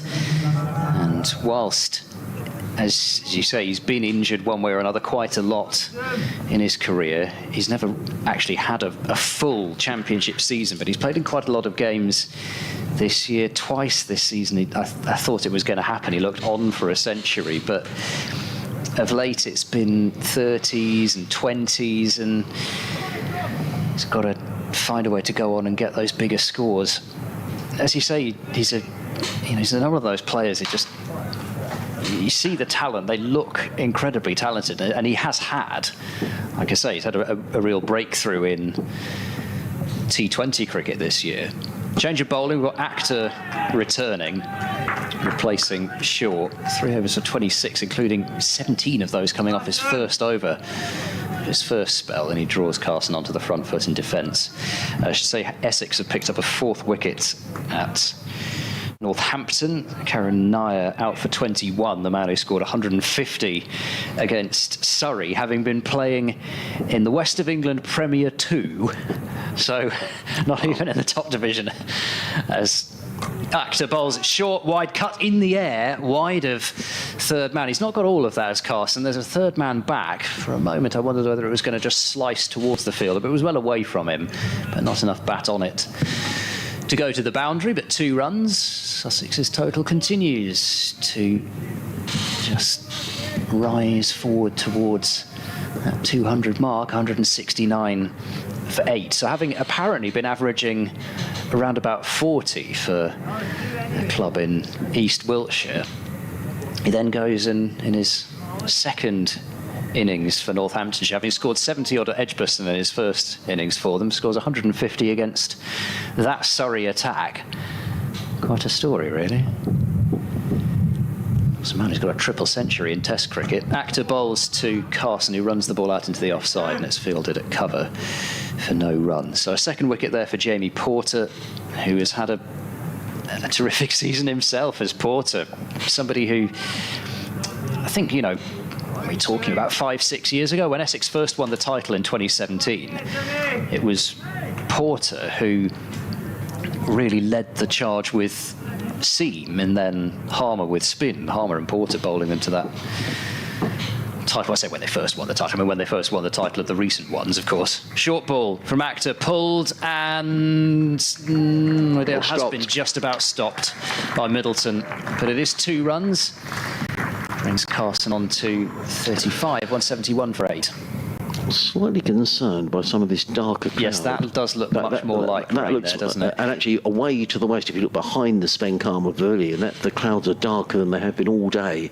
The only thing is I can still see blue beyond just it. to our left. And the breeze has pricked up, so hopefully, and it is sort of going diagonally across the ground, so fingers crossed. That might miss us. Yeah, let's hope so. It may also be looking slightly worse than it is with the sun shining on it as well, he says, looking for hope. Actor is in. This is off the pad of Carson down to fine leg, and a leg by signalled by umpire Chantry. The board continues to move. 172 for 8, I think that will be. So yeah, Northamptonshire 98 for 4, Hampshire 99 for 6. As far as the promotion race goes, Worcestershire 97 for 4 at Headingley. So at the moment, you'd have to say probably odds are against them getting a batting point, but Leicestershire 203 for 4. That's the Durham score against Leicestershire at Chesley Street. Is reaching for that one. His Hunt has skewed that one into the leg side, but into a gap for another run. 173 for 8. Sorry. So Chris Wright's got 2 wickets for Leicestershire, and the other 2 to Tom Scriven. Good to see Josh Hull playing in that game, the man who closed out the trophy win for Leicestershire. 10 overs for 51. I think it's fair to say he's probably still having to learn the art of red ball bowling. He's only, what, 19, I think, so he's still got plenty of time. Yeah, he played in the Leicestershire game at Grace Road earlier on this season. I'm just listening out because I'm expecting an update. But we haven't had the jingle yet. It's going to be Middleton who's carrying on. This partnership is now worth 56, is that right? Yeah, between these two. Very valuable runs as far as Sussex are concerned. They haven't really looked in too much trouble, which may not augur that well for Sussex.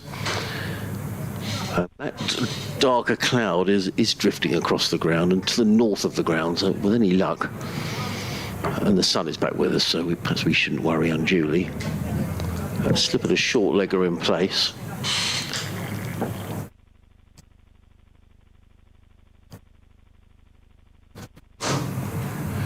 In comes Middleton, bowls, defends down the onside, and there is no run. There hasn't been a huge amount of turns since lunch, has there? And Zaffa picked up one wicket, but that wasn't really through turn. There hasn't been as much seemingly. Maybe just the fact that the ball's getting a bit older and softer now. It's just not quite doing as much. Middleton again, bowls, easily forward plays to the covers, no run.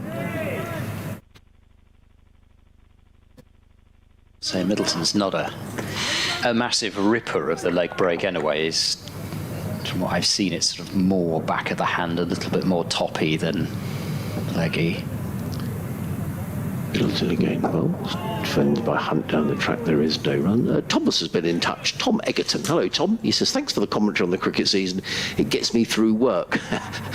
He says, although I agree it's been a disappointing season, we've won 2 matches and missed out due to the weather on another 2. Last year we won 1 match. I don't understand how some Sussex fans think we will leap from winning 1 match to winning trophies.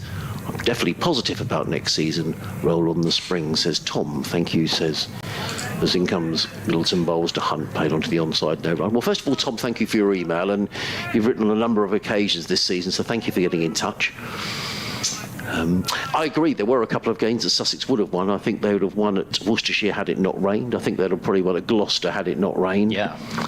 They might have won at Leicester as well, as in comes Middleton. He gave that a tweak, played by Hunt down the onside of the track, and there is no run. Having said that, Tom, they would have definitely lost both games to Yorkshire, but I take your point. They could potentially, if they'd have won 2 of those 3 games affected by the weather, with the win against Leicestershire, they could have won 4 games. I think that's a very valid point and to make. Both Leicestershire and Worcestershire would then have been dragged back Yes, they would have closer been. to Yes, Sussex they would. as well. Yeah. Middleton in bowls, played into the offside, and there is no run. I must say, when I was doing my kind of review of Sussex's season to cover for you the other week, I was thinking, well, you know, I know that Sussex fans are frustrated, and I think I would guess a lot of the frustration was probably added to by the fact that they didn't have the one-day cup competition that they might have liked, because, you know, Sussex had made the semis the previous year. It was the semis, wasn't it? They had here against Lancashire. Yes. So, you know, I'm sure they would have been expecting to contend in that. And perhaps if they'd had some sort of a run, as Gloucestershire had, in that, then they might have salvaged something, because as Actor is in, he bowls. Carson defends back towards the bowler. Actor fielding. The season that Gloucestershire have had, I mean, no wins in the Championship at all, never mind just a couple that Sussex have had, no wins in the County Championship. They were 3rd from bottom in the end in the T20, with really no realistic hope at any point of qualifying. And Sussex had, for that last game against Gloucestershire here, they had a very slim chance of somehow managing to get in through the back door, as it were. As Actor bowls, this is pushed into the offside for a quick single, and despite the best efforts of Dent, they'll get it quite comfortably. With Carson on to 36, 174 for 8. But just some of the cricket that Sussex had to watch this season. And in terms of close games, close finishes, Gloucestershire have only had one real grandstand finish even. And it's not helped the feeling, I think, of how the season has gone. That might have taken Hunt on the gloves, or was it off the pad? I thought it looked as if it had got him on the glove. I think it did, and it did. Got down to the leg side. He gets a single, but a bit of bounce there from Actor, and yeah, Sean Hunt is going to take that right glove off and just have a bit of a feel. Good job it's not his bowling hand. Yeah, I say he is sharp, is Zaman Actor. In some ways, you'd have thought you'd want him bowling short to the longer boundary. He does bowl short. This has gone in the air, out towards deep square and short of the fielder. So, obviously, the boundary wasn't short enough. It falls short and to the right of Middleton coming off the deep square leg boundary. And they'll get a single. So, there we go. What do I know? 176 for 8. It just... been a few. There were a couple of top edges which fell short of the fielder as well. It hasn't quite landed for those fielders on the leg side boundary, but not controlled by Carson. It got big on him. Maybe after having seen what happened wrapping Hunt on the gloves previous ball, they just he's probably getting to take it on. Yeah, it's probably sort of getting to irritating time now for Gloucestershire, isn't it? I think so. You know, you pick up 4 for 3 after lunch. You've got to sign 117 for 8, and you probably think, right, come on, this. You know, you could often get a last, 20 or 30, but when you're getting up to over 50, I say the only good news from Gloucestershire here is that the pitch doesn't seem to be doing loads. But even so, with these half-10 starts, you can get the ball moving around a bit, can't you? So, Gloucester just be glad, pleased to wrap this up, I think. These two have done really well for Sussex. Highest partnership of the innings by a distance. Just the one slip now and a leg slip. Actor bowls. Oh, that's a fearsome delivery, and that's gone for 4 over the head of Hunt. It's come off his glove or his bat handle. Yeah, I didn't. That was a really nasty ball from Actor. Hunt took his eye off it. He's got no idea. It was going straight at his head, and it was just self-defence just to get something on it to stop it from whacking him in the grill. Really fiery short ball from Actor, but as is so often the way in this game, you bowl a terrific looking bouncer and the ball ends up going for 4. Yeah, it's actually off his bat. It's looped over the head of Ollie Price at leg slip. And it's yet more runs. Actor bowls. It's another short ball. This time Hunt sees it quicker and ducks. So 7 off the over, but definitely a more threatening over from Actor than that would suggest. It's 180 for 8. Gloucestershire still can't find a way to break this 9th wicket partnership. Well done to Sean Hunt, because they were quick deliveries down the hill, and he took his eyes off the first one. It's very easy to say sitting from here, isn't it? Because he's bowling at a really brisk pace. Yeah. But the second one, he watched that all the way through. So well played, Sean. He goes to, he's 22 not out, and his previous highest score was 14 in first-class cricket, so he's done well. Just to say, in the second division, Worcestershire 102 for 4 in their first innings. They need just 2 more points to guarantee promotion. Leicestershire would have to win by 24 points, so you'd think Worcestershire will fancy their chances of picking up those necessary points in a bowling performance. But in comes Middleton, bowls, and Carson drives stylishly to short extra cover, fielded tidily this time by Dent, and there is no run. Still a slip and a short legger in place. That heavy cloud has drifted away to the north of the ground, I'm pleased to say. It's a blue sky above Hove. Middleton in again, bowls, and Carson plays this down towards fine leg. There's going to be at least a couple of runs here. There might even be 3 if they get a move on. Perhaps they could have been 3, but chase down towards the fine leg boundary means that Carson settles 4-2. He goes to 39, 182 for 8. Notice Somerset a 14 for 3. Wow, who's that again? Edgbaston. Right. Warwickshire 2 wickets already for Rushworth and 1 for Hannon Dolby. Yeah, Pitchers have been doing a bit at Edgbaston. They have, been a lot of cricket there this year, hasn't there? Oh gosh, yeah. Middleton in nice floated leg break, drilled away through the cover. Dent can't stop that, and it's to the sweeper on the cover boundary, and Larson picks up another single. He goes to 40. So that's to 183 for 8. I'm sort of glad you've struggled with the scoreboard today, Ed, because I've sat here this season thinking, what is the matter with my eyes? But sometimes it's not that clear, particularly when the sun shines on the scoreboard. Middleton in again, bowls, and Hunt jags down on that delivery. It's a full-length delivery, played defensively by Hunt. Still the slip and the short leg in place.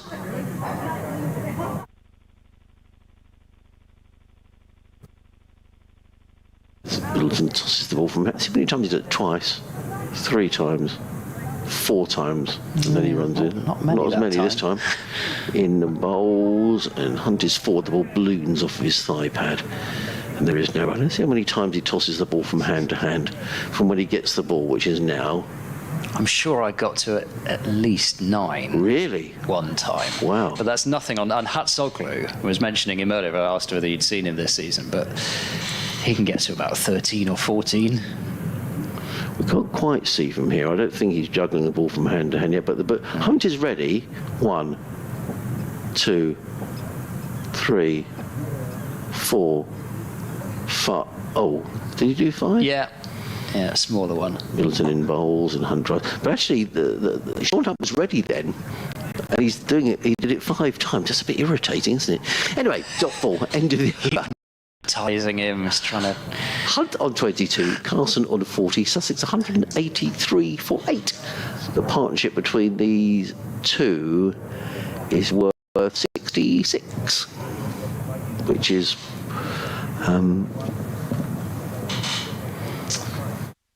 by far and away the largest partnership of the innings. The highest prior to that was 40 between Haynes and Clark for the first wicket. So real frustration here for Gloucestershire, but these two have batted pretty well. They've had a little bit of luck, but you'd expect that. Yes, the mind games of Middleton. They'll hypnotise you. Look at the ball, not my eyes. Here comes Actor bowling. Short and rather fended off by Hunt, but he managed to keep it down well enough out towards Denton mid-wicket. The darker clouds have moved away as well, so I mean, as has happened a few times, we've had these kind of sections of puffy cloud come over, and we've wondered, but bathed in sunshine again, and it looks pretty set fair. Yeah, I mean, as you've said, they're moving so quickly that even if we were to get a brief shower, I don't think it would be. Well, hopefully, I don't think it would be. I think it's pretty good for all 4 days, which is great to finish the season. Actor leaps in, bowls short, and it's been pulled at by Carson, who's missed it. Yeah, I lost track of that as well. Ended up in Bracey's gloves. I mean, the way he followed through as well, it looked as if he'd middled it, but he didn't get anything on it at all. Just bounced over the attempted pull shot from Carson. This is a lively spell from Zaman Akhtar. A third fielder goes out onto the leg side boundary. There's a deep mid-wicket, a deep square, and a long leg. And now here we go. Price is going to go. This worked in the 50-over game here. Price is going to go in at more of a long stop. It did. Van Meekeren got a wicket, caught long stop. Akhtar bowls, another sharp bouncer, and Carson tucks his head underneath it. Was that first or second one for the over now? Yeah, it was a brilliant catch, literally in front of our commentary box. Ollie Price, I think it was, Yes, it was, and it was James Coles who was playing that sort of uppercut shot, and he did it twice. They put the fielder there, and he did it again. I think what made it amazing was the fact that, and it's Ollie Price down there again, was the fact that Price was fielding, as he is now, just on the leg side of straight, and he took it down on the offside as Akhtar bowls, and that's what can happen once you... I know Carson is perfectly capable with the bat, but it was Ollie Price. Even so, that was a fuller ball. It was still dug in back of a length, but he just didn't look comfortable with that one, even though it wasn't a genuine short ball, poked and missed outside the off stump. And you just, with pace, you can unsettle a lower order in a different way. Now can Actor get the payoff? Not this time. It's driven pleasantly by Carson through the covers, and that will be another 2 runs. So 185 for 8, with 1 delivery left in the over. But it is exciting to watch. A bit of the short stuff. Obviously, you never hope somebody gets injured by it, but at the same time, you like to see it, and it just means an extra challenge for the lower order. And now, Actor's going to come round the wicket. Zaffar's quite a fine third man. Ollie Price, very much a long stop. He's basically slap bang behind the keeper. And then those 3 fielders out on the leg side boundary. Actor bowls to Hunt, rising delivery, but he plays it with a good degree of ease, really. I mean, you can't really have 6 effort balls in the over. That's the problem. And so that was just tapped down into the onside. And probably, I said that was Hunt, it was Carson, of course.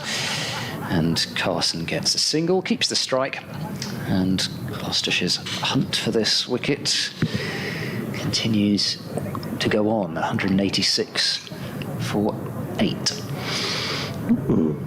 So these two have now added 69 for this 9th wicket. They have a bit of a natter in the middle of the pitch. Carson 43, Hunt on 22. Live cricket here on the BBC Radio, Sussex, Gloucestershire and Bristol. Adrian Harms, Ed Seaborn.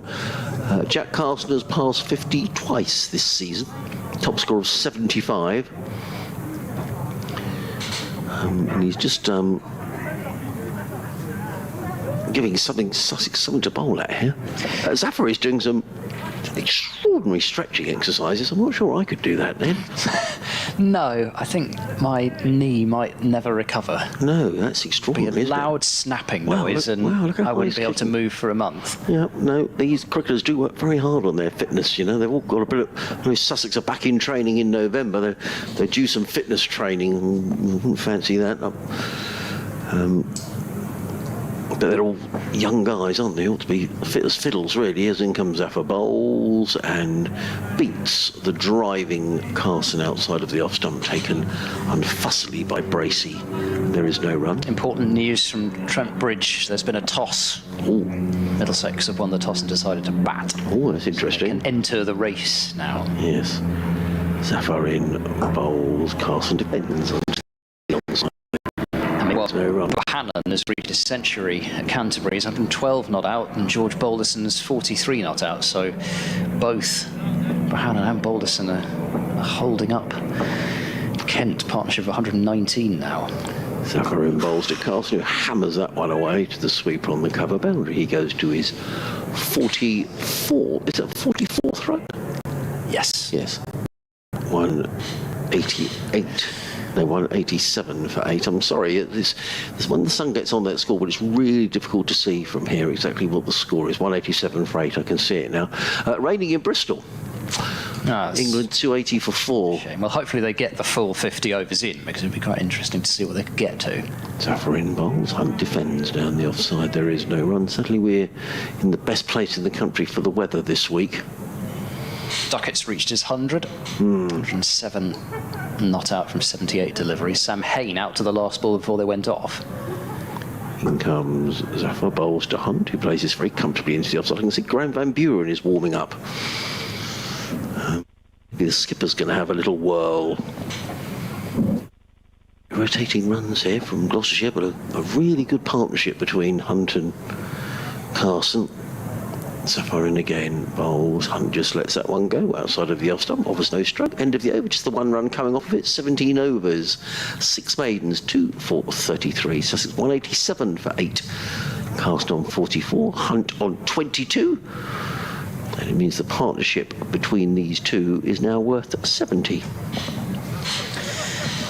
Yeah, but where can Gloucestershire turn to? They've tried pace, they've tried seam, and you'd think it's going to be a little while before they can call on Matt Taylor, maybe after tea, if they still haven't got this last couple of Sussex wickets, they might be able to go back to Taylor, or I wonder if they could just maybe give him a couple of overs before tea. But I think for now, probably this is the right move. Actually, I can see him down at long leg. I think that is Matt Taylor who's loosening up, so it may be that he will have just a couple of overs to see if he can get his first class 6 for.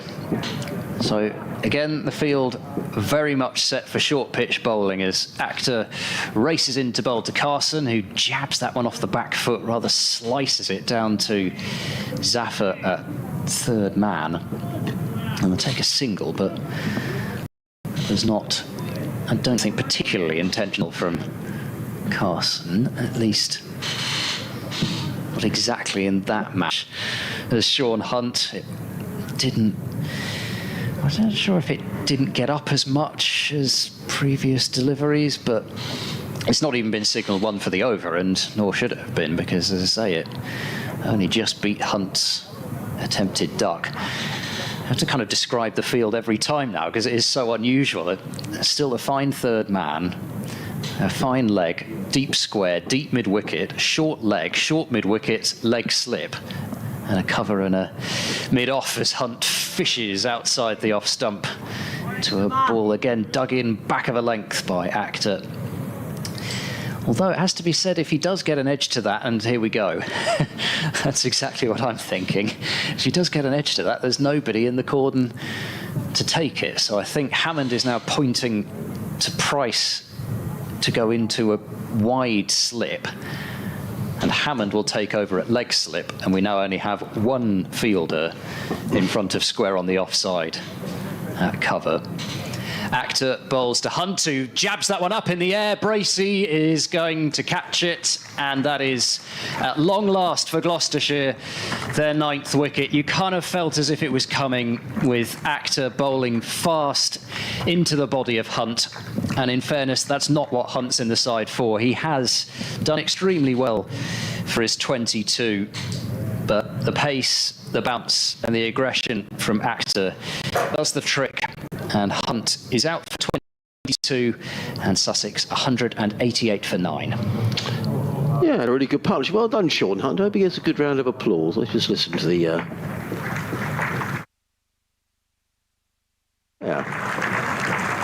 I think that's a pretty brave effort by Sean Hunt. That's his highest first-class score. Yeah, he tried to stick in there as well. He did. It would have been very easy after the first couple of bounces, and the first one which he just about ducked underneath. Yeah.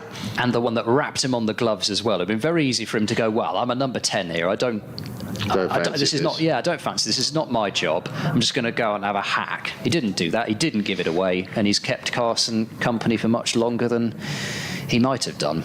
He's done very well. Jason's been in touch. He said, I'm impressed with Jack Carlson and Sean Hunt. They're making a real effort to get us out of this ridiculous total. The top order should be ashamed of themselves. It's the bowlers who are giving us hope. Well, the final bowler is coming out now. It's Brad Curry, whose brother Scott was playing for Leicestershire here a couple of weeks ago, and then played for Hampshire in the weekend in the 50-over cup final. I believe he's back with Leicestershire now, actually. Yes, well, he certainly was for their last match. I don't know if he's playing today. He's not actually playing in this game. He did play against Yorkshire, though, which must have been a really bizarre feeling, to go into a dressing room of a side who've won a trophy, and yet you were on the losing side. I couldn't agree more. That would be really weird. I don't know how you do that. Hampshire 117 for 7 now against Surrey. So, well, let's see how Surrey get on against Abbas and co. That might be interesting. I think we're going to see sooner rather than later. Kyle Abbott, it has to be said. There's no Barker in that one for Hampshire, but Kyle Abbott just seems to love the back end of seasons. He takes so many wickets in the final few games of championship seasons. Here's Akhtar then bowling to the number 11, Curry, who plays very comfortably, actually, off the back foot towards cover. There's no run. Certainly didn't look like somebody who was at all afraid of what he might receive from Zaman Akhtar. And actually, Gloucestershire now seem to be going, at least to start with, for more of a conventional approach, which I quite like. He's still got a field where he can bang it in short because there is a leg slip and there are still 2 fielders on the leg side boundary. But I think it's good just to mix things up to start with. Try and target the stumps against the number 11.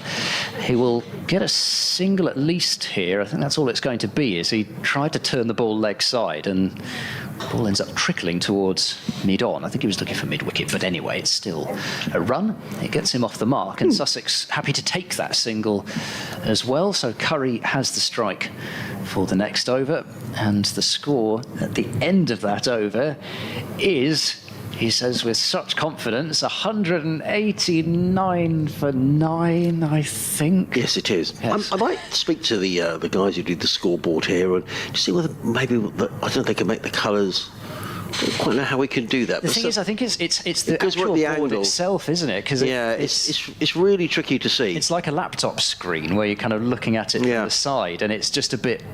I don't know. Never mind. No, it is. I don't mean to come here and complain. I always love coming here. It's one of my favourite venues. So they're all gathered around the bat here, the Gloucestershire players. There's 2 slips and a short leg, and it's going to be Zafar who's going to come into bowl. In fact, Graham Van Buren was warming up, and I wonder whether that wicket has rather changed the way he's thinking about things. Gloucester will still be very pleased, because if you win the toss and you bowl a side out for, around about a couple of 100 runs, Zafar comes in, bowls to Brad Curry. Come on, I got this wrong last week. Brad, and it's a single. He got the catch of the season, Brad Curry. It's the end of season award, the one in the 50-over game here. In fact, he's now flexing his leg, is Brad Curry. I think he's okay. Yeah, the catch diving away on the boundary. I was watching that because it was, I don't know, I think it was Benny Howell's first innings for Hampshire, so there were a lot of Gloucestershire eyes on it. It was a brilliant catch. Just in front of the scoreboard, it was on Sky as well, so lots of people saw it. Zafar in again bowls, and Carson works this one into the offside, fielded by the lively Dent. And there is no run. Just seems to have lost a little bit of the early zip he had, Zafar, with the ball. I'd say maybe it's just the fact that the ball's a bit older now. Zafar in again, he fires that one in, and Carson hammers that back down the offside. That's a good bit of fielding, actually, down very quickly to his left-hand side. And there is no run. He absolutely belted that to Carson. Kent have managed to break the partnership at last. Bohannon out-stumped Finch, bowled leaning for 113. Zafar again bowls. Carson works that to backward point. There is no run. Harry Finch, that is, who was here at Sussex, released a couple of years ago. 4 dismissals he's got out of the 5 wickets to fall there. I don't ever remember him keeping wicket for Sussex. He's behind Ben Brown. Phil Salt kept a bit. I'm pleased for Harry.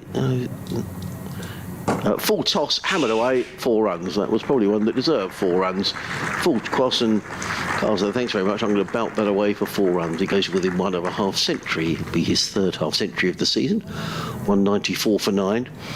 Yeah, he just didn't quite make enough runs, Harry Finch, when he was here. I think, I remember seeing him one of the early matches he played up at Durham, and he was batting against Rushworth Onions, Hastings, and he really battled away and looked a really good player, Harry Finch, and I thought, he's going to be okay, but never quite made the volume of runs. Yeah, he got his chance because of COVID, didn't he? At Kent. Yeah, a couple of years back in the he made season when they had to put an entirely different side out at one point. And he made 100 against Sussex as well in one of those games. But nice guy, Harry, and I'm glad he's found another county. And comes Zafar again, bowls Coy, pushes that one through, and Jack Carson's going to pick up a single that's going to take him, and it's a leg bye. Everyone thought it was a 50, but it isn't. It's a leg bye. A few people got caught out by that, commentator included. 195 for 9, Carson 49, Curry on 2. At the end of the over, just to rattle through those scores, Somerset now 24 for 4 at Edgbaston. So nothing much on that game, apart from the fact Warwickshire, I think, could finish 3rd in the table. Ed Barnard, he's such a good cricketer. He was the player of the One Day Cup. He got that award. Well, I just think he's a good cricketer. Seems like a nice guy. Gets on with it. Just a shame that he had to move from Worcestershire, really. But there you go. It is. Such is the game of cricket nowadays. No, you're right. But yeah, it is. is a real shame to see all the players moving away as they do from the smaller counties to the bigger ones, but you can't begrudge them, you can't blame them for that move. Apparently it's pouring in Bristol. Oh, gosh. The puddles forming already. Wow. Ouch. Here comes Zaman Akhtar then, bowls round the wicket to Carson, and that's another short ball, and a lively one at that from Akhtar, but Carson sees it quickly and sways up the way of it. Yeah, they're saying it's absolutely hosing it down, apparently. That's a shame. It's a huge shame. Well, hopefully they managed at least to get something on later on. Now, it does drain well at Bristol, even if there are puddles forming. Hopefully the drainage will still do its job, and it's for occasions like that the drainage basically all these grounds have been updated, because the funds you put in you're going to get back out in games that happen that might not have done otherwise. This is clipped aerially this time by Carson, but it finds the gap between Charlesworth at a deepish short leg and mid-wicket. For a moment I thought Charlesworth might be interested there, but it's Van Buren who fields across from mid-wicket, and Carson remains on 49. This entertaining battle between bat and ball, with Akhtar charging in round the wicket with the field set for short bowling. Bowls to Carson, who absolutely thuds this one down the ground for 4, and that is his 50 in quite emphatic fashion. And he raises his bat vertically up to the sky, and then to the crowd, well batted Jack Carson, and that was just a foot down the pitch and a thump through the vacant mid-on, and he's got to his 50 from 66 balls. That was his 8th 4. Good shot. Well played, Jack Carson. Left out of the side last week for misdemeanours, the previous game against Leicestershire, for having a bit too much to say for himself, and another incident as well. Akhtar bowls short. Carson miscues this pull shot, but he's found a gap through a wider mid-on this time. Fielder will get round the boundary, but it is another 2 to the total, and that means Sussex have made 200. 201 for 9, but at 117 for 8, that really didn't seem as if it would be on. But they've more than dug in, because Carson has scored pretty freely. Akhtar bowls, that's very short. Carson has ducked under it. It's been perhaps generously signalled as one of the bouncers for the over by Neil Bainton and Jack Shantry, because I'm not sure that would have gone under Carson's head if it stood still. So now the field comes, well, it doesn't entirely come in actually for the last ball of the over. Just the one of, oh no, now 2 of the leg side sweepers are going to come inside the circle. But I would imagine, judging by the way that, especially the way that Curry faced his first 3 deliveries, that Carson will trust him and won't just be thinking in terms of, well, I can have a bit of a hoik at this with the field up. Akhtar bowls to Carson, who's looking to run this one into the offside. They're going to go for a quick single that's not there, and the shy at the stumps misses from Dent, and they get through, and Dent glowers away, having missed the opportunity to finish the innings there. He had at least 2.5 stumps to aim at, but couldn't hit the target, so Carson gets the single that he was after, and it's 202 for 9, with Carson on to 56. Curry has 2, and Carson has, perhaps most importantly, the strike for the next Zafar Gohar over. He's got much faith in Brad Curry, is he? Well, there he didn't know, but then he allowed Curry to take the single. He did, yeah. Earlier on in the I think Brad Curry's an okay bat. Yeah. See. No, I mean, that was pushed just straight to Dent at extra cover of all people to take on, but I guess you can't hit him every time. No, absolutely. So, the field is widely spread now. Just the one slip in place.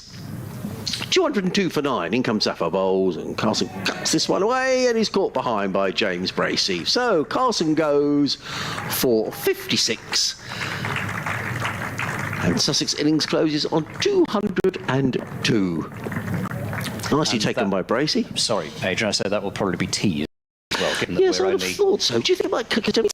Tea's not till 32 overs. Do you think they might come out for a couple of overs? I mean, Well, I suspect they will call it tea. Yes, I think he has. I think the umpire. That's what they tend to do when the innings break falls around here, I think. So, yeah, there'll be 36 overs, I believe, for... Oh, no, 35. I think actually I started that one. So 35 overs for Gloucestershire to bat in the evening session. Indeed. So, I think we'll have a little breather as well for tea. Thank you for listening. We'll be back. The weather looks set there, so we should get a nice spell of cricket after tea.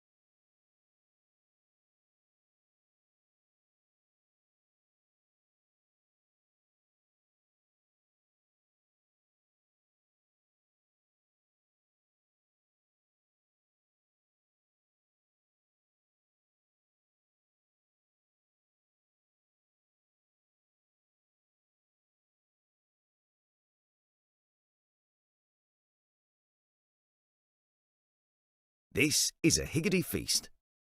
There's plenty of this, and these as well. We top it like this, and bake it like that. Higgity. Baked generously.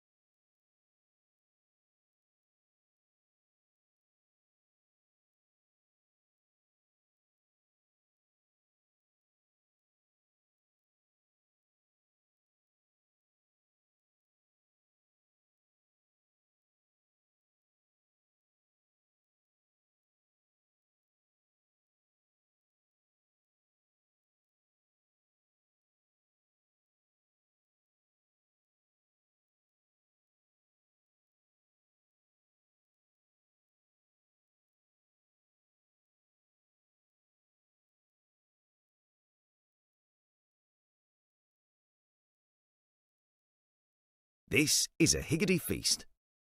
There's plenty of this, and these as well.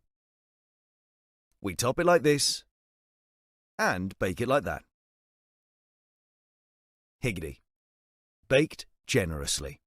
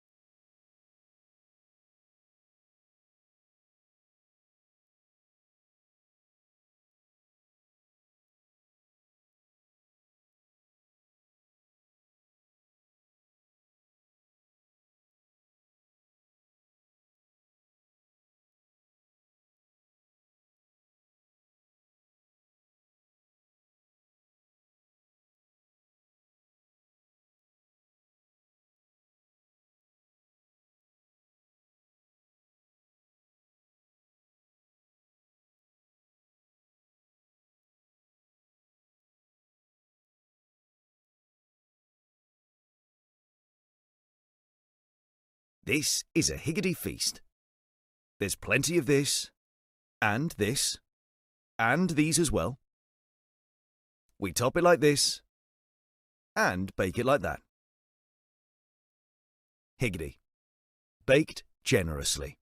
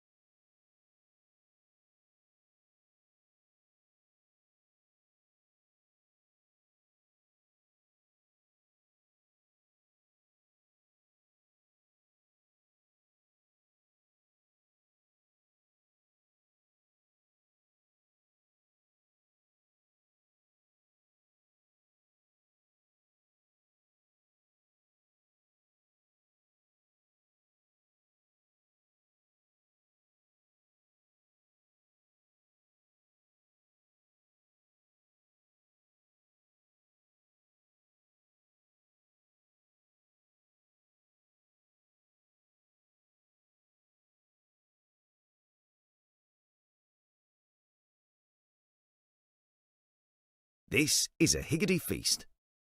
There's plenty of this, and these as well.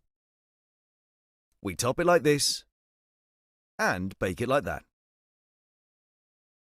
Higgity. Baked generously.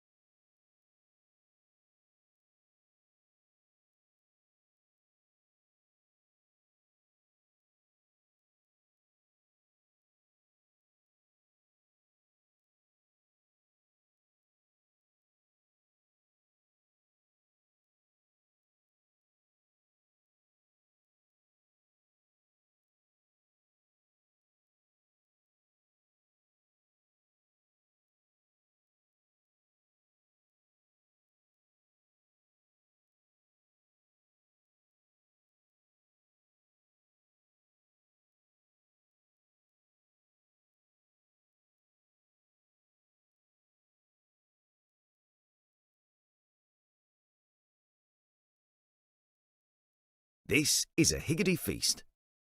There's plenty of this, and these as well. We top it like this, and bake it like that. Higgity. Baked generously.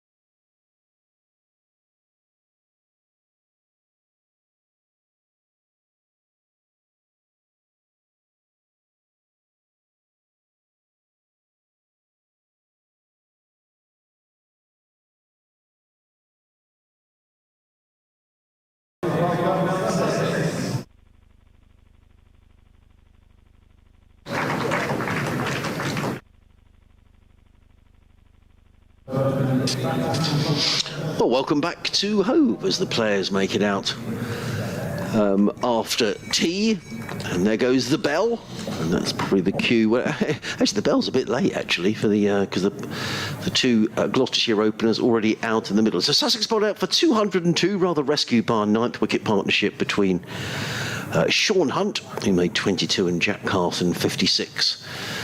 And we wait to see. My feeling is the ease with which Hunt and Carson played made me think that perhaps there isn't as much as this pitch as you'd have me believe. But we shall see. Brad Curry is going to open the bowling. I've got an update in a couple of minutes, Ed, so we can natter away.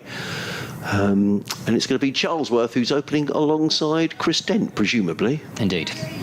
The scoreboard isn't showing that. It's showing Gloucestershire, but it's not showing who the relevant bats are.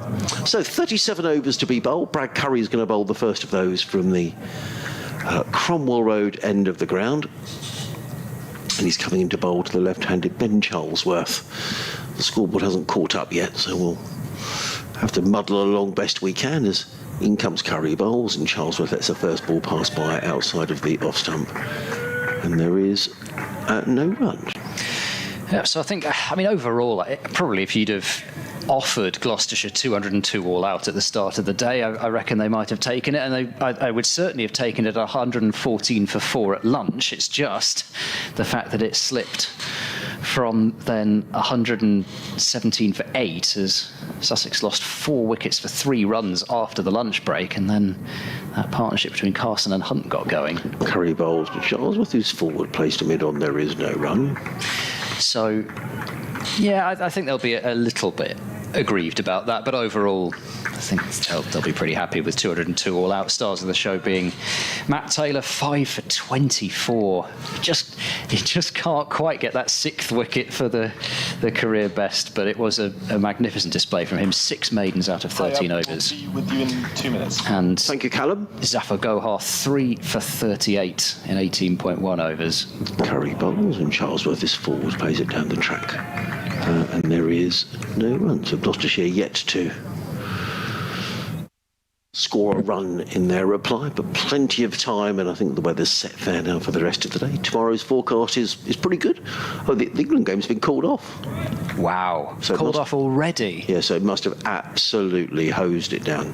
I mean, that's incredible, isn't it? Wow. Oh, that's in the space of what, half an hour, 45 minutes, it felt like. Maybe it was a bit longer than that, but goodness me. Curry in bowls to Charlesworth, who's forward, looking to clip that on the leg side, and he got rather deceived by the pace. Ball bounces around on the offside, and there is no run. So a few scores that sort of take the eye. Somerset 33 for 5 at Edgbaston against Warwickshire. Lancashire 231 for 5 at Canterbury against Kent. Middlesex 32 without loss at Notts. Let's see how those games play out over the next couple of days.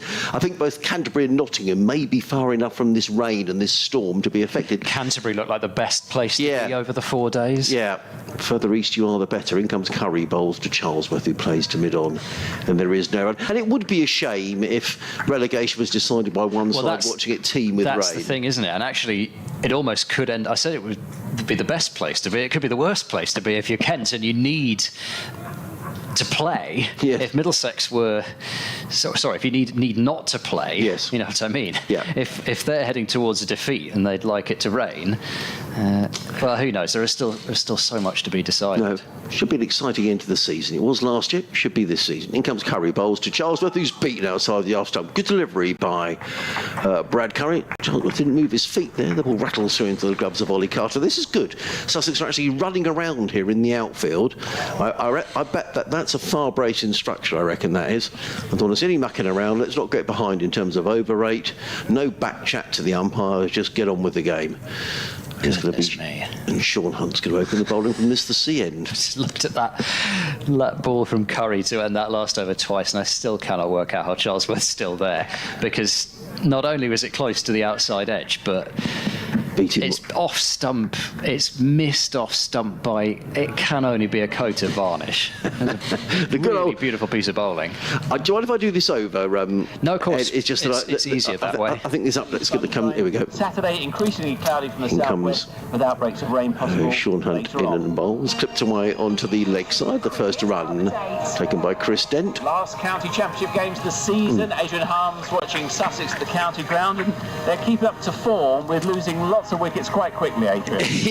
Yes, they are, Danny. Bowled out for 202 today. It could have been an awful lot worse. At one stage, Sussex were 117 for 8, and at one stage after lunch, they lost 4 wickets for just 3 runs. But they were rescued by a 9th wicket partnership between Jack Carson and Sean Hunt of 71. Jack Carson making 56, Hunt 22. Sussex eventually out for 202. Gloucestershire just starting their reply. They are 1 without loss, and another 36 overs to be bowled tonight. Meanwhile, down at the Ageas Bowl at Southampton, Surrey closing in on their second consecutive county championship title. They need 5 more points. They've got 2 of them already. Hampshire are 150 for 7. How'd you get 2 points on day one then?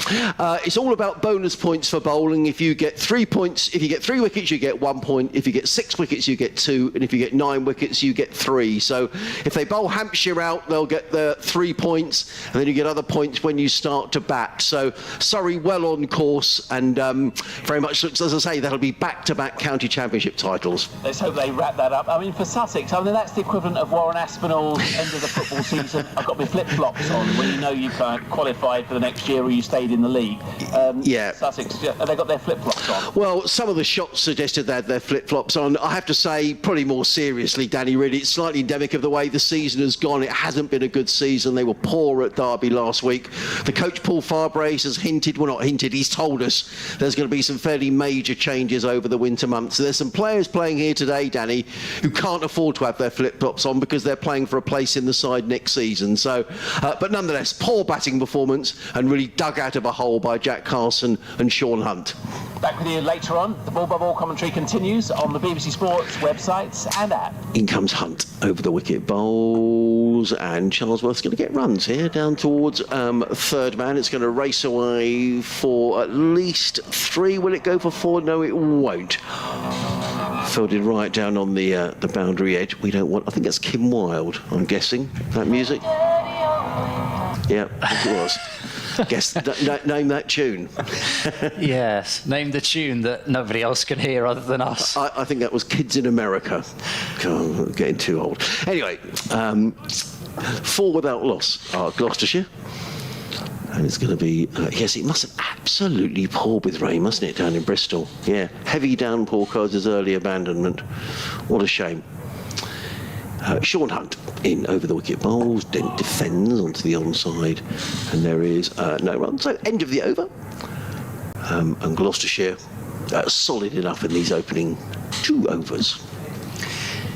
Yeah, so there haven't been a great deal of balls hit out of the middle of the batters, is the only thing. So, yeah, I mean, it's always going to be tricky to start an innings, isn't it, in English conditions? The pitch is still got that tinge of greenness, and we've seen a bit out there for the seamers as well as the spinners, so it's just going to be a matter of getting the lines and lengths right for Sussex, and I think it could still be a tricky start for Gloucestershire here.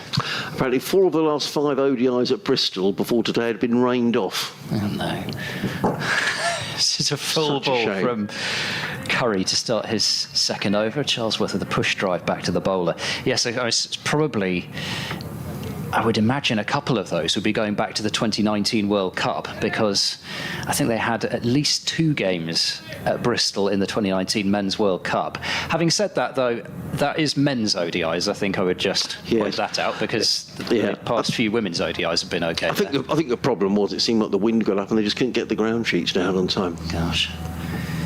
Curry bowls edged, and it's taken down low at second slip by Tom Clark, and that is an early breakthrough. It's exactly what Sussex needed. Charlesworth out for 3, and a ball quite similar by the looks of things to the one that just somehow missed off stump in the previous over, but this time Charlesworth's outside edge is found, and Gloucestershire find themselves 4 for 1 with Curry striking. Well, catch by Tom Clark. He's the best fielder in the club for Sussex. That was low down. That was a good catch, actually. Very smartly taken catch by Tom Clark. And Ben Charlesworth is out for 3, so 11 wickets have gone down in the match. And a good start. Let's just see this again on the big screen. Yeah, it's a good catch. You know, smartly down to his left-hand side. So well done, Brad Curry. Picks up the wicket. And Gloucestershire are 4 for 1. Yeah, I mean, I think looking at it again, Charlesworth probably does have to play at that delivery. It's a fairly thick outside edge and down low to Tom Clark at second slip. 4 in the cordon there for Sussex. They've got pretty much no choice but to go on the attack early on. And so that is an important breakthrough. So it brings James Bracey out to the middle, back up at number 3. He moved back to 3 in the last game against Derbyshire. But unfortunately, from Bracey's point of view, it didn't bring about a massive change to his championship form this season. I would dearly love to finish the year on a high, as he does not have a championship score higher than 60 not out this season. So a chance here to go past that. In comes Curry, bowls to him. Bracey will guide towards backward point. There's no run. Again, it wasn't off the middle of James Bracey's bat. So yeah, Bracey's been up and down the order a bit. He's got just the 3 half centuries this season. That's 60 not out against Glamorgan at Cheltenham being the highest scorer, 51 and a 50 for somebody who Gloucestershire need to be scoring centuries, and especially if he is going to come back up to number 3, he has got to deal in these big scores, and there's no time like the present. Curry is in to bowl, and that squirts into the leg side this time off the inner half of the bat from James Bracey, fielded by Crocombe at mid-wicket. It's just Brad Curry's second county championship match of the season. He's taken 3 wickets so far, best of 2 for 91. Wickets coming at 57, so he's had very little cricket really for Sussex in red ball. Played quite a bit during the T20 campaign. He bowls at a decent lick, doesn't he? Unusual to see 2 left-armers opening the bowling. I was going to say, that's exactly what I was going to say. You know, you think left-armers are rare, but of course Sussex have 2 of them in this lineup, as there's a leading edge this time from Bracey, and it's fallen safely out towards cover point. This is not an easy start here for Gloucestershire at the moment. They're making it look like a 200 pitch, the way that they're going about their early business. It's just so few really assured-looking defensive shots, and the confidence in Gloucestershire's batting lineup is not going to be as high as it might be. It was fairly tail between legs stuff, the draw against Derbyshire last time out. Curry bowls, and Bracey has a fiddle at that one, and I don't think that was a really kind of genuine leave from Bracey to me, at least from this angle. Get a chance to look at it again, but it looked as if he left his bat hanging there for some time. So Curry has bowled 2 maidens to start his spell off, and that one was a wicket maiden, and yet very much so. It was a flat-footed fish from James Bracey. He would have been livid if he'd nicked that one. Yep. 3 overs gone. Gloucestershire already under the pump at 4 for 1. Really, the Sussex fielders in place, so this is a welcome change to over 8. Sean Hunt is on his way, bowls to Dentu, nicks that one away. Well, doesn't nick it away, plays it off the hip down towards fine leg, and well fielded by Brad Curry, who's a very good fielder. He was very quickly round then to field that ball. That obviously came off the glove, or maybe the bat. A couple of runs to Dent, he goes to 3. Gloucestershire to 6 for 1. Lots of blue sky now, Ed. And, I think we should be set fair. Yeah. It looked as though it was getting better as the evening wore on, so hopefully we'll be clear to the finish now, and I can have a nice walk back along the seafront in the late evening sunshine. Indeed. In comes Sean Hunt, bowls, and then works this one away between third slip and gully. Look at those 4 Sussex fielders. It's like a 100-metre chase towards the boundaries. Is the ball going to win? The ball wins the gold medal. Those four fielders were absolutely chasing for all their worth towards the boundary. I think that maybe the coaching staff has said we want a bit more effort in the field, because there were four fielders there absolutely charging after the ball. Dent goes to 7 and Gloucestershire 10 for 1. I don't think I really saw much of that at Derby. Derby. No. Well, I didn't see any of it because the 2 days I was there, it just absolutely... And I was amazed, actually, that you started on the Thursday on time, because when I left on the Wednesday, it was teeming down. There were puddles. Well, it was when I got there were puddles everywhere. What, on the Thursday morning? Yeah. Really? No, yesterday. I got there the previous evening. Oh, right, OK. Did you go to the ground? No. It's just meaning in general. In comes Hunt bowls and Dent plays into the offside. There is no run, and it was awful driving condition. I don't know what it was like for you driving up. I mean, I was going down the M1. And you could barely see where you were going. It was really, really bad. And I thought, there's no way they're going to start on time. So when I saw you starting on time, that was a pretty immense effort by the ground staff, really. They did the same, actually, earlier in the season when Gloucestershire played there. It was basically just covered in never mind puddles, those were full-on lakes. Yeah. And they had it cleared up within a couple of hours, and then it all got replaced. Hunting bowls and played by Dent into the gully. There is no run. In the space of an hour, there was another absolute monsoon-like deluge, and it just... all their hard work, they were back to square one again, but they had it cleared up by a lunchtime start the next day, so... Yes, although it has to be said, what you did miss at Derby was the rather amusing sight of a super sopper attempting to be towed off the field by a tractor. In comes Hunt, bowled, pulled away by Dent, and as he caught, it is caught, and the second wicket goes down, and it was just pulled away by Chris Dent. It's gone straight to Henry Crocombe, who's taken the catch. It was a short delivery from Sean Hunt, and Dent has just smashed that straight to Crocombe at mid-wicket, and the second wicket goes down. Gloucestershire are 10 for 2. He's been caught at mid-wicket quite a few times this season as Dent, and I mean it has to be said, I don't think I blame him for going after the shot, because I mean Hunt's body language after he took the wicket was one of I got away with that, or just didn't even really celebrate it. But it's a bizarre shot from Dent. He's taken a hand off the bat as he's pulled it away, and so he's just really lost all control over the shot. Yeah. And Gloucestershire are in danger of just frittering away all the good work from the likes of Matt Taylor and Zafar Gohar in particular, finding themselves 2 down already. And yet again, how many times has this been the case this season? Ollie Price will come out at number 4, and for the youngest member of Gloucestershire's batting lineup, they have leaned so heavily on him so many times this season. He has come through an awful lot of times as well, but it cannot just be incumbent upon the youngest member of Gloucestershire's batting lineup to score the runs every time. No, indeed not. Very quick rattle around the other games. In the First Division, Hampshire 168 for 7 against Surrey. Ben Brown in the runs there, former Sussex man, 57 not out. Well done, Ben. Lancashire 234 for 7 at Canterbury. That lost a few wickets there. Yeah, despite Josh Bohannon making 113. Middlesex 38 for 2 at Trent Bridge. Somerset 38 for 6 at Edgbaston.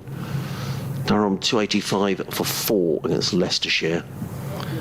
As in comes Hunt, bowls to Price, who defends down the track. There is no run. End of the over. Well bowled Sean Hunt. He's had a good day. 2 overs, 1 for 10.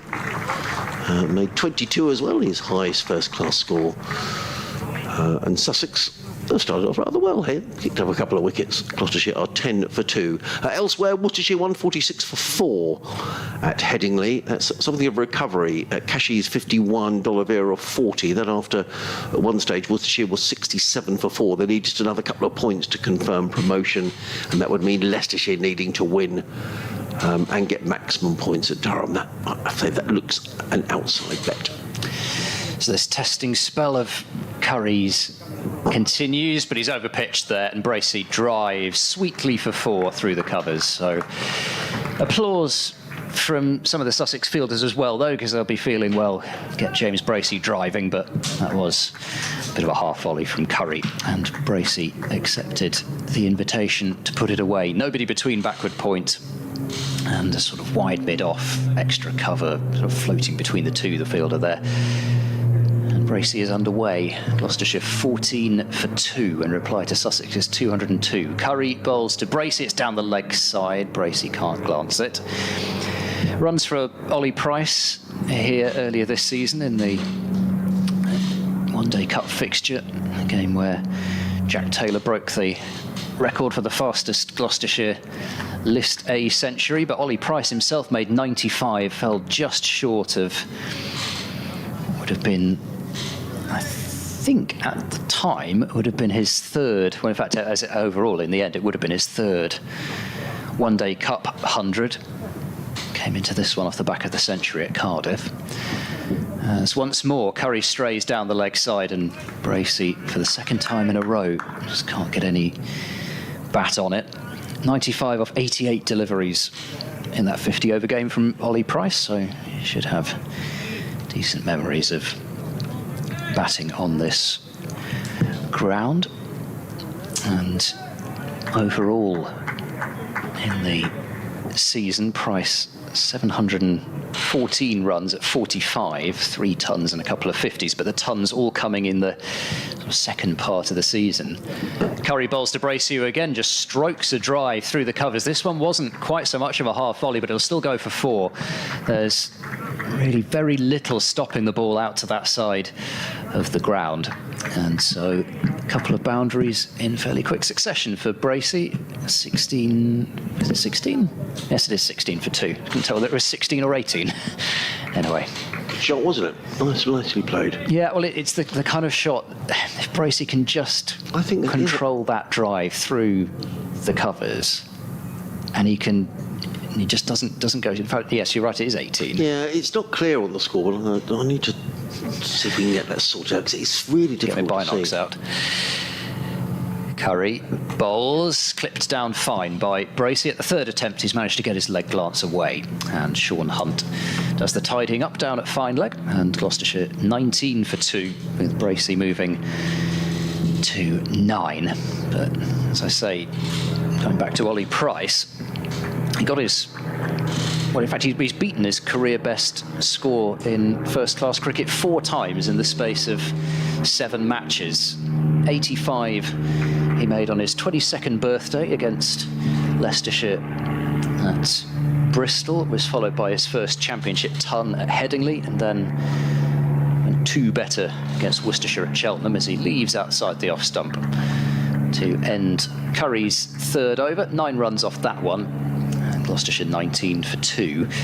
Went 2 runs better for 115 against Worcestershire at Cheltenham, and then his career best in all formats, 132, came in the first innings against Derbyshire in the last championship match. So 5 tons in the space of 3 months. Very good. Across 2 formats. It was the PCA's Player of the Month for August.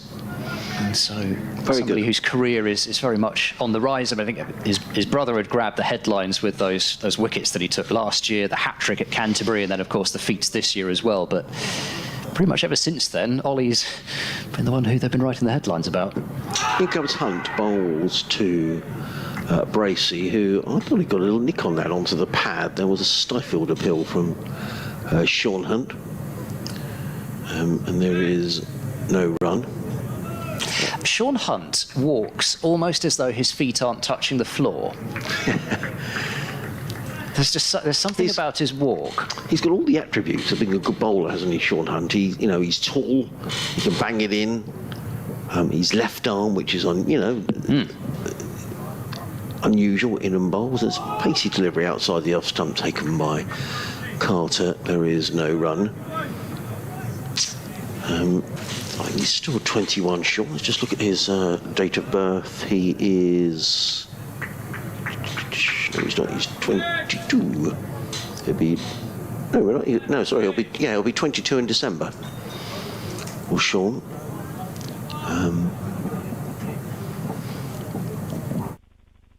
It's away from us. In bowls balls and driven around to the leg side. Well fielded there by Henry Crocombe at mid-wicket. There is no run. Brad Curry at the other end is 24. Yeah, I mean, Sussex with Chris Wright in the attack for next season. I'm not sure whether Danny Lamb is here to play red ball cricket or white ball, but you'd imagine that someone like Danny Lamb would probably want to play red ball cricket. Yes, I mean, he'd be somebody who'd be in, I don't know whether he'd be somebody who would play absolutely every game, but he would certainly be in the frame. Hunt in bowls, driven by Bracey. Hunt fields of his own bowling. There is no run. So, you know, it could well be the likes of Sean Hunt, Henry Crocombe, Brad Curry are all sort of competing really for, you know, one place in the bowling lineup next season. But that's what they're keen to get here, is some real competition for places, which there hasn't really been in the last 2 to 3 seasons. Hunt running up the hill from the Cromwell Road end, glimmer of sunshine across the ground. He's in and bowls, and Bracey works this one away through between third slip and gully. Look at them all herring after the ball. Chasing the ball down to the boundaries, Finn Hudson-Prentice. In hot pursuit there as well was Tom Clark, who looks like he might win a sprinting competition, but it's 3 more to Bracey. He goes to 12, the total to 22 for 2. Yeah, I mean, if Sussex can, as we talked about earlier, if Robinson plays quite a few games, if Sussex can put out an attack of Robinson, Wright and overseas, then... Ought to be half decent, yeah. Then that's going to take wickets, and I think if you're taking wickets in... Well, I just see division, then I just see no reason. Results. Yeah, no reason why Robinson won't play quite a bit of Championship cricket next year. Certainly early part of the season. In comes Hunt, bowls forward comes Price, drives down the ground. Haynes quickly across fields, and there is no run. 100 for Lewis Rees for Derbyshire today. 107 not out. Brooke Guest, good player. 71 not out. Good wicket keeper as well. 22 for 2 are Gloucester at the end of the 6th over. Bracey on 12. Ollie Price yet to score. It hasn't been for the lack of scoring runs that Derbyshire also are looking for their first win of the season. They've got plenty of runs out of that batting lineup. Deploy has had a magnificent year for them. He's basically replaced Shan Masood's runs, and talking to the likes of Dave Fletcher there the other day, it's kind of, well, who's going to replace now Deploy's runs? Can they make some sort of a signing? Madsen not playing in that game, by the way, because he sustained a finger injury, a really nasty one in that game the other day. Ooh. Here's Curry bowling to Bracey, who clips that ball away, and it's stopped by Crocombe at mid-wicket. In the Sussex game? Yes, yeah, it was a flashing edge, and I'm trying to remember who it was from. It was towards the back end of Sussex's first innings. It was either Hudson-Prentice or... might have been Crocombe, actually. I think it was one of those two anyway, when they were batting together and just basically had decided there was nothing else to be done but throw the bat at 70-odd for 8. So it was a flashing edge, and it went off his fingertips at second slip, and apparently just straight dislocation.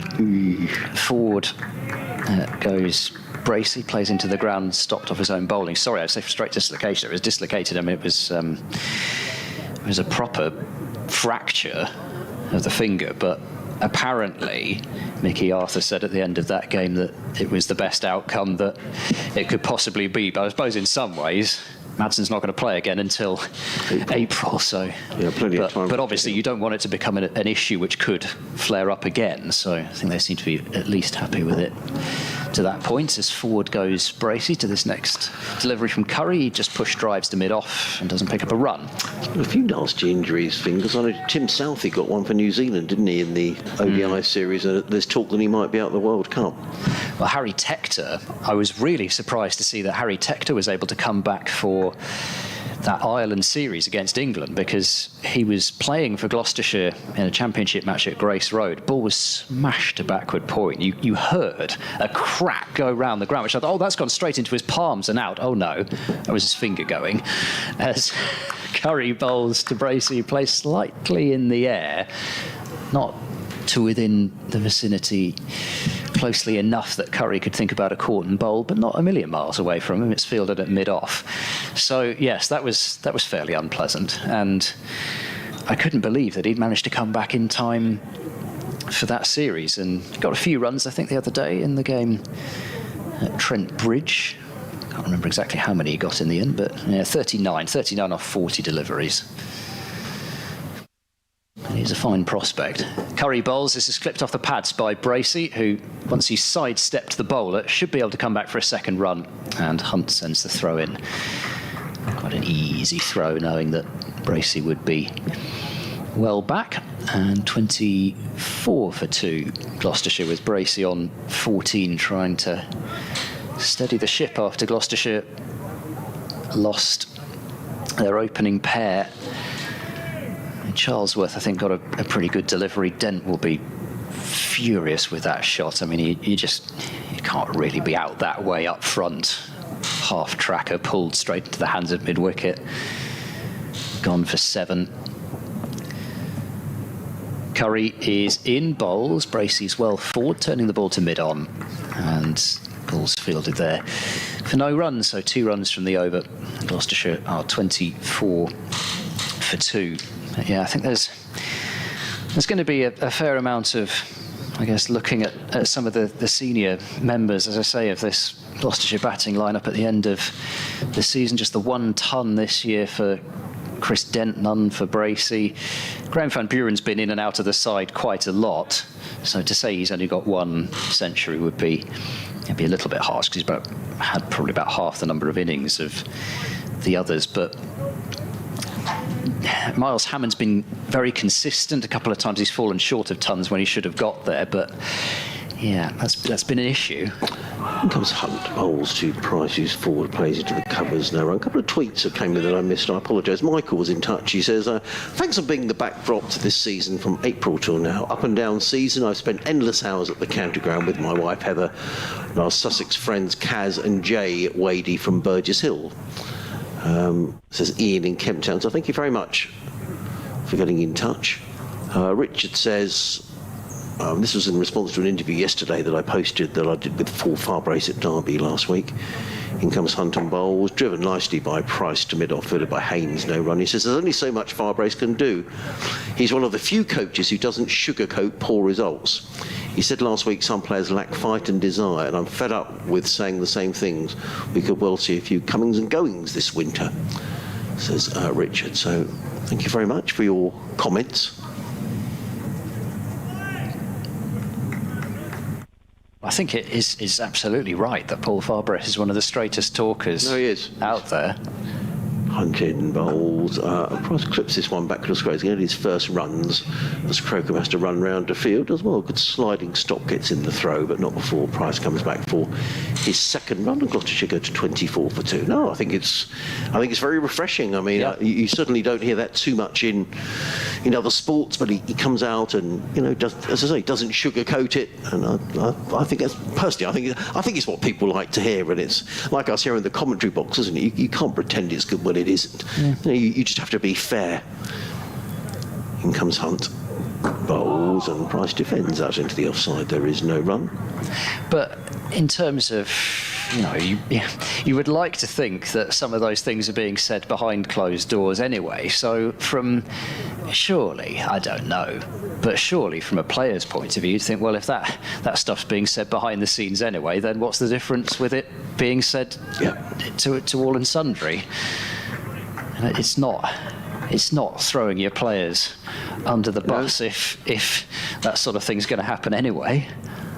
In comes Hunt, over the wicket, bowls, and carry through to Ollie Carter, who takes that round about his midriff. And there is no run. It's a glorious afternoon here, actually, at home. If you're listening to us down in the West Country, maybe you live in Bristol or the surrounding area, and unfortunately seen the one-day international rained off with an absolute deluge. We've been lucky here today at home, and it's an absolutely glorious afternoon. The sun is out. Clouds are now high. There's some very horrible cloud drifting around the downs earlier, but that's all gone now, and looks like we could be set fair. Hunted, bowls, and Price's more runs here. He plays that through the slip cord, and Tom Clark is after it like a hare down towards the pavilion. He's not going to get there. He runs away for 4 runs. So Gloucestershire go to 30 for 2. Ollie Price goes to 6. That in reply to the Sussex total of 202. Listening to live cricket on the BBC Radio, Sussex, Gloucestershire and Bristol. Adrian Harms, Ed Seaborn here. with your commentary. If you're watching via the Sussex Cricket Club live stream, a very good afternoon to you. Well done to Jack and the guys on the stream. I'm sure you can see the pictures showing a lovely sunny county ground at Hove. Sussex bowled out for 202, have been asked to bat this morning. Tom Haynes top scoring with 62, a ninth wicket partnership of 71. Giving Sussex some sort of a decent total, that partnership between Sean Hunt, who made 22, and Jack Carlson, who made 56. 5 wickets for Matt Taylor, who was excellent. Curry is bowling to Bracey, and Bracey jabs at that one and misses it outside the off stump. Another fairly loose shot from Bracey away from his body. Just a shot with a sort of bit of a lack of conviction about whether he should play or leave, and that easily could have brought the slip cordon into play. Still 3 of them hoping for a catch. So far it's been a good day to be a left armer, as Curry bowls to Bracey, plays an on drive but won't get it past mid-on, with I think so far only just 2 of the wickets, 2 of the 12 that have fallen have come to right arm bowlers, 1 each to Actor and Ollie Price. Great stat. With Zafar getting 3 for Taylor, 5, and now 1 each to Curry and Hunt. Is he waggling his bat as he usually does, waiting for Curry? He runs in and bowls, over pitches slightly, but Bracey again with the on drive finds mid on, and there is no run. So they do bat fairly deep to Gloucestershire, with Middleton coming in at number 8, having made those important runs last time out. Josh Shaw, Zaman Actor, Matt Taylor. There are no rabbits there. Actor's got a high score of 41 not out this season. Looked actually almost the best of all the Gloucestershire batters in that second innings at Grace Road, on what was very much a result pitch there. Curry bowls, Bracey squares up and defends back to the bowler. Matt Taylor's got a half century this season, 57 not out against Derbyshire, 49 not out in that game I was talking about earlier, batting with his brother. Josh Shaw, match aggregate of 81 against Durham, that attack. So they can all bat equally. You can't keep relying on your middle to lower order. You've got to get the runs up top, and it's incumbent upon these 2 now, as Bracey comes forward and plays out into the covers for no run. I was looking at the Gloucestershire lineup, that game down at Bristol. So Harris, Dent, Bracey, Miles Hammond batted 4 in that game, made 87 not out actually in the Gloucester first innings of 240. Van Buren, partners. Van Buren, Price, Taylor, Jack Taylor, Tom Price, Zafar Gohar, Martin de Langer and Ajit Dale. I mean, that was more like the sort of bowling attack, but that was the other thing about it, though. That was more like the kind of bowling attack that Gloucestershire wanted to keep putting out, and yet it still couldn't get through Sussex. Couldn't get through Pajara in particular, just absolutely immovable. Curry bowls to Bracey, who plays out into the covers, and that is the end of another over. So Curry's through 5 overs now. I think that was another maiden. 1 for 5 11, I think it was a maiden. Yes, it was. Score remains 30 for 2 after 9. That game down at Bristol, Gloucestershire, Sussex made 455 for 5, as you say, Pajara 151 in reply. Gloucestershire won 99 for 1, and then slipped to 187 Harris for 9. Harris got run out, didn't he? He did, and they were rescued, a partnership of 61 for the last wicket between Miles Hammond and Ajit Dale. But it didn't avoid the follow-on, and then it rained. Gloucestershire 121 for 4 in their second innings. Sean Hunt got 3 wickets. Yes. But 41 for 4, Gloucestershire were. Yes, exactly. They did. That Hammond-Singh-Dale partnership did at least mean that they weren't batting for as long as they might have been second time around. Absolutely. It did a terrific job. And that was one of those occasions. It feels like Hammond's been in that situation quite a bit. Twice this year he's run out of partners and fallen short of 3 figures, and then twice last year he was on very flat tracks and about 70 or 80 odd not out and couldn't go on. And you look at at the numbers and you think, well, 0 tons, 850s can't convert. Well, he's missed out, not through fault of his own, a couple of times. Change of bowling. Tom Haynes coming on as first change, and a very good bit of fielding actually by mid-on. Clawing the ball back was Sean Hunt, but a single taken by Ollie Price. So Tom Haynes in as first change. Doesn't wobble the ball a bit around as Tom.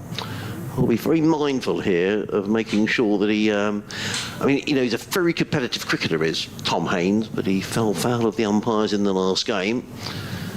He'll be very mindful here of making sure he doesn't overstep the mark.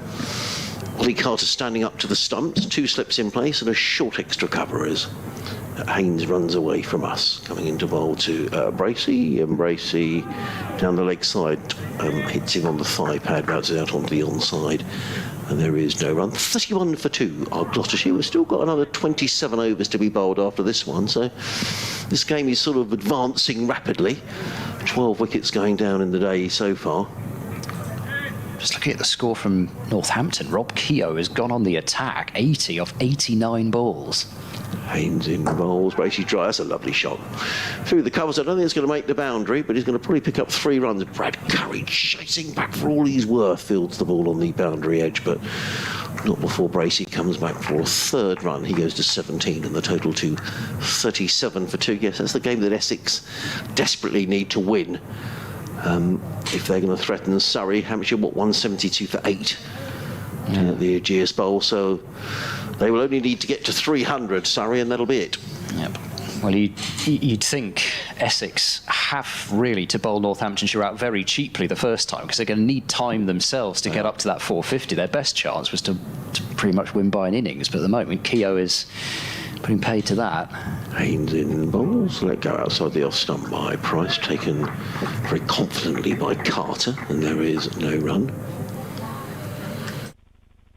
I think it's going to be, as we discussed earlier, Northamptonshire coming back down. I don't think we can just assume that they're going to struggle. No, I agree. Gloucestershire did, just dropping down after what was. I mean, it's been probably at least as rough a season for Northamptonshire as it has been for Gloucestershire the previous year. Haynes in bowls, Price defends down the onside of the track, and there is no run. I always think they're a difficult side to beat at Wantage Road. Northamptonshire, so that's good, you know. It means there's real competition in the 2nd Division last season, and as we said, the new season gets underway on the 4th of April, and those early season matches are going to be, you don't want to find yourself, you know, a couple of sides win 2 or 3 games and you're sort of playing catch up. Haynes in, bowls to Price, who looked to play that into the offside. He was rather squared up, played it to mid-on. Tom Haynes stands, hands on hips, looks disappointed. End of the over, an over that cost 4 runs, and Gloucestershire 34 for 2, 17 to Bracey, 7 to Price. 27 overs remaining in the day. I would say at the moment about even, Stephen. I mean, Sussex have got the runs on the board, which I think is important, sort of end of season games, but perhaps slight advantage Sussex at the moment, but not by much. I think we'll see how it plays out with regards to if the seamers can't keep picking up wickets. If Carson comes on, I'm really excited to see how much it turns for Carson, because there's the potential for it if it just keeps on turning more and more. But then also, we saw it seemingly, some of the turns seemed to go earlier on. Curry bowls to Bracey, is a little too far down the leg side, and that's been worked away beautifully by Bracey along the floor, through mid-wicket, and for 4 runs. Just a little roll of the wrists from Bracey, who's on to 21, 38 for 2. He says, hesitating again. Yes, it is 38 for 2. Just got to learn just to stare at this screen in front of me and just trust that. So Curry's having his 6th over. Suspect Crocombe come on from that far end? Possibly, yeah. But Hudson Prentice hasn't bowled yet either, has he? This is well wide of the off stump this time from Curry, and Bracey sways out of the way of that one. Not that he was in its way, but swiveled on it, leaving the ball alone through to the keeper. So, yeah, but at the moment, hopefully also with this sunshine, it's got to the stage of the season where you kind of look at the clock and you think, well, it must be about 6 o'clock. It feels like about 6 o'clock with the light, and then it's 4:10, long shadows. Watery sunshine, really. Curry in, and Bracey tucks that one off his thigh, but finds Crocombe at mid-wicket, and there's no run. But probably you'd like to think we'll make the close, given yeah. the sun's out. I mean, 26 overs to go. You know, I mean, Sussex ought to bowl those in. Still, well, you should bowl 16 overs now. I know nobody does, but I mean, we should be done here by 6 o'clock, I'd have thought. And the light ought to be okay. Much after that, it does start to get. Yes. I noticed last night by about 7:30, it's pretty much dark. Yeah. Curry bowls full, driven by Bracey. He's found the gap between point and cover, and that's another boundary. If you get a ball on that length, you just don't have to hit it that hard. It's just an ease through the covers. 42 for 2, and from Bracey's point of view, that's much more like it. That was a lovely shot, wasn't it? See, Ollie Carter's going to stand up to the stump. So this is a test, because Brad Curry is, well, he's a bit above medium pace. I can only assume Carter's doing that because presumably Bracey was slightly batting out of his crease. Bracey's now doing his traditional kind of hip swivelling dance off towards square leg. Just make sure his feet are moving, despite the fact that he's now going to have to stay in his crease. Curry bowls to him, edged, caught at first slip. Coles. It's Coles who's taken the catch and the keeper up. Whether that just meant that Bracey's feet weren't working quite as they were before, but that is the end of James Bracey, 42 for 3, and I think I said first slip, didn't I? Meant to say third. Anyway, James Coles takes the catch down low, and Bracey, a promising innings, there comes to an end. Bracey up for 25. I was pretty certain it was James Coles. Yes, it was. Coles had the sun hat on. It was Yes. Coles who took the catch, and a second wicket for Curry. Oh, but credit actually there to Ollie Carter, because maybe it's a coincidence, maybe it's not. Yeah. But he stood up to the stumps, and James Bracey looked really good actually, hadn't he? Yeah, very much so. I mean, that 4 off the previous delivery was a beautiful shot, wasn't it? Through the covers, he'd taken 8 off the over. Yep. So, I say it's been rough, I'm afraid, for the most part for Bracey. He had that extraordinary 224 not out against Somerset, absolutely smashing to pieces the record for the highest score. That was in for the a One Day Gloucestershire Cup. player in the One Day Cup. But as far as Championship cricket goes, he's only got one more innings left to get his first 100 of the season. Miles Hammond comes out at number 5, having shuffled down a position from earlier on in the season, with James Bracey moving back up to number 3. So he has been very consistent as Hammond over the last couple of seasons, but desperately need a partnership now at 42 for 3. Curry bowls to Hammond, and that one skewed away out into the offside as he looks to clip into the leg side and is now examining the top part of his bat. Just a leading shoulder of the bat, really, from Hammond, and the ball could easily have looped out to backward point. So the game continues to move on, with Gloucestershire not exactly hanging around at close to 4 runs per over in terms of their innings rate, and Sussex scored at a pretty decent lick as well. But wickets continue to fall, and Gloucestershire are now, I mean, he said before the fall of that wicket that he felt Sussex were just ahead. Well, they're certainly ahead now at 42 for 3.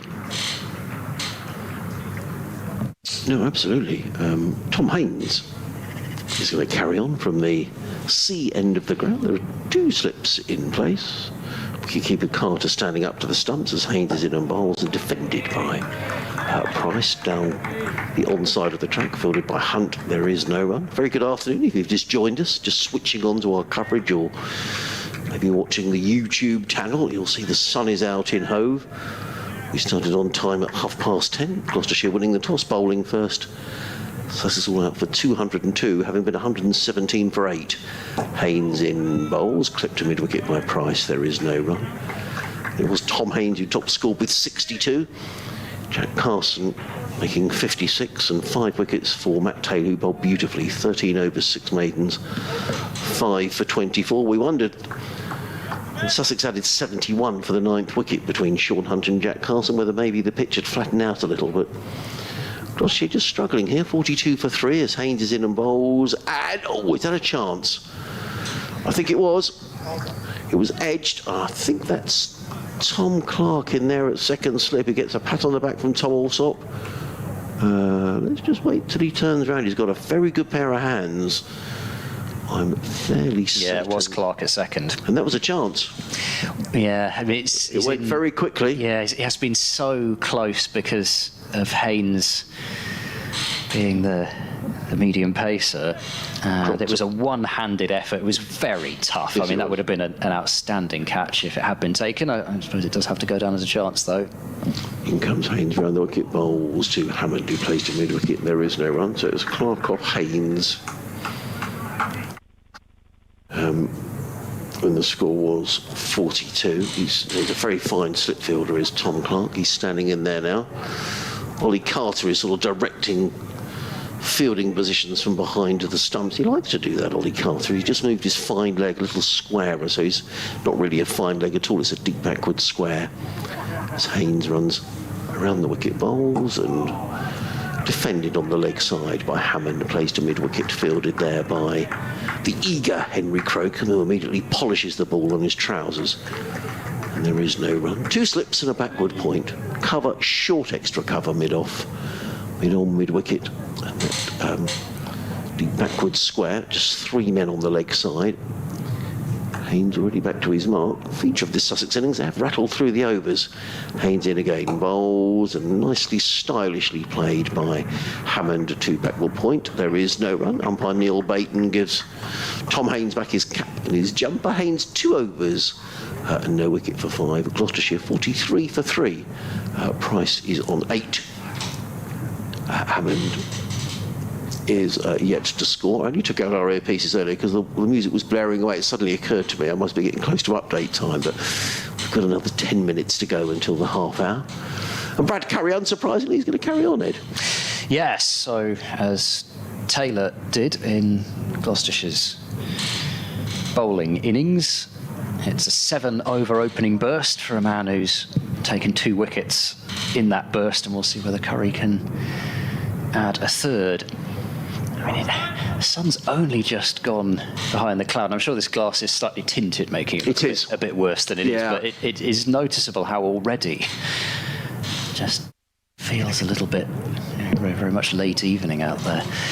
Here's Curry bowling. Price drives. It's not easy out there, is it? Leg side out towards mid-wicket. Yeah, it looked like it swung in, that one.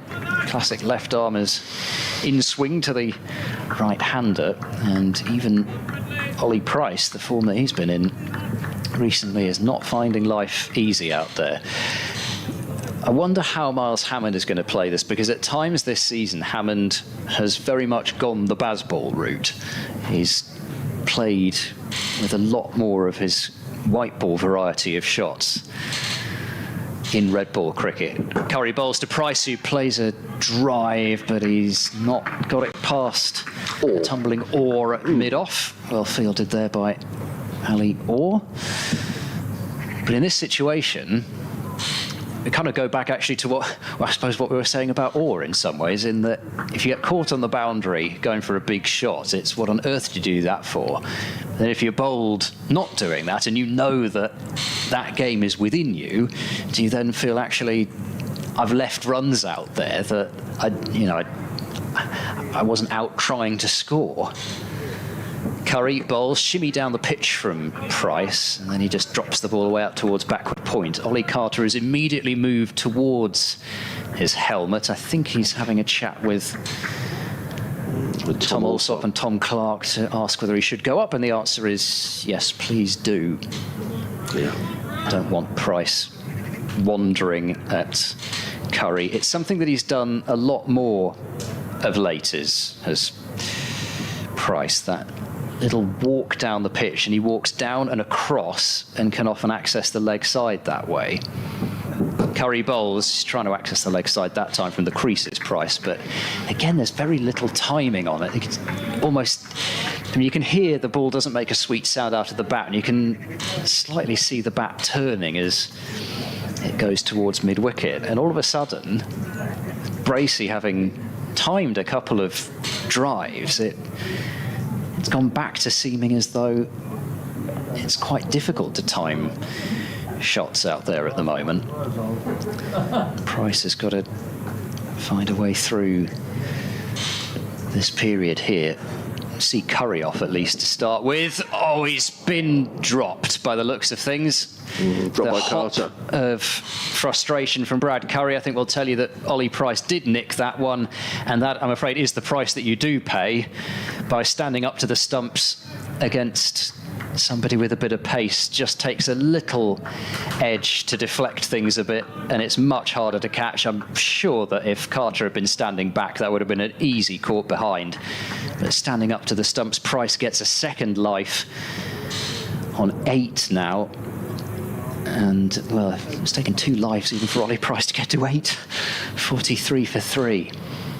Curry runs in over the wicket, bowls down the leg side. There's a sharp piece of work there from Carter to whip the bails off, but not out, says Neil Bainton. The foot just seemed as if it was straying up, but maybe it didn't quite leave its ground. But Sussex liked it for a moment. Really smart work down the leg side from Carter to take that ball, but not out, and Price somehow gets through the over. 7 overs, 4 maidens now, 2 for 19.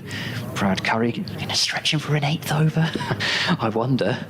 Well, he hasn't played a lot of cricket this season, Brad Curry, so I'm sure he's full of beans. That really wasn't good. That's probably the best bit of wicket-keeper I've seen from Ollie Carter this season. I haven't seen too much of that down the leg side. That was a really fine bit of wicket-keeping. But you have to say, the ball before, he's put it down, and that's... Yeah, I haven't... It is tough for keepers. I mean, you are in the spotlight. It's hard because I don't know how much of a thick edge it was.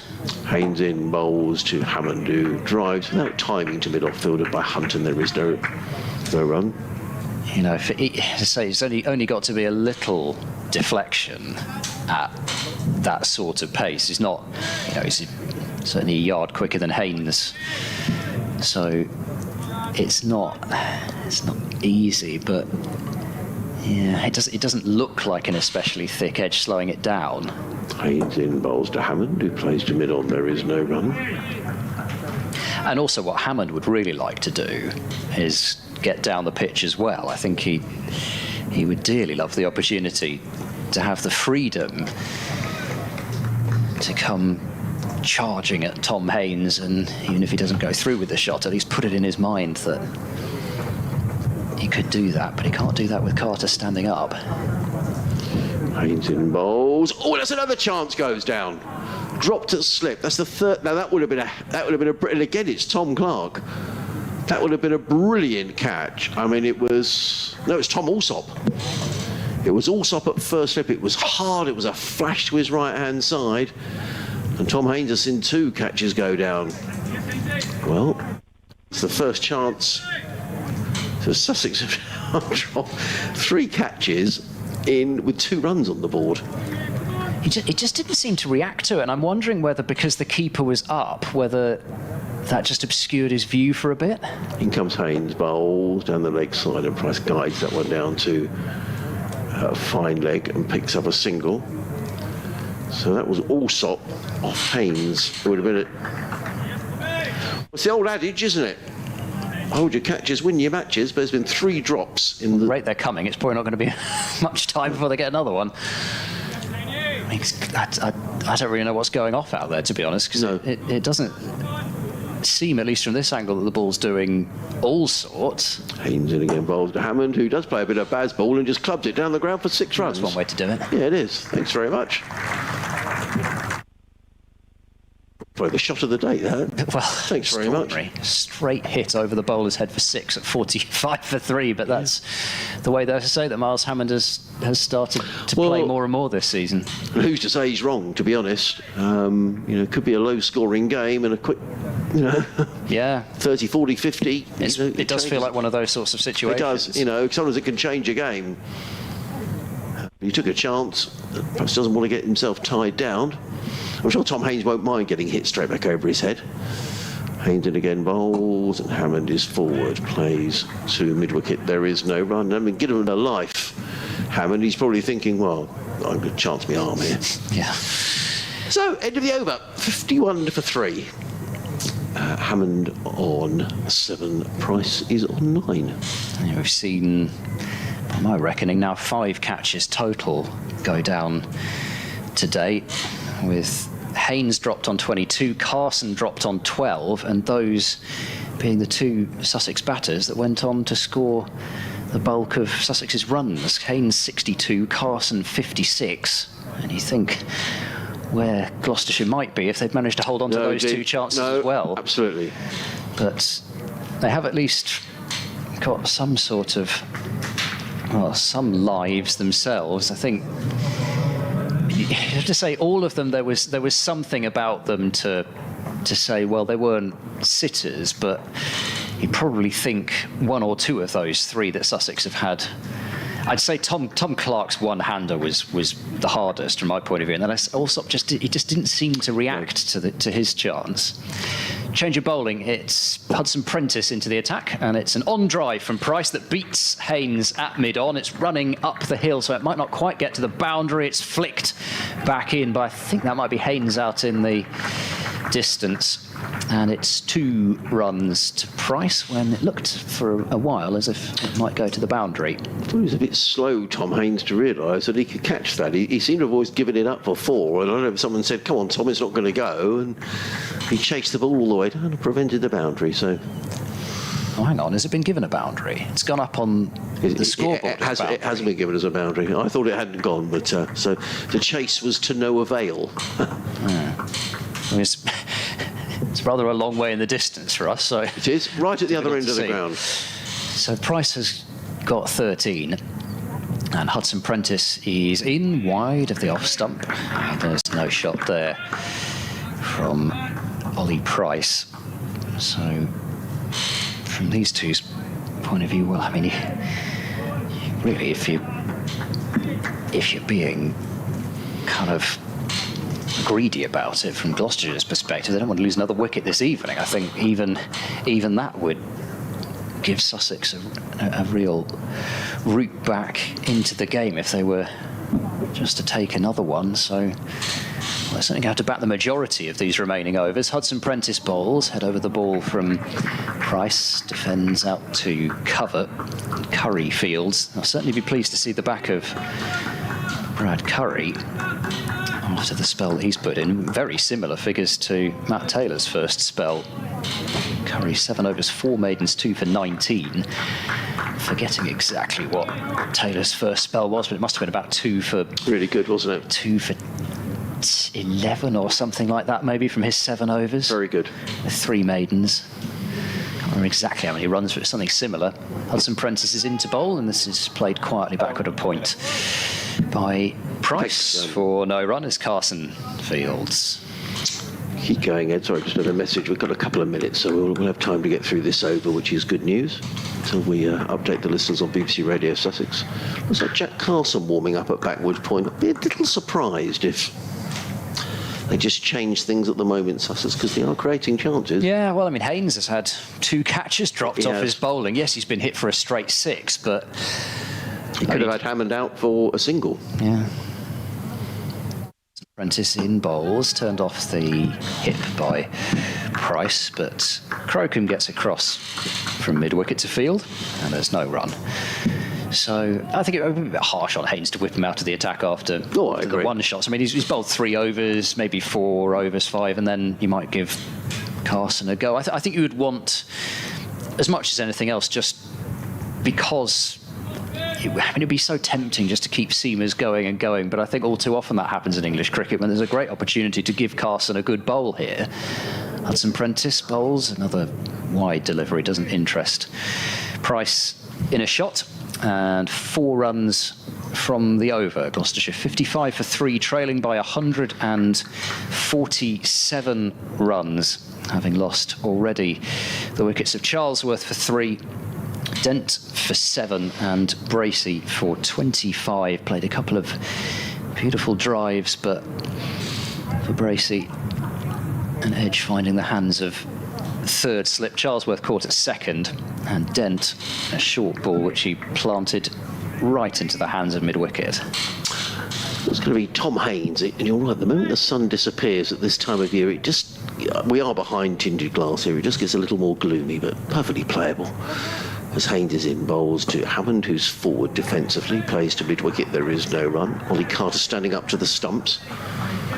2 slips, backward point cover, short extra cover, mid-off. Then mid-on, mid-wicket, and a deep backward square. 2 extra minutes. Brad Curry doing some limbering up. It's got another message from base. Some pigeons take off down at the far end of the ground and wheel around. Haynes in again, bowls. Hammond clubbed that away. That's going to go away for 4 runs. Nice shot, bit too short from Tom Haynes. And whilst Hammond, when he's had the opportunity, has decided he's going to take full advantage. And that's a lovely looking shot through point for 4 runs. He goes to 11, and Gloucestershire to 59 for 3.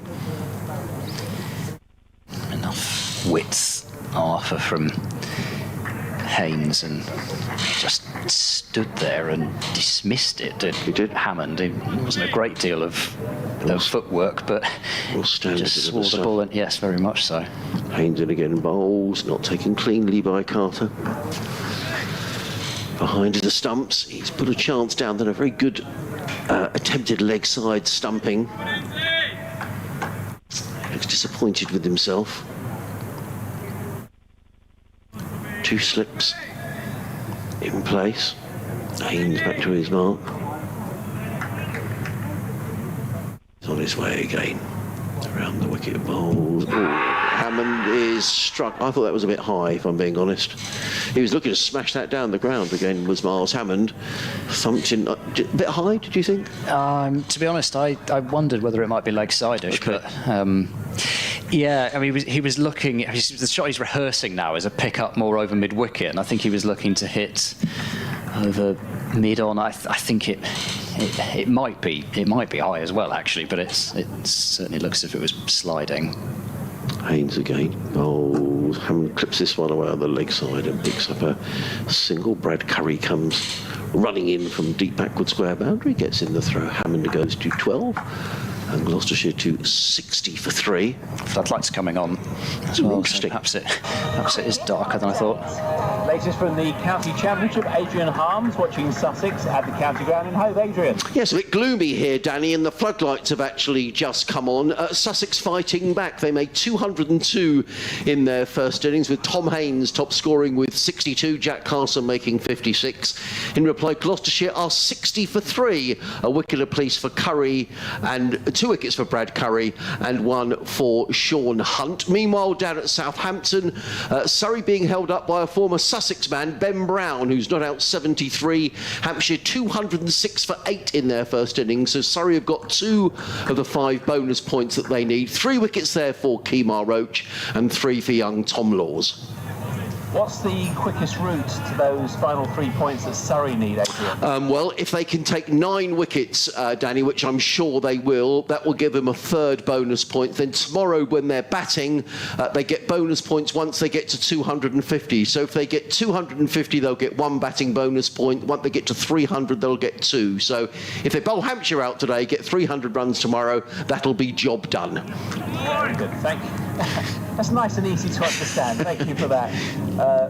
But that'd be a great achievement for Surrey. Oh, magnificent. And, Surrey, a lot of people say Surrey are a wealthy club, Danny. They're able to bring in players because they've got a big budget. But when all that's said and done, they've got a lot of young players they brought through the ranks. 2 of them were playing for England today in the one-day international, Jamie Smith and Will Jacks, and they will thoroughly deserve the championship.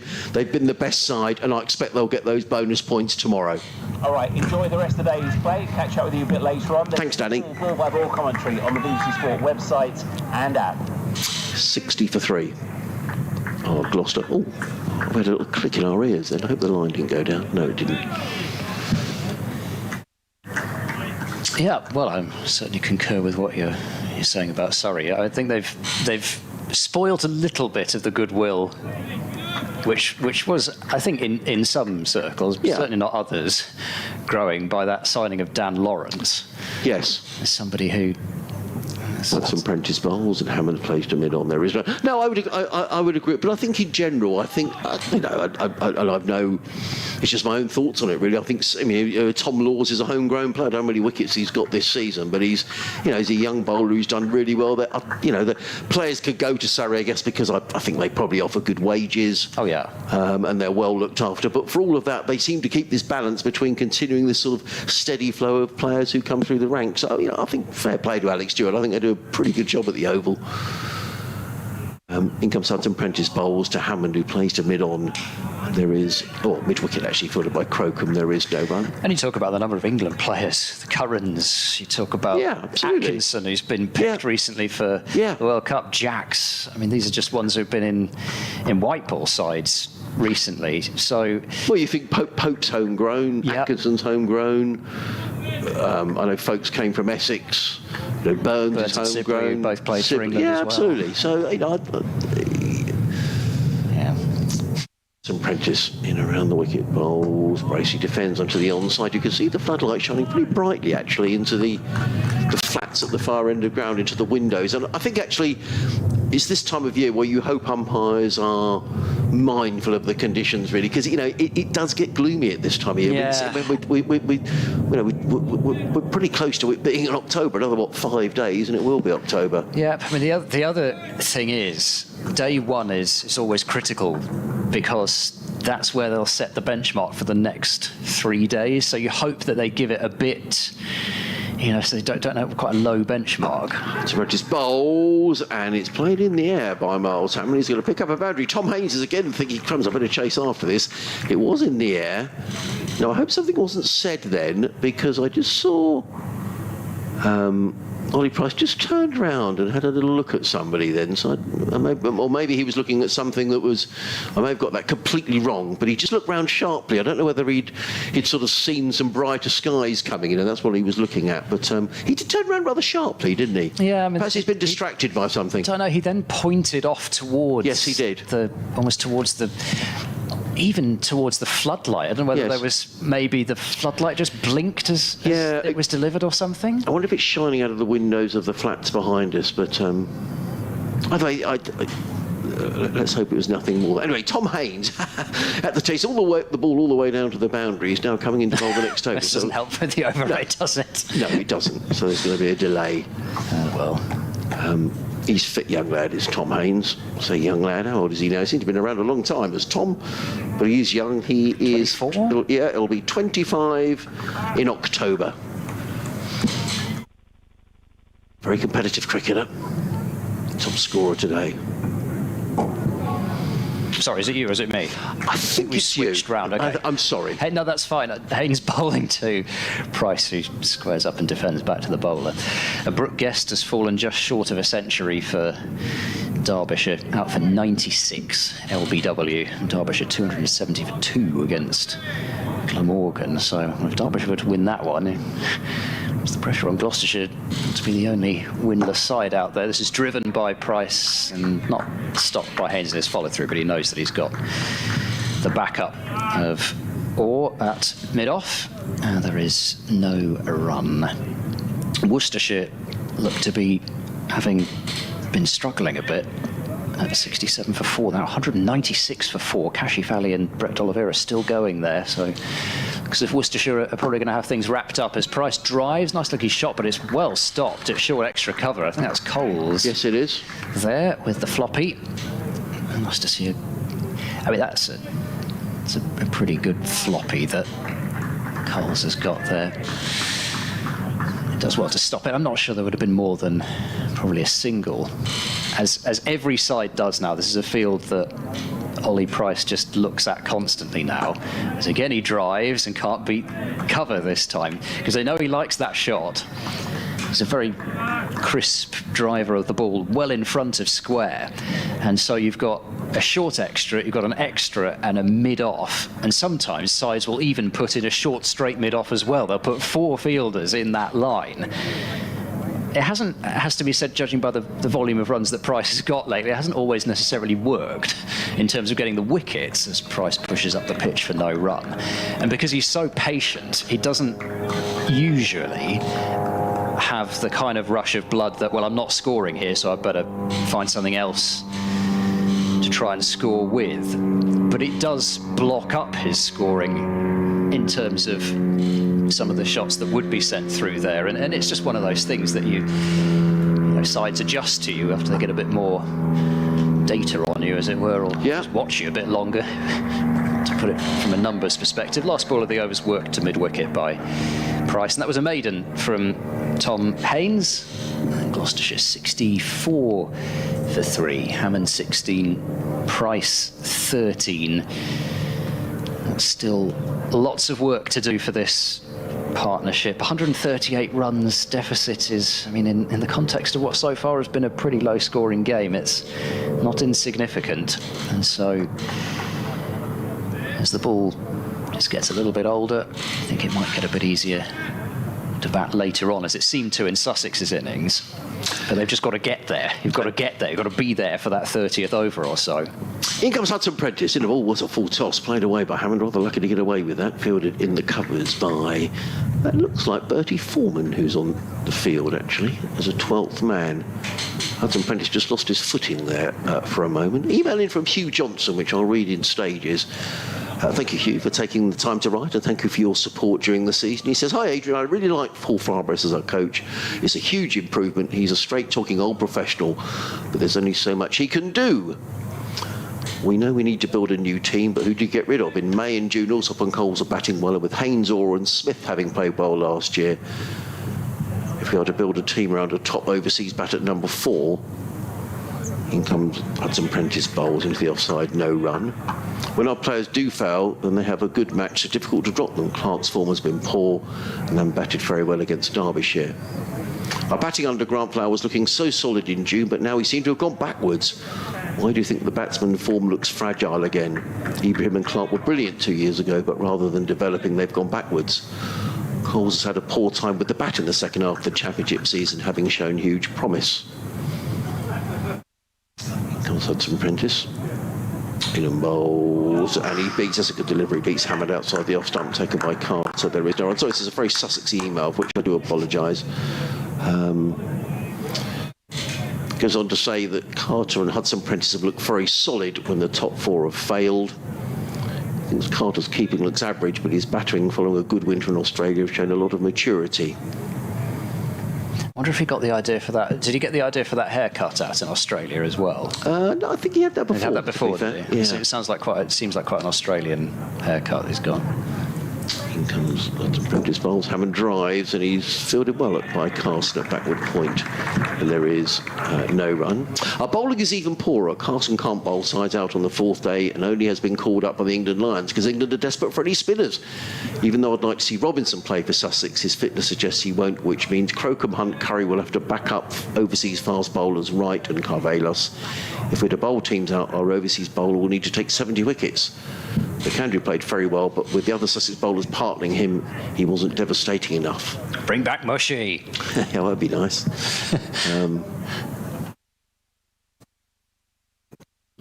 Prentice bowls, cut away, that's a good shot. Wide of the off stump, and Miles Hamden's going to miss out on that. Clubs that away through backward point for 4 runs. Lovely shot. He goes to 20, and Gloucestershire to 70 for 3. So a couple of quick things here just to finish off the email. I know this might seem crazy, but would Warner be as good as any overseas bat in the 2nd division of the Championship? He's going to stop playing international cricket and will be available for the whole season. David Warner, that's an interesting thought. He's a tough competitor, Admitted no longer a top test quality player, but must score heavily in Division 2. But surely Warner's going to be playing in the IPL again. They'll pay him to go out to the IPL one way or another, won't they? Either as a coach or as a player. So it would only be for the second half of the season. Good point, isn't it? In comes Hudson Prentice, bowls, and Hammond trickles that one down to fine leg, fielded in front of us by Sean Hunt. He goes to 21.71 for 3. Hugh finishes off by saying, thank you for your commentary with your colleagues. You bring summer to our homes and offices. I've been very busy, so I've not written in as often this season, but as soon as I can start an email, some work commitment. Yeah, they're a nuisance, aren't they, Hugh? Needs addressing.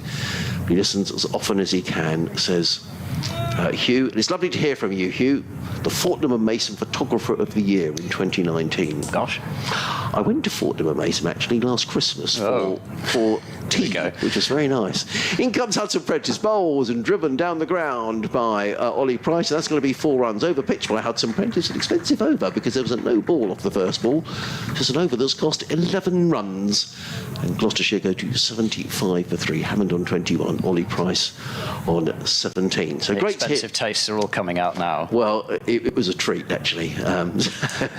But Hugh, great to hear from you. Thank you for your support. Thank you for your email. And let's hope for better things next season. The floodlights on, as we said. We're going to get a change of bowling at this. This is the end of the ground. And it's going to be Henry Crocombe who's going to come into the attack for his first bowl. Tom Haynes, 5 overs, 1 maiden, no wicket for 18. Doesn't tell the story, though, does it, with Haynes getting those 2 edges? No, indeed. Both down, he could easily have had 1, 2 wickets. He could. But not on this occasion. Crocombe to bowl. Wouldn't really want to be facing Crocombe in... No, in different light. Sort of, yes, because he's got a sharp bouncer on him. He bowled a couple of really good bouncers at Derby. One to Rees in particular that hit him on the helmet. The form that Rees has been in. That's not an easy thing to do. Still 3 slips in for Sussex. And it's Hammond on strike on 21. Crocombe bowling round the wicket to him, and he bowls full, and Hammond drives. That's really well fielded. That's a terrific stop. Is that Foreman? Yes, it is. That's Bertie Foreman. Sub, yes. Off spinner. Yes, it is. He's got number 30.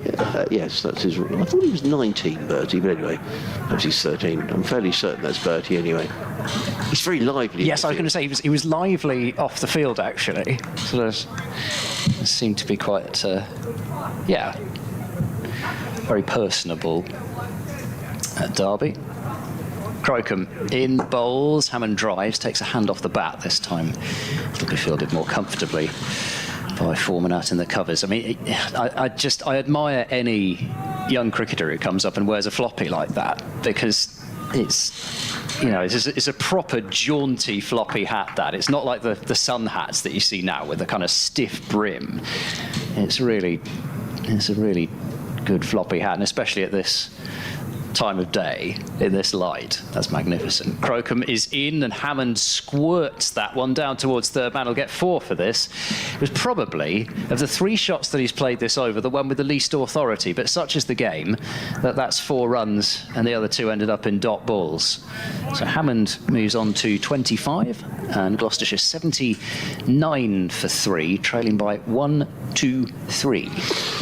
Well, they're rattling along here, aren't they? I mean, they're going along, Gloucestershire, the best part of 5 and over. Is that right? No, they're not. Well, talking rubbish, Adrian.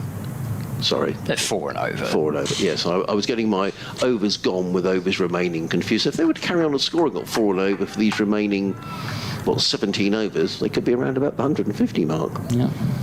Well, Hammond is not going to hang about if he's still there. Crocombe bowls, Hammond forward in defence, all goes to mid-on.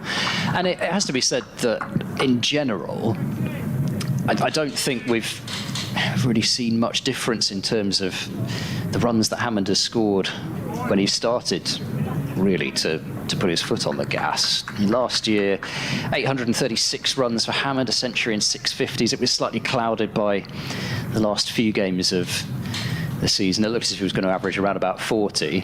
Crocombe is in, and this is, again, it's not really gone where Hammond meant it to. He was looking to cover drive, and it's gone out towards wide mid-on, but along the ground, just a thick inner half of the bat from Hammond. He'll pick up a 1 for it and move on to 26, 80 for 3. But say this year, really, so he's just been pretty consistent in terms of his run scoring. It tends to be a half century, almost every other innings actually, but it's just been a question of going on and then having enough people to go on with. Crocombe bowls just a full toss, and Price has on-driven it with no timing at all to Sean Hunt. So he's rather got away with that as Crocombe, and that is the end of the over. 80, no, yeah, it is 80 for 3. If there's one thing in Ollie Price's batting at the moment, it is that low full toss. He a few times, actually, even in the One-Day Cup, just it's almost as if you can't believe the gift that he's received, and that does seem to happen quite often at the moment. He just punches the ball towards mid-on. But in some ways, though, you would be annoyed about it if he were getting out to a full toss, yes. But he's not getting out to it, so it's just one of those things. But I think as his game continues to develop, and I think this is what is exciting about Price, the runs that he's scored, and yet you can still see things that I'm sure he will get better at, and that is a really exciting thing. Sean Hunt is back into the attack, but this time from the Cromwell Road end, and he's in his 5th over, 4 overs, 1 for 19 in his previous spell. Just talking about Tom Laws for Surrey, he has picked up a fifer. Another one. He's only 20 years of age, Tom Laws. 5 for 27. His ball on Christmas Day, I notice. Was he? All right. Went to Cranley School, so he's very much a Surrey boy. In comes Hunt bowls, clipped by Hammond rather, down to fine leg, picks up 1, Crocombe very quickly and prevents anything more than a single. Hammond goes to 27, so it'll do 81 for 3. So Ben Brown making 78 for Hampshire today. So Surrey have got 3 of the 5 points they need, but as Ed was saying, if they weren't to pick up any batting bonus points and they were to lose the game, Essex would still be in with a shout of the title. But Essex being held... Oh, well, actually, Essex have picked up some wickets at Northampton, yeah. Rob Keogh's still there, 138 not out. As in comes Hunt and bowls let go outside the off stump by Price, through to Carter, no run. Look who it is. Matt Critchley. Northants 247 for 6. So you'd think that Essex are going to get their bowling points, I would imagine, because there's only 55 overs gone. Yeah. Then they're going to have to make sure they score. Well, it all depends on Surrey, doesn't it? If Surrey get 300, they win the county championship. Yeah, Essex are probably going to know whether they've got a realistic chance actually before they have to go. The one good thing for Essex is, they'll know what they have to do. Hunt in light is improving actually. The sun is back with us, which is good news. Take side the off stump, taken by Carter. There is no run in the battle against relegation. Lancashire 296 for 8 against Kent at Canterbury. Middlesex 93 for 3 at Trent Bridge against Nottinghamshire. So, you want to call that at the moment. I still think Middlesex at Notts is a... But then Kent's at home to Lancashire. That's not an easy game, so it's all up for grabs. Yeah, it is. Which is great going into the final days of the season. In comes Hunt, bowl to Price, who's forward. Hunt fields of his own bowling, and there is no run. I mean, if Hampshire could get just even a couple of wickets this evening, if they could break that Burns-Sibley partnership up, you've got Brian Patel at 3, Sudarshan, who's not had much experience yet at 4, and then you're relying on, as Surrey have done so often, on that deep lower order, but it's not quite as deep with Laws, Worrell and Roach at the bottom as it sometimes is. Hunt in bowls, let go by Price, taken by Carter. There is no run. Tidy enough over from Sean Hunt. 5 overs, no maidens, 1 for 20. Gloucestershire 81 for 3. Hammond 27. Price on 17. Live cricket here, BBC Radio Sussex, Bristol and Gloucester. You may be watching on the live stream, and if you are, you'll see the sun is now coming out here at Hove, and we may not need the lights, to be honest. So there is a bit of cloud around, and perhaps now they're on, they'll leave them on for the final. Well, there's still 16 overs to be bowled this evening, so we may leave them on for the rest of the day's play. But it could be intriguing, couldn't it? It's in Surrey's own hands, but Abbas, Abbott, Fuller, they're a real handful for Hampshire. Yep.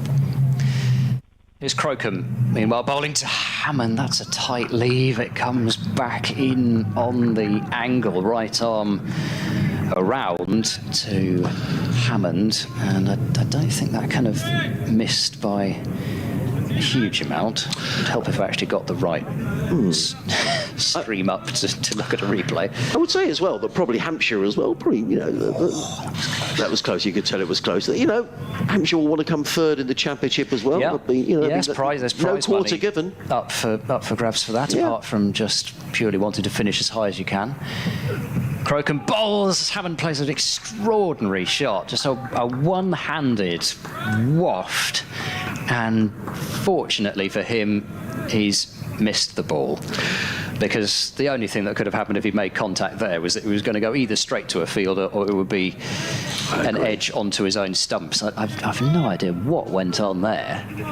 He's been beaten way on the inside edge. I mean, the ball has he done much off the pitch? A little bit, but I think he was already playing outside it anyway. Crocombe bangs one in short. Oh, goodness me. That has beamed Miles Hammond, and that made a sickening clunk off the helmet. He's getting back up to his feet. Oh, that was nasty. But that was a full-on smash of ball on helmet, and we're going to need, I would imagine, a fairly lengthy concussion test here. I said he's got a sharp bouncer on him as Crocombe, and there's another indication of it. Yeah, that was quick. Sussex boys just wandering away. I think that's the right thing to do. That's good captaincy there by Tom. He's getting the little players together. They said to Miles Hammond, hope you're okay. But that was nasty. That was quick from Crocombe. Yeah. He was looking to pull it away, Miles Hammond, and he's been cracked right on the helmet. And it looked like he almost got him full on the grill, actually. Yeah, he's looking at it face on, which is odd, because actually it's probably a good thing, because normally the instinct is to try and turn away from it. But actually that's when they've started having those neck guards, which are so important, that actually you turn and you expose a weaker part of the helmet to it. As long as you've got your visor set properly, then the ball's not going to get through, and it should be structurally very strong hitting that part. But it is so strange to see somebody hit basically face on. I mean, that would have really shaken Hammond up. Well, if you didn't have a helmet on, that's you know, you think back to the old days. You think of Mike Gatting all those years ago when he got hit in the Caribbean. It squashed his nose. I mean, it's if you know, it's. The helmets these days are so much better than they used to be. Well, you do hear, though, old pros say, well, and I heard Ricky Ponting doing what I thought was a tremendous masterclass on TV, talking about playing the short ball.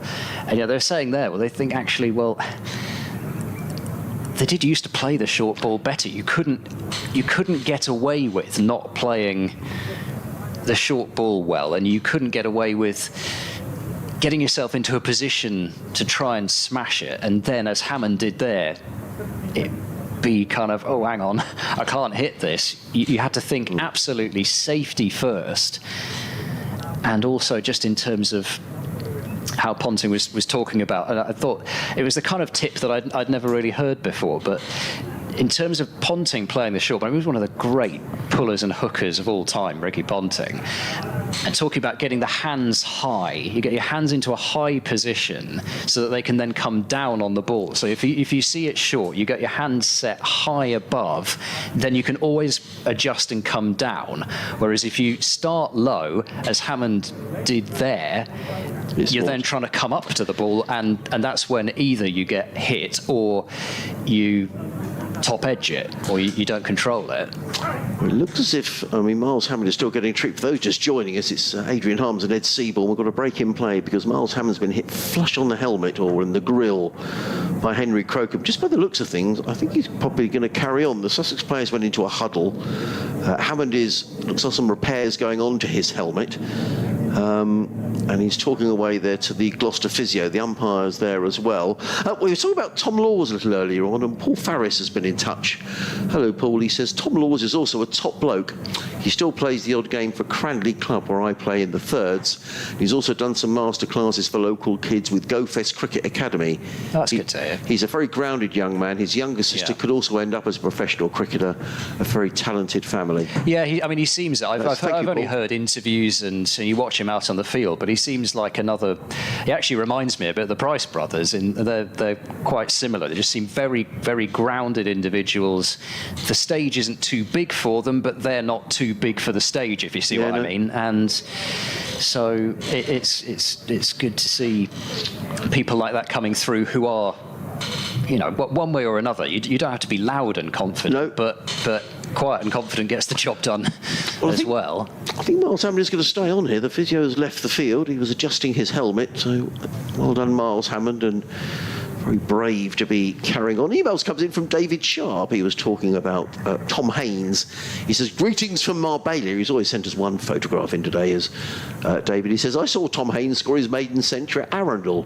From memory, he was called up from the Sussex Seconds. He was young and didn't drive, so his mum dropped him off at the ground. That's absolutely right. He was playing for Sussex Seconds against Surrey at New Malden. I think Chris Jordan got called up by England. So they had to get someone in quickly, and Tom had left his kit at New Malden locked in the dressing room, so I think his mum drove up the next morning, picked Tom up, drove into Arundel, and he got 100, as did Phil Salt that day as well, against Durham from memory. Miles Hammond is okay. Yes. He's 27 not out. Hopefully that's that, and we're just going to not notice any further effects from that. There are still 3 balls left in this Crocombe over, and he runs in round the wicket to bowl 2. Hammond, it's full, and dug out into the offside, into the ground, and fielded by Foreman there for no run. I know quite a few old fast bowlers who that would not have been in Miles Hammond's half of the pitch, that delivery. Do you know what? I was just going to say that fair play to Henry Crocombe. They're pitching that up. I guess if you're a gnarled old pro, you might have let him add another short one, but that would have seemed a bit... I don't know, I'm probably too soft. Is that a bit mean? I don't know. Perhaps he was just trying to york him. Crocombe bowls, back of a length, and played beautifully. That's a gorgeous shot through the covers by Hammond. Just a controlled back foot drive that finds the gap. And Hammond moves into the 30s. I'm sure a shot that will settle him a good deal. 31 to Hammond, 85 for 3. Well, I think you're entitled now, if you're Henry Crocombe, to think, well, OK, he looks all right. He's hit me for 4, so I can let him have one now. I think that would be fair enough. Oh, yeah. Well, this is the thing. If you're going to carry on, you have to be fully in the knowledge that that's likely to happen. The light is fine, because the sun's... Well, I say it's come out. It's partly come out. The light's fine now. Crocombe in, bowls full though, and pushed into the gap by Hammond between cover and point, and they'll trot through for 1. So Hammond will keep the strike at the end of that over. Gloucestershire 86 for 3, trying to continue what's been a bit of a rebuild so far from Hammond and Ollie Price, but they want it to carry on for a good while longer. 15 overs still remaining in the day's play. I don't know whether we'll get all of those. No, I'm not sure we will with that. Even with the sun being partly out, I'm not sure that'll do us until nearly 6. Yeah, I think you're right. Just saying that Worcestershire are closing in on promotion to Division 1 of the Championship. I think they deserve to go up. They've won 5 games. They're 209 for 4 at Headingley. They need just 2 bonus points to ensure promotion. So what, another 91 runs and they'll be home and hosed. In comes Hunt, running in, bowls to Hammond, who steers this one down to fine leg. Crocombe comes in to field, but can't prevent the single. Hammond goes to 33, and Gloucestershire to 87 for 3. Well done, Worcester. It's said with a slightly tinge in my voice, because I love going to Worcester. Oh, I see. I thought you were meaning. Well, you think about Azhar Ali, those 2 games, both against Sussex. Yeah, I just love going to Worcester. No, I just love going to Worcester as a ground. I think it's a beautiful cricket ground right by the river. I love the town of Worcester, so I'll miss going there next year. I'd rather come here. Would you? In comes Hunt. Well, that's nice if you would. Played to Packmore Point by Price, there is no but. And I enjoy the company of Dave Bradley enormously as well. Yes. Oh, yeah. I have to say, I don't know. I think partly first impressions are always a thing, and of course this year was my first game covering a game at New Road, and it rained a lot, and Gloucestershire were robbed of a victory by the rain on the final day. And I don't know. I just enjoyed the press box at Worcester as well, as in comes Hunt Bowles let go outside the off stump. There's a couple of journalists in there who cover football as well, and there's always a load of chat going on in the press box and the commentary box all sort of run into one, and they've got the coffee machine there. There's always loads of biscuits as well. There's just biscuits at Worcester. So I just really enjoy going down there. It's a lovely ground with the cathedral and the river. But I think anywhere that you go where it rains, it can be a bit miserable. But anyway, good luck to Worcester. They deserve to go up. They've won 5 games, and that's the right thing to happen. Yeah. Losing some players, though. Yeah. In comes Hunt and Bowles. Oh, that's close. Not given out. I wonder if he got a little nick on that, did Ollie Price? The ball ballooned into the offside. And there's Darrow. Yeah, Josh Tongue, Dylan Pennington, they're leaving. Jack Haynes is leaving. They brought Tom Taylor in, haven't they? Has he gone to Worcester? Yes. Someone else is going to Worcester as well. They brought in Ethan Brooks from Warwickshire. Okay. Henry's brother, I think he's a talented cricketer, but he doesn't have much of a chance yet. Well, they lost. It was announced they'd lost Mitchell Stanley recently, but he barely played any cricket for Worcestershire, so that's probably not a huge loss. Hunt in Bowles. Oh, he beats Price. All ends up. This is a good spell from Sean Hunt down the hill. He's picked up 1 wicket so far today. He's pretty close to getting a second. Yeah, so you do, I always think it's good when sides go up. It's a little bit like the Premier League. When sides get promoted, you kind of hope they're going to stay up, because otherwise you get the same teams, and it is very difficult for sides like Worcester and Northamptonshire to stay in the first division. If Sussex had gone up, it would have been difficult unless you can bring in players. Yeah. It's hard. It is a tough level. Of course, Rob Jones. Yes. To Worcestershire. Hunt in Bowles. This time Price lets go carry actually through to Ollie Carter. There is no run. Worth mentioning that both of these bats have been dropped. Ollie Price dropped twice on 7 and 8. Tom Clark and Ollie Carter, the droppers. That's a dreadful word to use, isn't it? And then Miles Hammond was dropped, and he was just on 1 by Tom Alsop at slip. So hold your catches. This could have been a very different game. 87 for 3. Still 14 overs to go in the day. And Gloucestershire just chipping away at this Sussex total of 202. Yes, quite a bit of movement actually. There were a couple of people that I'd forgotten about, of course, because in some ways I'd forgotten about Pat Brown, because he's already joined his new county. He's already there with Derbyshire, and same with Ben Cox, who's already gone to Leicestershire. So yeah, lots of churning around. I'm sure they'll be looking to make more additions, and you'd think, given they'll be in Division 1, they'll have the funds to make a few additions anyway, but they'll need to. Crocombe switches to over the wicket to Belter. Hammond is absolutely creamed that drive at Hammond. He couldn't hit the ball much harder than that, kept it along the floor, and doesn't get any runs for it because he's picked out James Cole's at cover. So that innings by Rob Keogh for Northamptonshire against Essex. Northamptonshire 262 for 6. Keogh's 150 not out. Wow. In 137 balls. Well, that's extraordinary. I don't remember Keogh playing too many innings quite like that. He's usually Crocombe bowls to Hammond, who again drives. This time doesn't time it quite so well, but picks up Coles yet again at cover.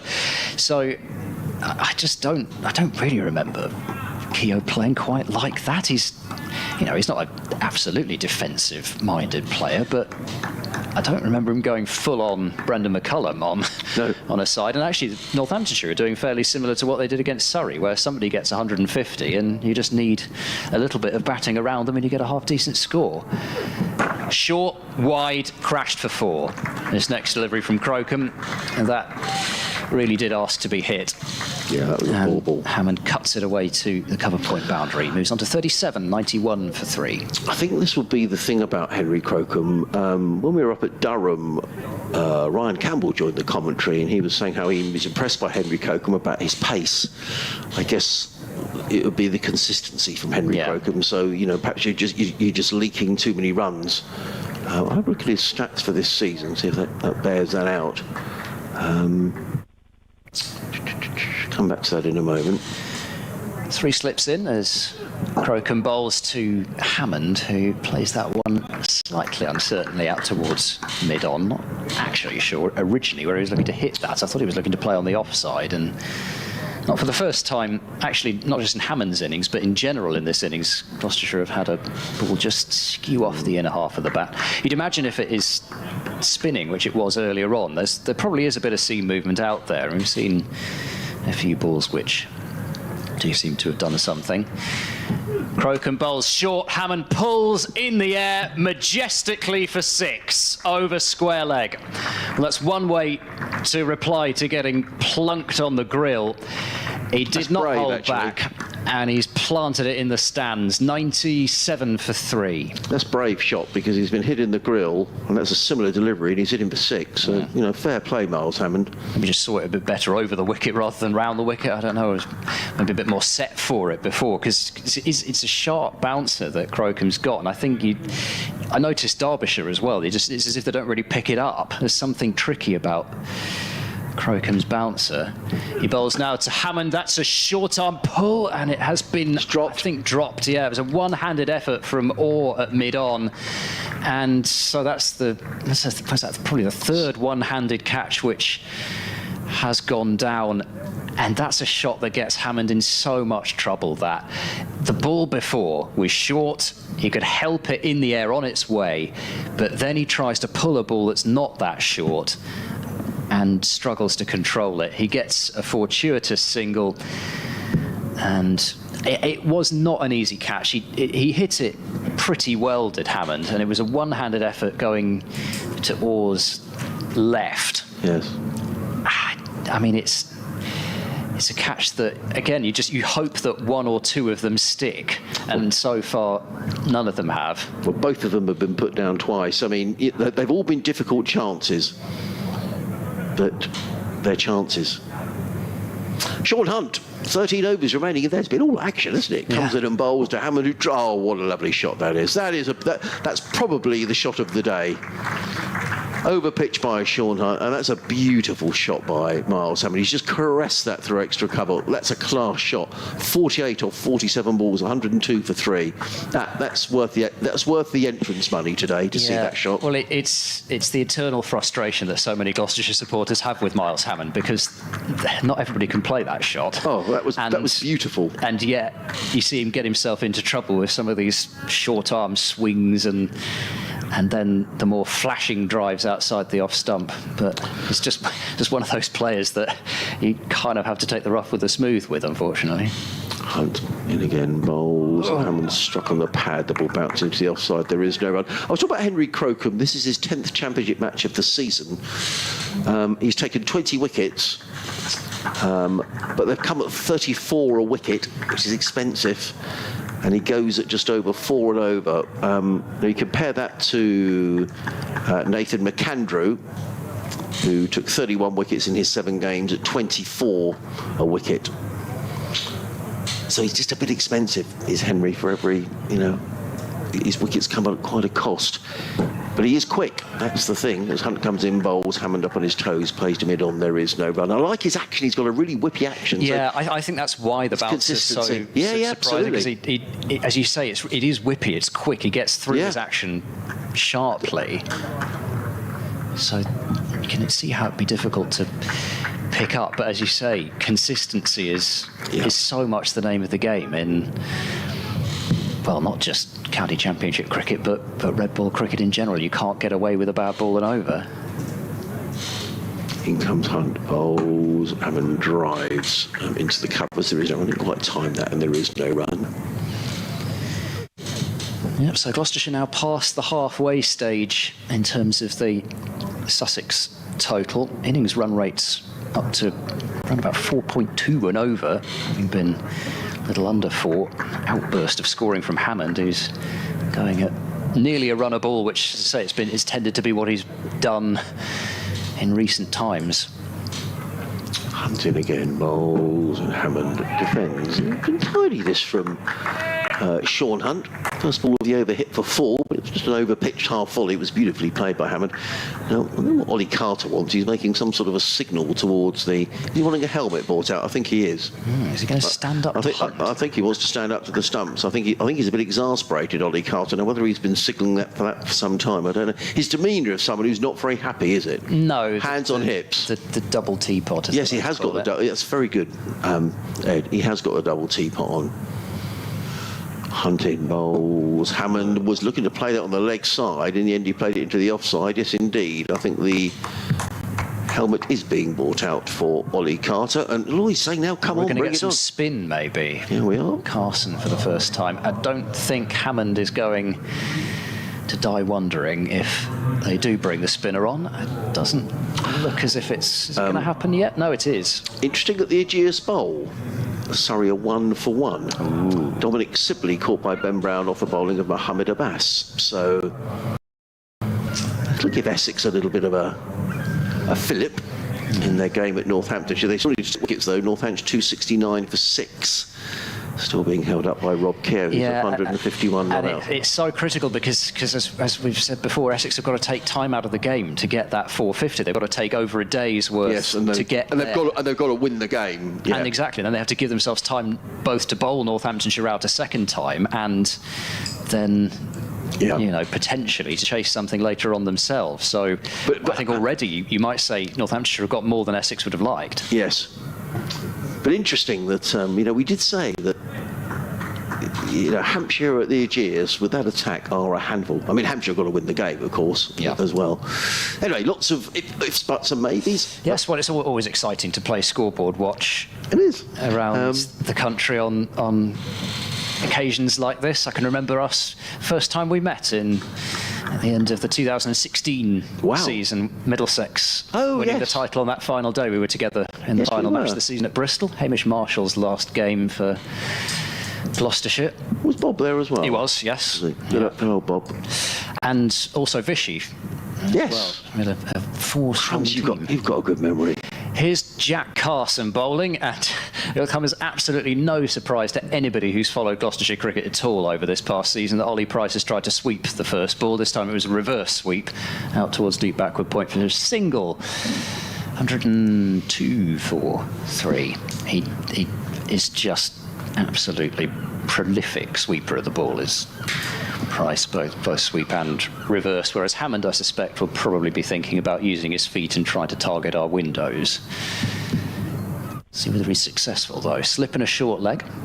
And Carson comes round the wicket to Hammond, and he lets that one go outside the off stump. Bit of turn, bit of bounce from Carson, but just starting at too wide to interest Hammond. But it was full enough that Hammond couldn't think about rocking back and cutting. And with the bounce comes risk playing that cut shot. Carson bowls. Hammond has hoisted this one way up in the air, but there's a fielder trying to get himself underneath it and takes a really good catch over his shoulder. Henry Crocombe, and Carson has struck in his first over. Hammond falls too shy of a half century, trying to lift the ball over the top. I don't think he really came down the pitch. He was just looking to hoist it in the air from his crease. It went a long way up, and I must say, as that ball was coming down, I had the ball as favourite there. I agree. Crocombe has managed to hold on to that over his shoulder, judge the catch, and that's a huge wicket for Sussex towards the end of the day, getting rid of Hammond, who was scoring quickly. 48 off 54 deliveries, 7 fours and 2 sixes, but for Hammond, and we cross not to have gone on. It's just, it is what you get. 103 for 4. Gloucestershire, Hammond out for 48. Yeah, great catch. I would agree with you. Well done, Henry Crocombe, because that wasn't an easy catch. I'm with you absolutely, Ed. And also, he was backpedaling. You're down the slope. The ball has gone. That's a very, very difficult catch. Yeah, that's a really good point. The slope as well. Yeah, that was a really good catch. So well done, Henry Crocombe. Lovely innings from Miles Hammond. And it's very interesting what you say, Ed. And you get this when you see the commentator who watches someone all the time, and you say there's a bit frustrating for Gloucester supporters because he's played some lovely shots. And he's just got himself in and he's got himself out. The first over that Carson comes on, and he's I say he's got himself out. If that goes for 6, we say what a great shot. But should he have had a little look at Carson? I think it was. I think what he'll be cross with is that it wasn't a fully committed smash down the ground. He tried to. I use the word hoist, lift. I don't know if I'm going to have a look at it again, but yeah, I mean, he's tried to ease his way into the shot. He's not got to the pitch of the ball because he's stayed in his crease. Graham van Buren is out there in the middle, and he's offered up his favourite shot. First ball, brings out the cut. He's not a tall man, is Graham van Buren, so it doesn't have to be very short for him to try and cut the ball, but he got enough width and he could rock onto the back foot and carve it away to the boundary for his first runs off his first ball. Gloucestershire 107 for 4. It was a decent comeback game for Van Buren against Derbyshire last time out as Carson bowls to Van Buren, who leans forward and defends up the surface. 78 in the first innings against Derbyshire, where he put on, I think it was around about 150 with Ollie Price, actually, so this partnership is reunited. And then 48 not out from Van Buren in the second innings to help Gloucestershire to safety there. Carson bowls to him. He comes forward and plays the ball back up the surface. And Neil Bainton, with a almost melodramatic gesture, signals that it's the end of the over. And it's 107 for 4. So Carson a wicket in his first over. And I think that'll... I mean, it's always nice when you can come on as a spinner, especially the first innings of a game, even if you've seen that there's turn out there, so you're expecting to be involved in the game, but just get a wicket early, make sure that the captain knows that you're a threat, and you can buy some more overs later on.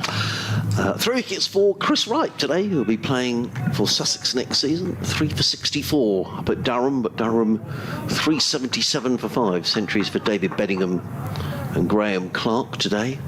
Durham 378 for 5. In comes Sean Hunt down the hill, bowls and played by Price, plays it nicely down towards third man. Jack Carson's in hot pursuit. Couple of runs though to Price, who goes to 18. Gloucestershire to 109 for 4. Been a good day's cricket today, Ed. It has, yeah. Runs, wickets. Yeah. We've seen lots of intrigue. The drop catches have added to things. There's been plenty happening out there at all times. I know there is this feeling. There's certainly been this feeling for a couple of years. Well, you get wickets. Bowlers have to work hard for wickets. Yeah, I get that, but it's a far better game when you haven't. When you're watching hours and hours of cricket and nothing's happening. In comes Hunt, bowls, let go. I think there has to be a bit in it for the bowlers. I think there's got to be balance, hasn't there? I think yes, I understand the type of pitch that they were trying to get rid of a couple of years back. Yes. You don't want green tops. Yeah, exactly. All you've got to do is land the ball on the right area at any old pace. I know it's as easy as that. Just land 6 balls in the same spot. Of course, it's not that easy, but you want to see good batting rewarded, and you want to see good bowling rewarded. I couldn't agree more. In comes Hunt, bowls, and he's worked that out third man. That's going to be 4 more. So he's conceded 3 and then a 4 as Sean Hunt. I just wonder whether they really ought to have a third man down there. Easy to say, isn't it, when you've conceded 6 runs off the first 3 balls. 113 for 4. Price goes to 24. Well, they're not going to post a third man. Having a bit of a conflab in the slip cordon now. Well, there's 3 slips in there. Then there's a big gap to Jack Carson, who's at point. But he's found that gap twice in this over as Ollie Price. He scored he scored one of his other boundaries down to... Yes, he did. It's at least 10 of his 24, just from memory, that he's scored down there. Sean Hunt wants a change in the field. Well, actually, what he's going to do, he's going to bring Jack Carson, I think, into gully. That's better. And then he's moving... Brad Curry to point, so that's going to prevent that, you would hope, unless of course he puts the ball between the third slip and gully. Yes, or Hunt bowls a half volley that's driven through the gap created.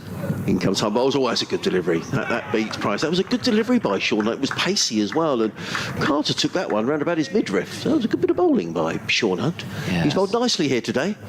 He's lifted off a length. He got 3 wickets at Derby as well. I mean, admittedly, Derbyshire were going hard at the ball, but I thought he was, particularly on that, as it were, second morning, albeit 4th morning, I thought Hunt was was pretty good, actually. He was 3 for 59. I think he went for about 20 odd of his first 3 overs. Hunting again. Bowles hit on the pad. There's a stifled appeal, and there is no run. Might have been some inside edge there, I'm wondering, given Looking at his stats. strangled appeal. I mean, I'd say he bowled, I think, about 3 overs for 22, something like that. And then, would you say 59 he finished? Yeah, 3 for 59. Yeah. So I think he must only have gone for about 33 off his last, 8 or, no more than that, probably about 10 overs, and taking 3 wickets as well.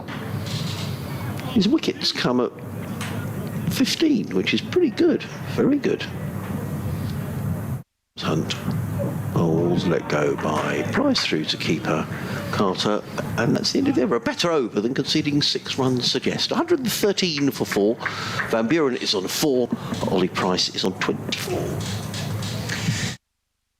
So Carson back on, and I suspect he'll feel that he's got a chance to settle a bit more now that Hammond's not out there, whilst, of course, there was always the potential that he might get the wicket in the fashion that he did. He might be able to settle into a bit more of a rhythm with Van Buren and Ollie Price, although both, I suppose, fairly attacking against spin by nature. Carson bowls to Van Buren, who drives towards mid-on and then took a couple of steps down the pitch, wondering if Crocombe was deep enough that he could come through for 1. And I think makes the right call to stay in his crease.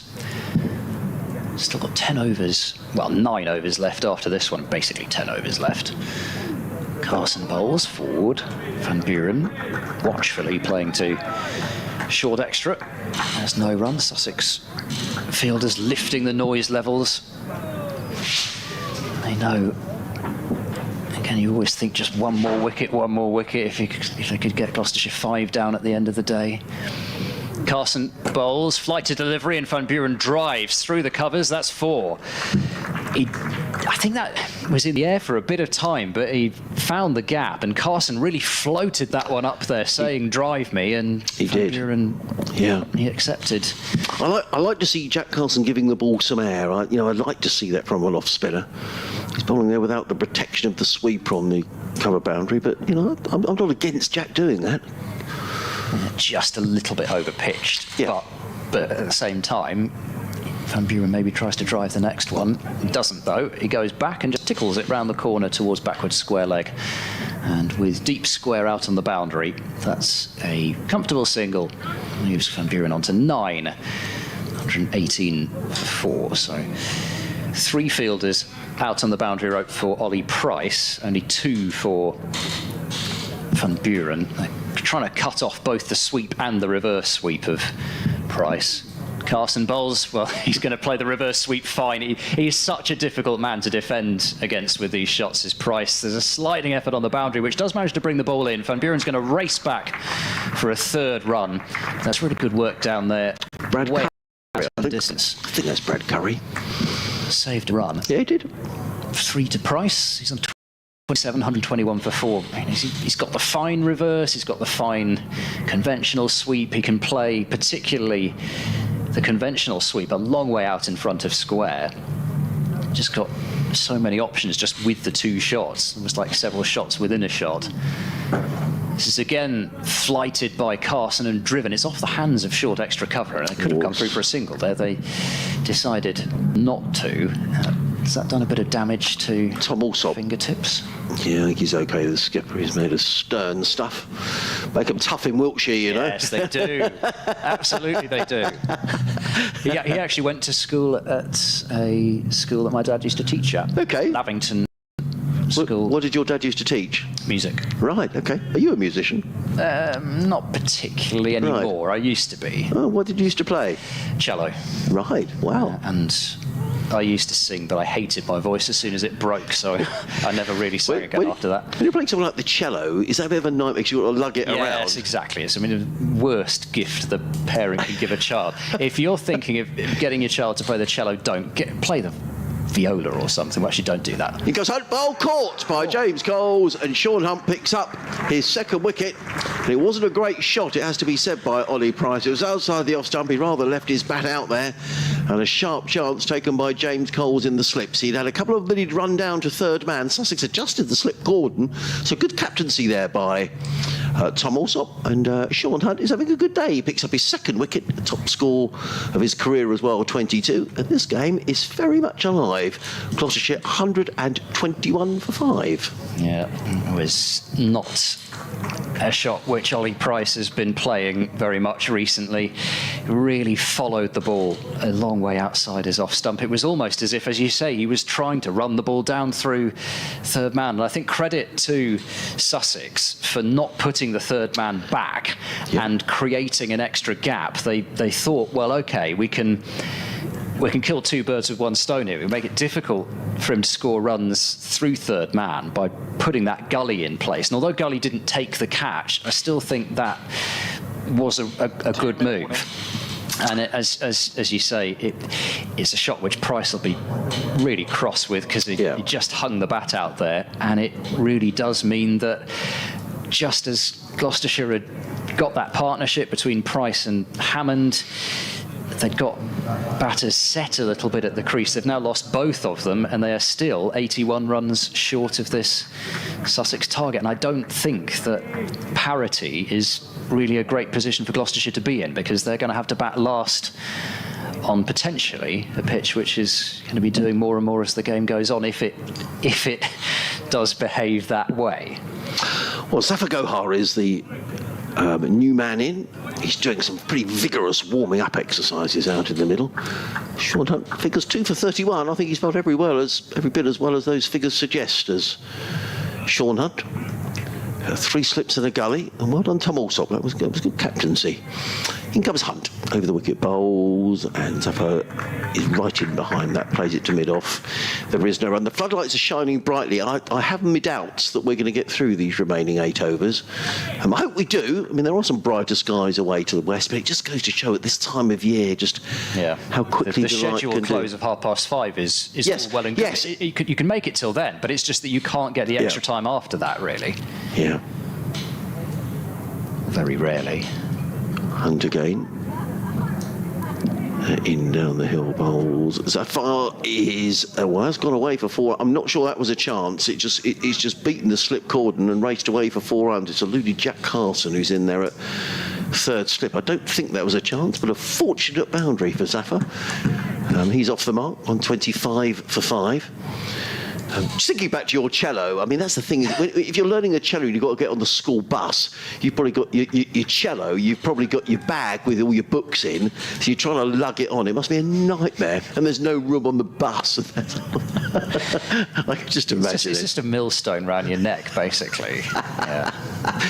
Better off playing the flute or something. Yeah. In comes Hunt, bowls. In behind that is Zafar, and there is no run. Hove and Adrian Harms watching Sussex Gloucestershire there. Adrian. Yeah, floodlights on. We've got another 8 overs to go today, and it's been a really good day's cricket. Sussex making 202 at one stage. They were 117 for 8, but rescued by Tom Haynes, who made 62, and Jack Carson, who made 56.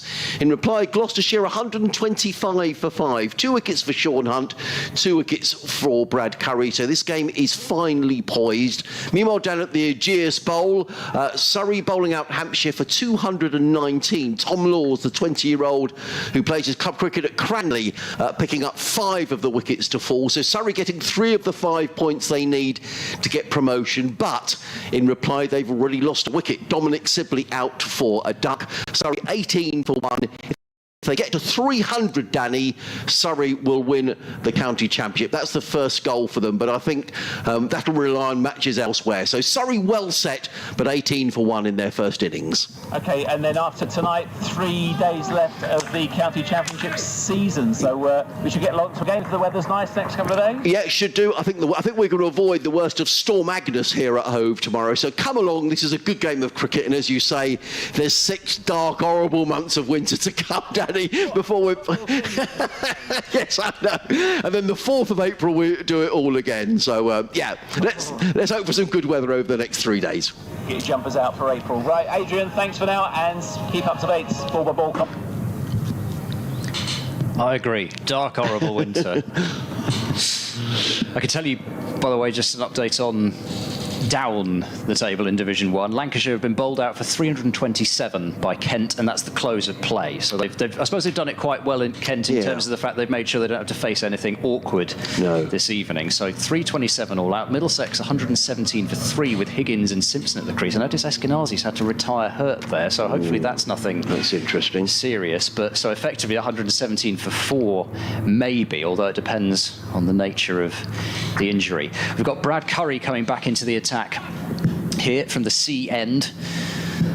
Curry bowled a beautiful opening spell, 2 for 19 in his 7 overs with 4 maidens. He started off with one down the leg side here, though, which Van Buren can't get a little touch on for runs, down to fine leg. Had an email through from Adrian Dawson, which I'll perhaps read at the end of the over. Adrian, as heads commentating at the minute, listening down in the West Country.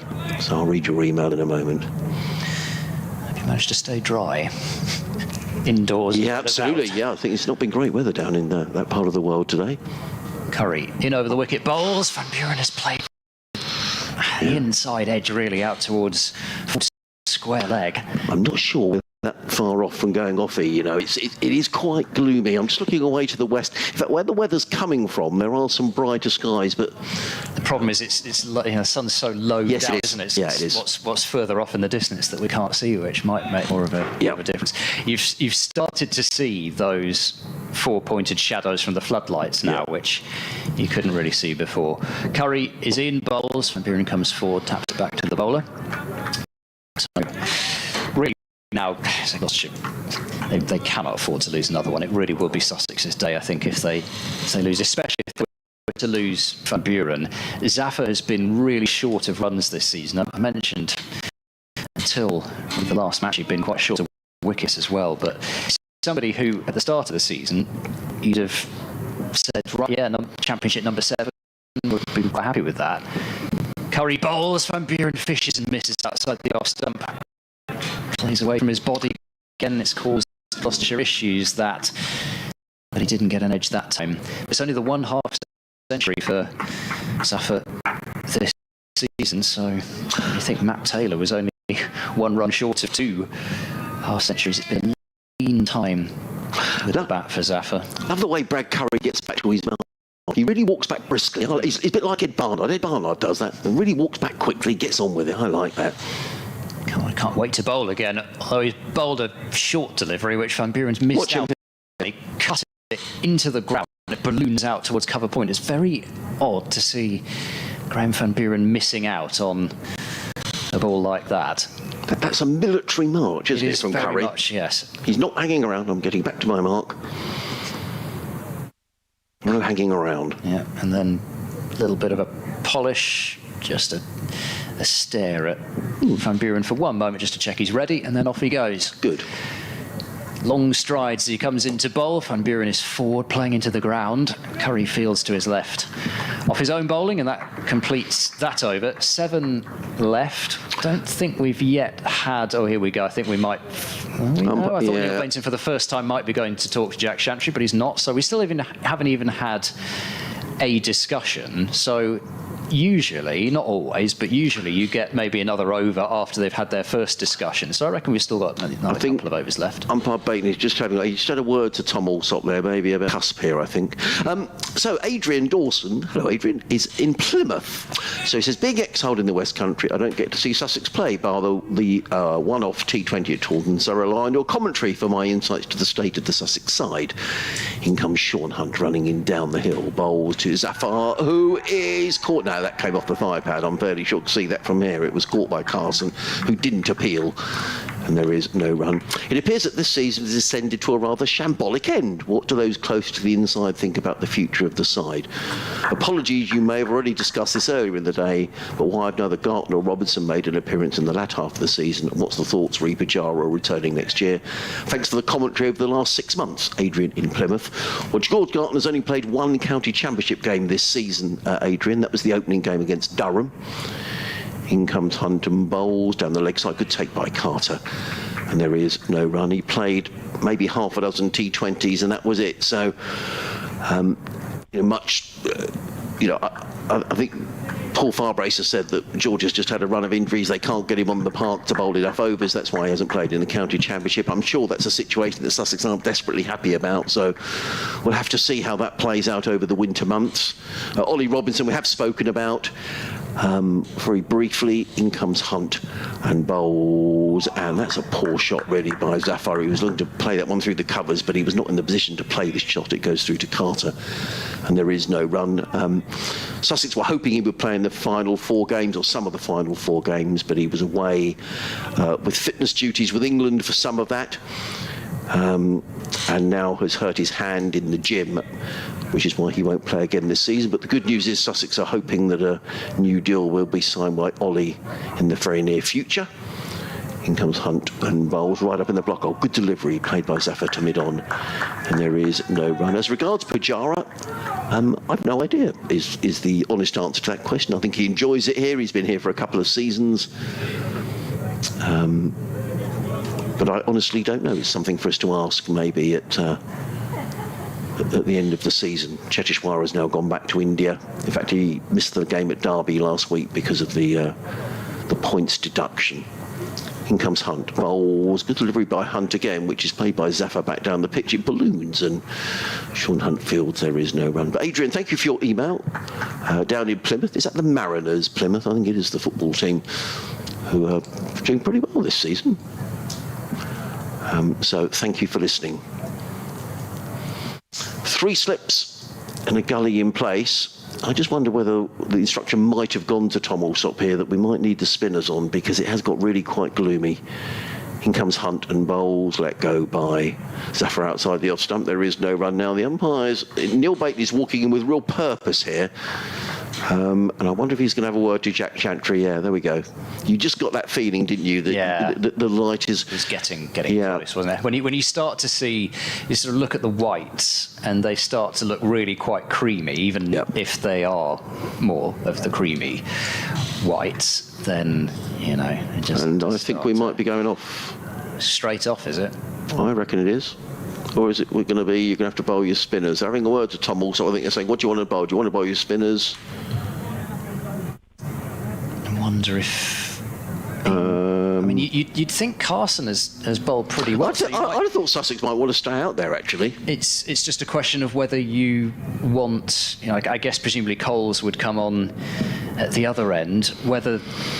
I don't know whether they would try and say, can we bowl Tom Haynes maybe? Is Haynes slow enough that we could bowl him? I don't know, but I suppose it just depends, doesn't it? If Gloucestershire start to hit a couple of boundaries, then Sussex can easily say, well, sorry, we want to bowl our seamers now, so we'll go off. So they can do that if they want to. They can just pull the plug after 2 overs, albeit also they might just take another wicket. So they might. It's good to see that we're staying out. I see Surrey have lost another wicket. They're 22 for 2. Mohammed Abbas has taken both of them. He's a for 7 and Sibley without scoring. So it's Carson bowling now to Van Buren. That's a little bit short, but Van Buren has played it right into short leg, who wears it. So Ali Orr putting his body on the line there for Sussex, and he keeps Van Buren in at the striker's end. Northamptonshire have closed on 279 for 6 at Northampton. Some a bad day for Northamptonshire there, as Van Buren on drives finds the hands of Crocombe at mid-on, and there's no run. Leicestershire, I think they're going to be struggling to pick up all their bowling points by the looks of things. With Durham 408 for 5 in the 92nd over. Tons for Beddingham and Graham Clark. Carson bowls. Van Buren plays the band pad close together. Bit of inside edge squeezing onto pad. Out into the offside for no run. So certainly from these few deliveries, you can see why they decided to stay out there. James Cole's loosening up at short mid-wicket. Carson bowls, fires it in. This time it just beats the attempted reactionary stop of Orr at short leg, and Van Buren picks up a single out to deep square. So he's on to 10. 26 for 5. Close of play, Cardiff, and the game between Glamorgan and Derbyshire. Derbyshire 308 for 2. 96 overs there. Rees 139 not out. So they managed to get through their full allocation though, which is a decent effort, but tough day in the field for Glam. As Carson is round the wicket to the left-handed Zaffer, who defends, guides it away out towards backward point, and then waves furiously off to somebody as if to say, can you close those doors or close a window or something? He's motioning off towards the far end. He's still pointing to ask something. He's just saying, as Carson throws it up there, I lose it in something. So I'm going to have a further delay here as Zaffer gestures off, and Ollie Carter's trying to work out exactly where Zaffer means. I think whatever it was that was perturbing the Pakistan international, it's been sorted, and Zaffer comes forward and blocks this one out into the covers. So tidy over there from Carson, just the 1 run from it. Gloucestershire 126 for 5. They trail by 76 runs. They still have hopes of their remaining batting firing. But I think Van Buren really is the key wicket, not only because he's coming off runs in the last game, but Zaffer and Middleton, they're kind of, they're more bowling all-rounders stroke useful bowlers with the bat, and then Shaw, Actor and Taylor, as I say, they've all got runs this season. It's just in terms of the big runs that Gloucestershire were after to try and get well ahead of this Sussex score, you feel the hope left as far as that's concerned is Van Buren, and even then it doesn't look as if it's going to be the kind of position that Gloucestershire looked as if they might be able to build when they started this innings. Well, it's going to be James Coles, so we are going to get spin to finish up the day. Coles comes in and bowls to Van Buren, who clubs that one away through the offside and picks up a single. Does the skipper? He goes to 11, and the numbers are shining brightly on the scoreboard now. We can see them very clearly. Once the sun goes off, it's easy to see. It's got so much darker, actually, I think, in the last couple of moments, just as this over started. Really having to kind of peer through to see the crowd on the far side now. Coles over the wicket, bowls to Zaffer, who's forward, plays to backward square leg, fielded by Carson. There is no run.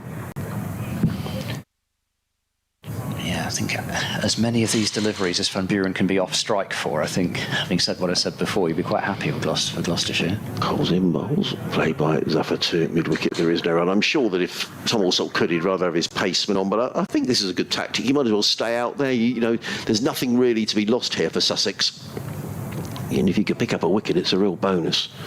Coles in again, played forward. There's Zaffer plays into the offside. There is no run. So 15 wickets in the day. The game is very well advanced. Coles, left arm over the wicket, bowls, and Zaffer drives sweetly through the covers, and that's going to be 4 runs. Slightly over pitch by James Coles, and Zaffer says, thanks very much, I'll hit that for 4. 131 for 5. Nice looking shot by Zaffer. Yeah. I reckon it's about even Steven, this, though. Yeah, I think the only reason I would say Sussex are potentially slightly ahead is because there's no top sort of 4 batter left, but also... In comes Coles, bowls, plays down the offside. There is no run. End of the over. 131 for 5. Zaffer on 8. Van Buren on 11. That's not to do Graham Van Buren down at all. I mean, he's scored as well as anybody has this season when he's played. In fact, he's of Gloucestershire's batters who are here now and have played an appreciable amount of cricket. Van Buren actually tops the averages. Marcus Harris is still overall top of Gloucestershire's batting averages, but playing 5 games. But I think the lights improved a bit, actually. Actually, it has. It just again, it's changing so quickly. But I think we're going to have now a word again between umpires Bainton and Chantry, and I wonder whether this is. I think, by the looks of things, this is about going off or not. But I say it's brighter this over than it was last over, and I think we are going to stay out there. So that's again good news, because if you just go back to the fact that that reading is then set for the next few days, and you would rather have it set, you know, at a lower point as it was last over, rather than at a better point in terms of the light as it is now. In fact, we've got some low sun now. Carson bowls full to Van Buren, who's on the front foot to play it back to the bowler. So the other reason that I think you'd have Sussex's noses in front, apart from just the fact that the runs haven't been scored, is that Gloucestershire do have to bat last, and at the moment you wonder whether that might not be a hindrance, as that's tickled round the corner by Van Buren. A little glance on its way. It's only going to be a single, though. In fact, it's off pad rather than bat, which explains why it didn't go off very quickly. So once again, though, Van Buren is up. The non-strikers end early on in the over, 132 for 5. Gloucestershire trailing by 70, and this is just an absolute nightmare as the umpires out there at the moment, because we've got bright sunshine, actually not quite bathing the pitch, but it's great all of a sudden, the light, and not so long ago it was definitely getting towards too bad to play. This is outside the off stump from Carson and left by Zaffer. So do you say to Sussex now, you can bowl a seamer next over, well, then if it gets dark halfway through the over, then they'd have to go off. So, very tricky. I mean, the light's good now. Very good. Carson bowls forward, and Zaffer stabbing the ball out into the offside. So yeah, it's tricky to know what to do, because and apart from anything else from Sussex's point of view, you don't want to start a seamers over and then, you know, you can't just start bowling a spinner halfway through the over. So that's it. That's the end of the day. I see Tom Haynes was loosening there. Just leaning forward to defend again is Zaffer Gohar. Not sure what that round of applause is for, with a couple of enthusiastic Gloucestershire supporters applauding every ball faced at the end of the day. I'm not sure it's quite got to that stage. There's something else going on. Carson whirls in, bowls. Zaffer goes back and plays an attempted forcing shot through the offside, but finds backward point. So just the leg bye off the over, so it's a maiden from Jack Carson, his first one for 14 from his 4 overs. 132 for 5, and now we'll see, are Sussex going to be able to bowl a seamer? There are 3 overs remaining in the day's play, whatever happens. We're staying out. We should stay out, really. I think the discussion, I would guess, more is, can Sussex bowl a seamer? It looks as though they've gone with Haynes. Yeah. So they might be thinking, well, if it does get a bit darker, then maybe the umpires will allow Haynes to bowl with the keeper up. They'll know he's not going to bang one in short. So that might be a bit of a compromise just to stay out there. It also could be that they don't want to get one of their front line seamers up charging in, having not really warmed up very much, and so potentially do themselves a bit of a mischief. So it's going to be Haynes who's going to bowl down the hill. Coming in to bowl to Van Buren, and is he going to be caught? He is caught. Terrific catch down at fine leg. That's an excellent catch taken down there by Jack Carson. Well, it was down the leg side, and Van Buren rather helped it on his way straight into the hands of Carson, who came running in. I'm sure it was Jack Carson, or was it Brad Curry?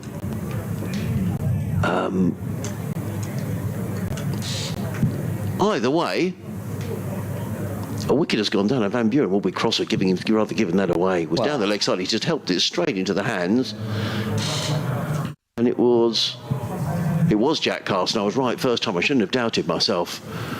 But really, that's a bit of a gimme, to be honest. How on earth has he done that? It was a ball that way down the leg side, and he's just had a flick at it. And how on earth do you get out to that? Well, Van Buren be thinking, and that really does make it Sussex's day now. From a position where Sussex, in their batting innings, were 117 for 8 when Henry Crocombe was out, got themselves up to 202, and now they've dismissed Gloucestershire's top 6 with a score on 132. Gloucestershire still trail by 70, and well, I think Gloucestershire can be cursing a little bit the fact that the light has improved, because Yes, we might have gone off. we might well have gone off a few overs ago, but we're out there. But that is a really horrid dismissal if you're Graham van Buren. As I say, the ball was so far down the leg side. He could have swivelled on it and bashed it round the corner, but he's just tried to kind of flick at it blindly down the leg side and has helped it into the hands of long leg. That was a gimme, really, particularly with just 3 overs left in the day. So the new man in is Middleton.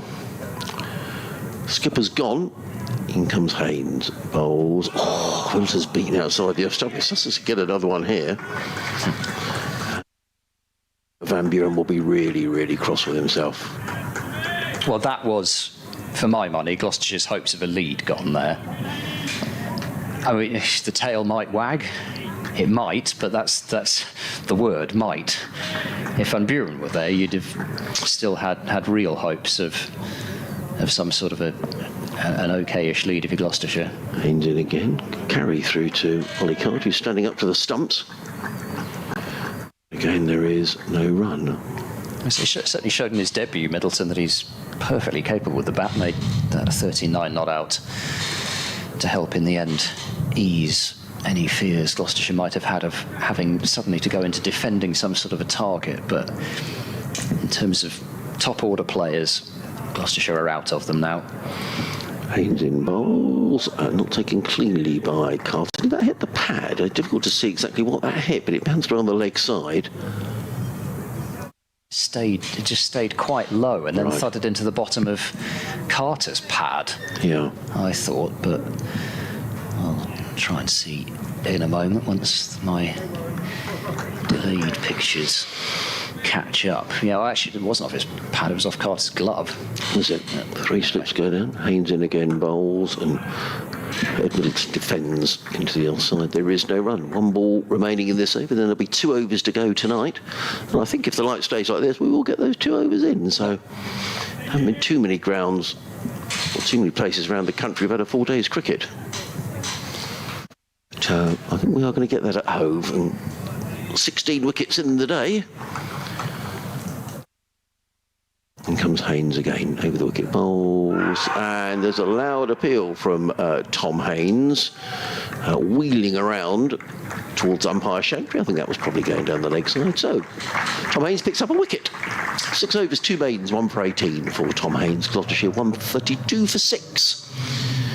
In arrears by 60, 70.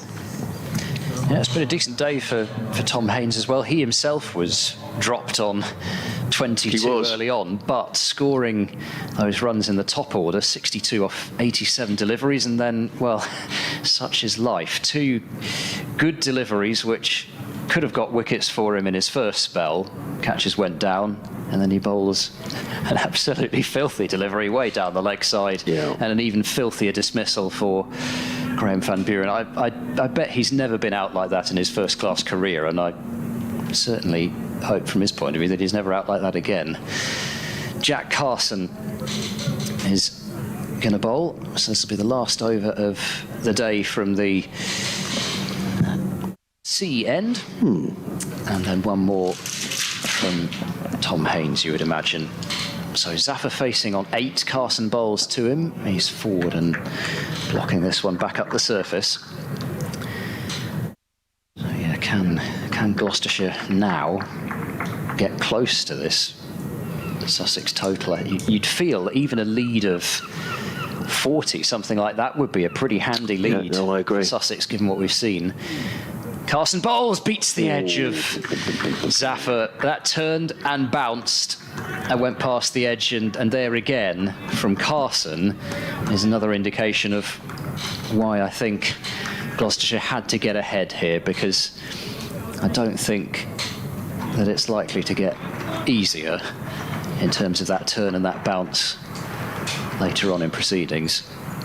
Carson bowls, Zaffer sweeps and just about eludes the square leg umpire. It seemed to be following Jack Shankly for a moment, though. It's going to be a single out to deep square. But, Gloucester are going to have to bat last, aren't they? Exactly. Which does make it interesting. And you also have to think, well, as in general, from top to bottom of their lineup, they may have to kind of, in the second innings, support Taylor and Zafar a little bit. There was still some loose bowling at times there from Gloucestershire's other seamers. So, yeah, they're going to have to bowl Sussex out cheaply a second time, you would feel, and Sussex may well be buoyed by having got that lead when it looked as though they weren't going to. Still though, there's batting to come for Gloucestershire as Middleton faces up to Carson. It's played into the ground, beats short leg and goes out to mid-wicket for no run. But, yeah, you kind of feel, well, like you said when Sussex's batting got a bit lower down, it's sort of 20s and 30s, and you might get one. Sussex got them. Yes. Can Gloucestershire? Oh, absolutely. Carson bowls to Middleton, who's not caught at slip. It's come off his pad. That's not the first time we've seen that happen. It was Zafar who had a ball go off his pad to third slip that time, off the pad. Off the bowling of Carson and to first slip. I was pleased to see there that Sussex appealed and immediately got on with it. And I think after the ill discipline against Leicester a week or so ago, that's good to see. So Carson's last ball of the day. Bowls now to Middleton. It's short. Middleton tries to pull, and it's not out as they shout a leg before wicket. Neil Bainton motions to say that's going down the leg side. So not without incident. There's 1 over to go in the day. 133 for 6. Goodness me! I mean, this is. It's been good stuff. It has. It's been really, absorbing stuff. Albeit really good stuff. Gloucestershire, I think, will be really furious. One of the few days where they had the opportunity to control their season, and they've just let it slip, both to a certain extent with the ball, although I think a lot of credit must go to the way that Hunt and Carson batted, but I think more so with the bat, where there haven't been some great shots from Gloucestershire, and as a consequence they find themselves in a position where parity would be a good outcome. And also players have got started, so Bracey 25, Price 27, Hammond 48. So players have got starts but haven't gone on to play the big innings. So final over the day to be bowled by Tom Haynes, running in down the hill from the Cromwell Road in bowls to Zafar, who clips that one down to fine leg. I think Sussex might be quite happy about that. Bowls to the new, nothing wrong with Ed Middleton, of course, but he's got to face 5 balls now. If a wicket falls down, that'll be it for the day. They'd like to bowl to the new player. 134 for 6. Yeah, I mean, they haven't. I think Charlesworth got a good delivery, but really, for the most part, they haven't been good dismissals, have they? No. There's been a number of poor. I mean, there were poor dismissals on the Sussex side as well. Haynes is in bowls forward cast, but at least he'll run that one down to third man. He's going to get a couple of runs here, is Ed Middleton. Tom Clark, who's the speediest in the outfield for Sussex, chases back and gets in the throw. But not before Middleton comes back for a couple of runs. 136 for 6. Someone out in the crowd, they're just putting a jumper on. It does get pretty chilly this time of year when the sun goes down. Yes, I think the air coming off the sea might make my stroll back along the seafront. Yeah, fish and chips tonight? Chilly potential. Well, it might be. Not sure, actually. I haven't decided yet. Haynes in bowls and driven nicely by Middleton into the offside, and there is no run. So 4 balls remaining in the day as a late Aycraft makes his way across the ground. Thank you, everybody, for your messages today, for your texts and your emails and your messages about the commentary during the season. Very kind of everyone to get in touch. Ed and I will be back tomorrow morning at 10:30. The forecast is decent here tomorrow. I know it's not decent in lots of parts of the country, but it looks okay here. In comes Haynes, bowls, let go, not taken cleanly by Carter, who's annoyed with himself. He slaps his gloves together. It is Ollie Carter. Unfortunately, it doesn't cost him a bye. I think he's probably. I think he may have hurt his hand there as well, the Sussex wicketkeeper, in not taking that cleanly.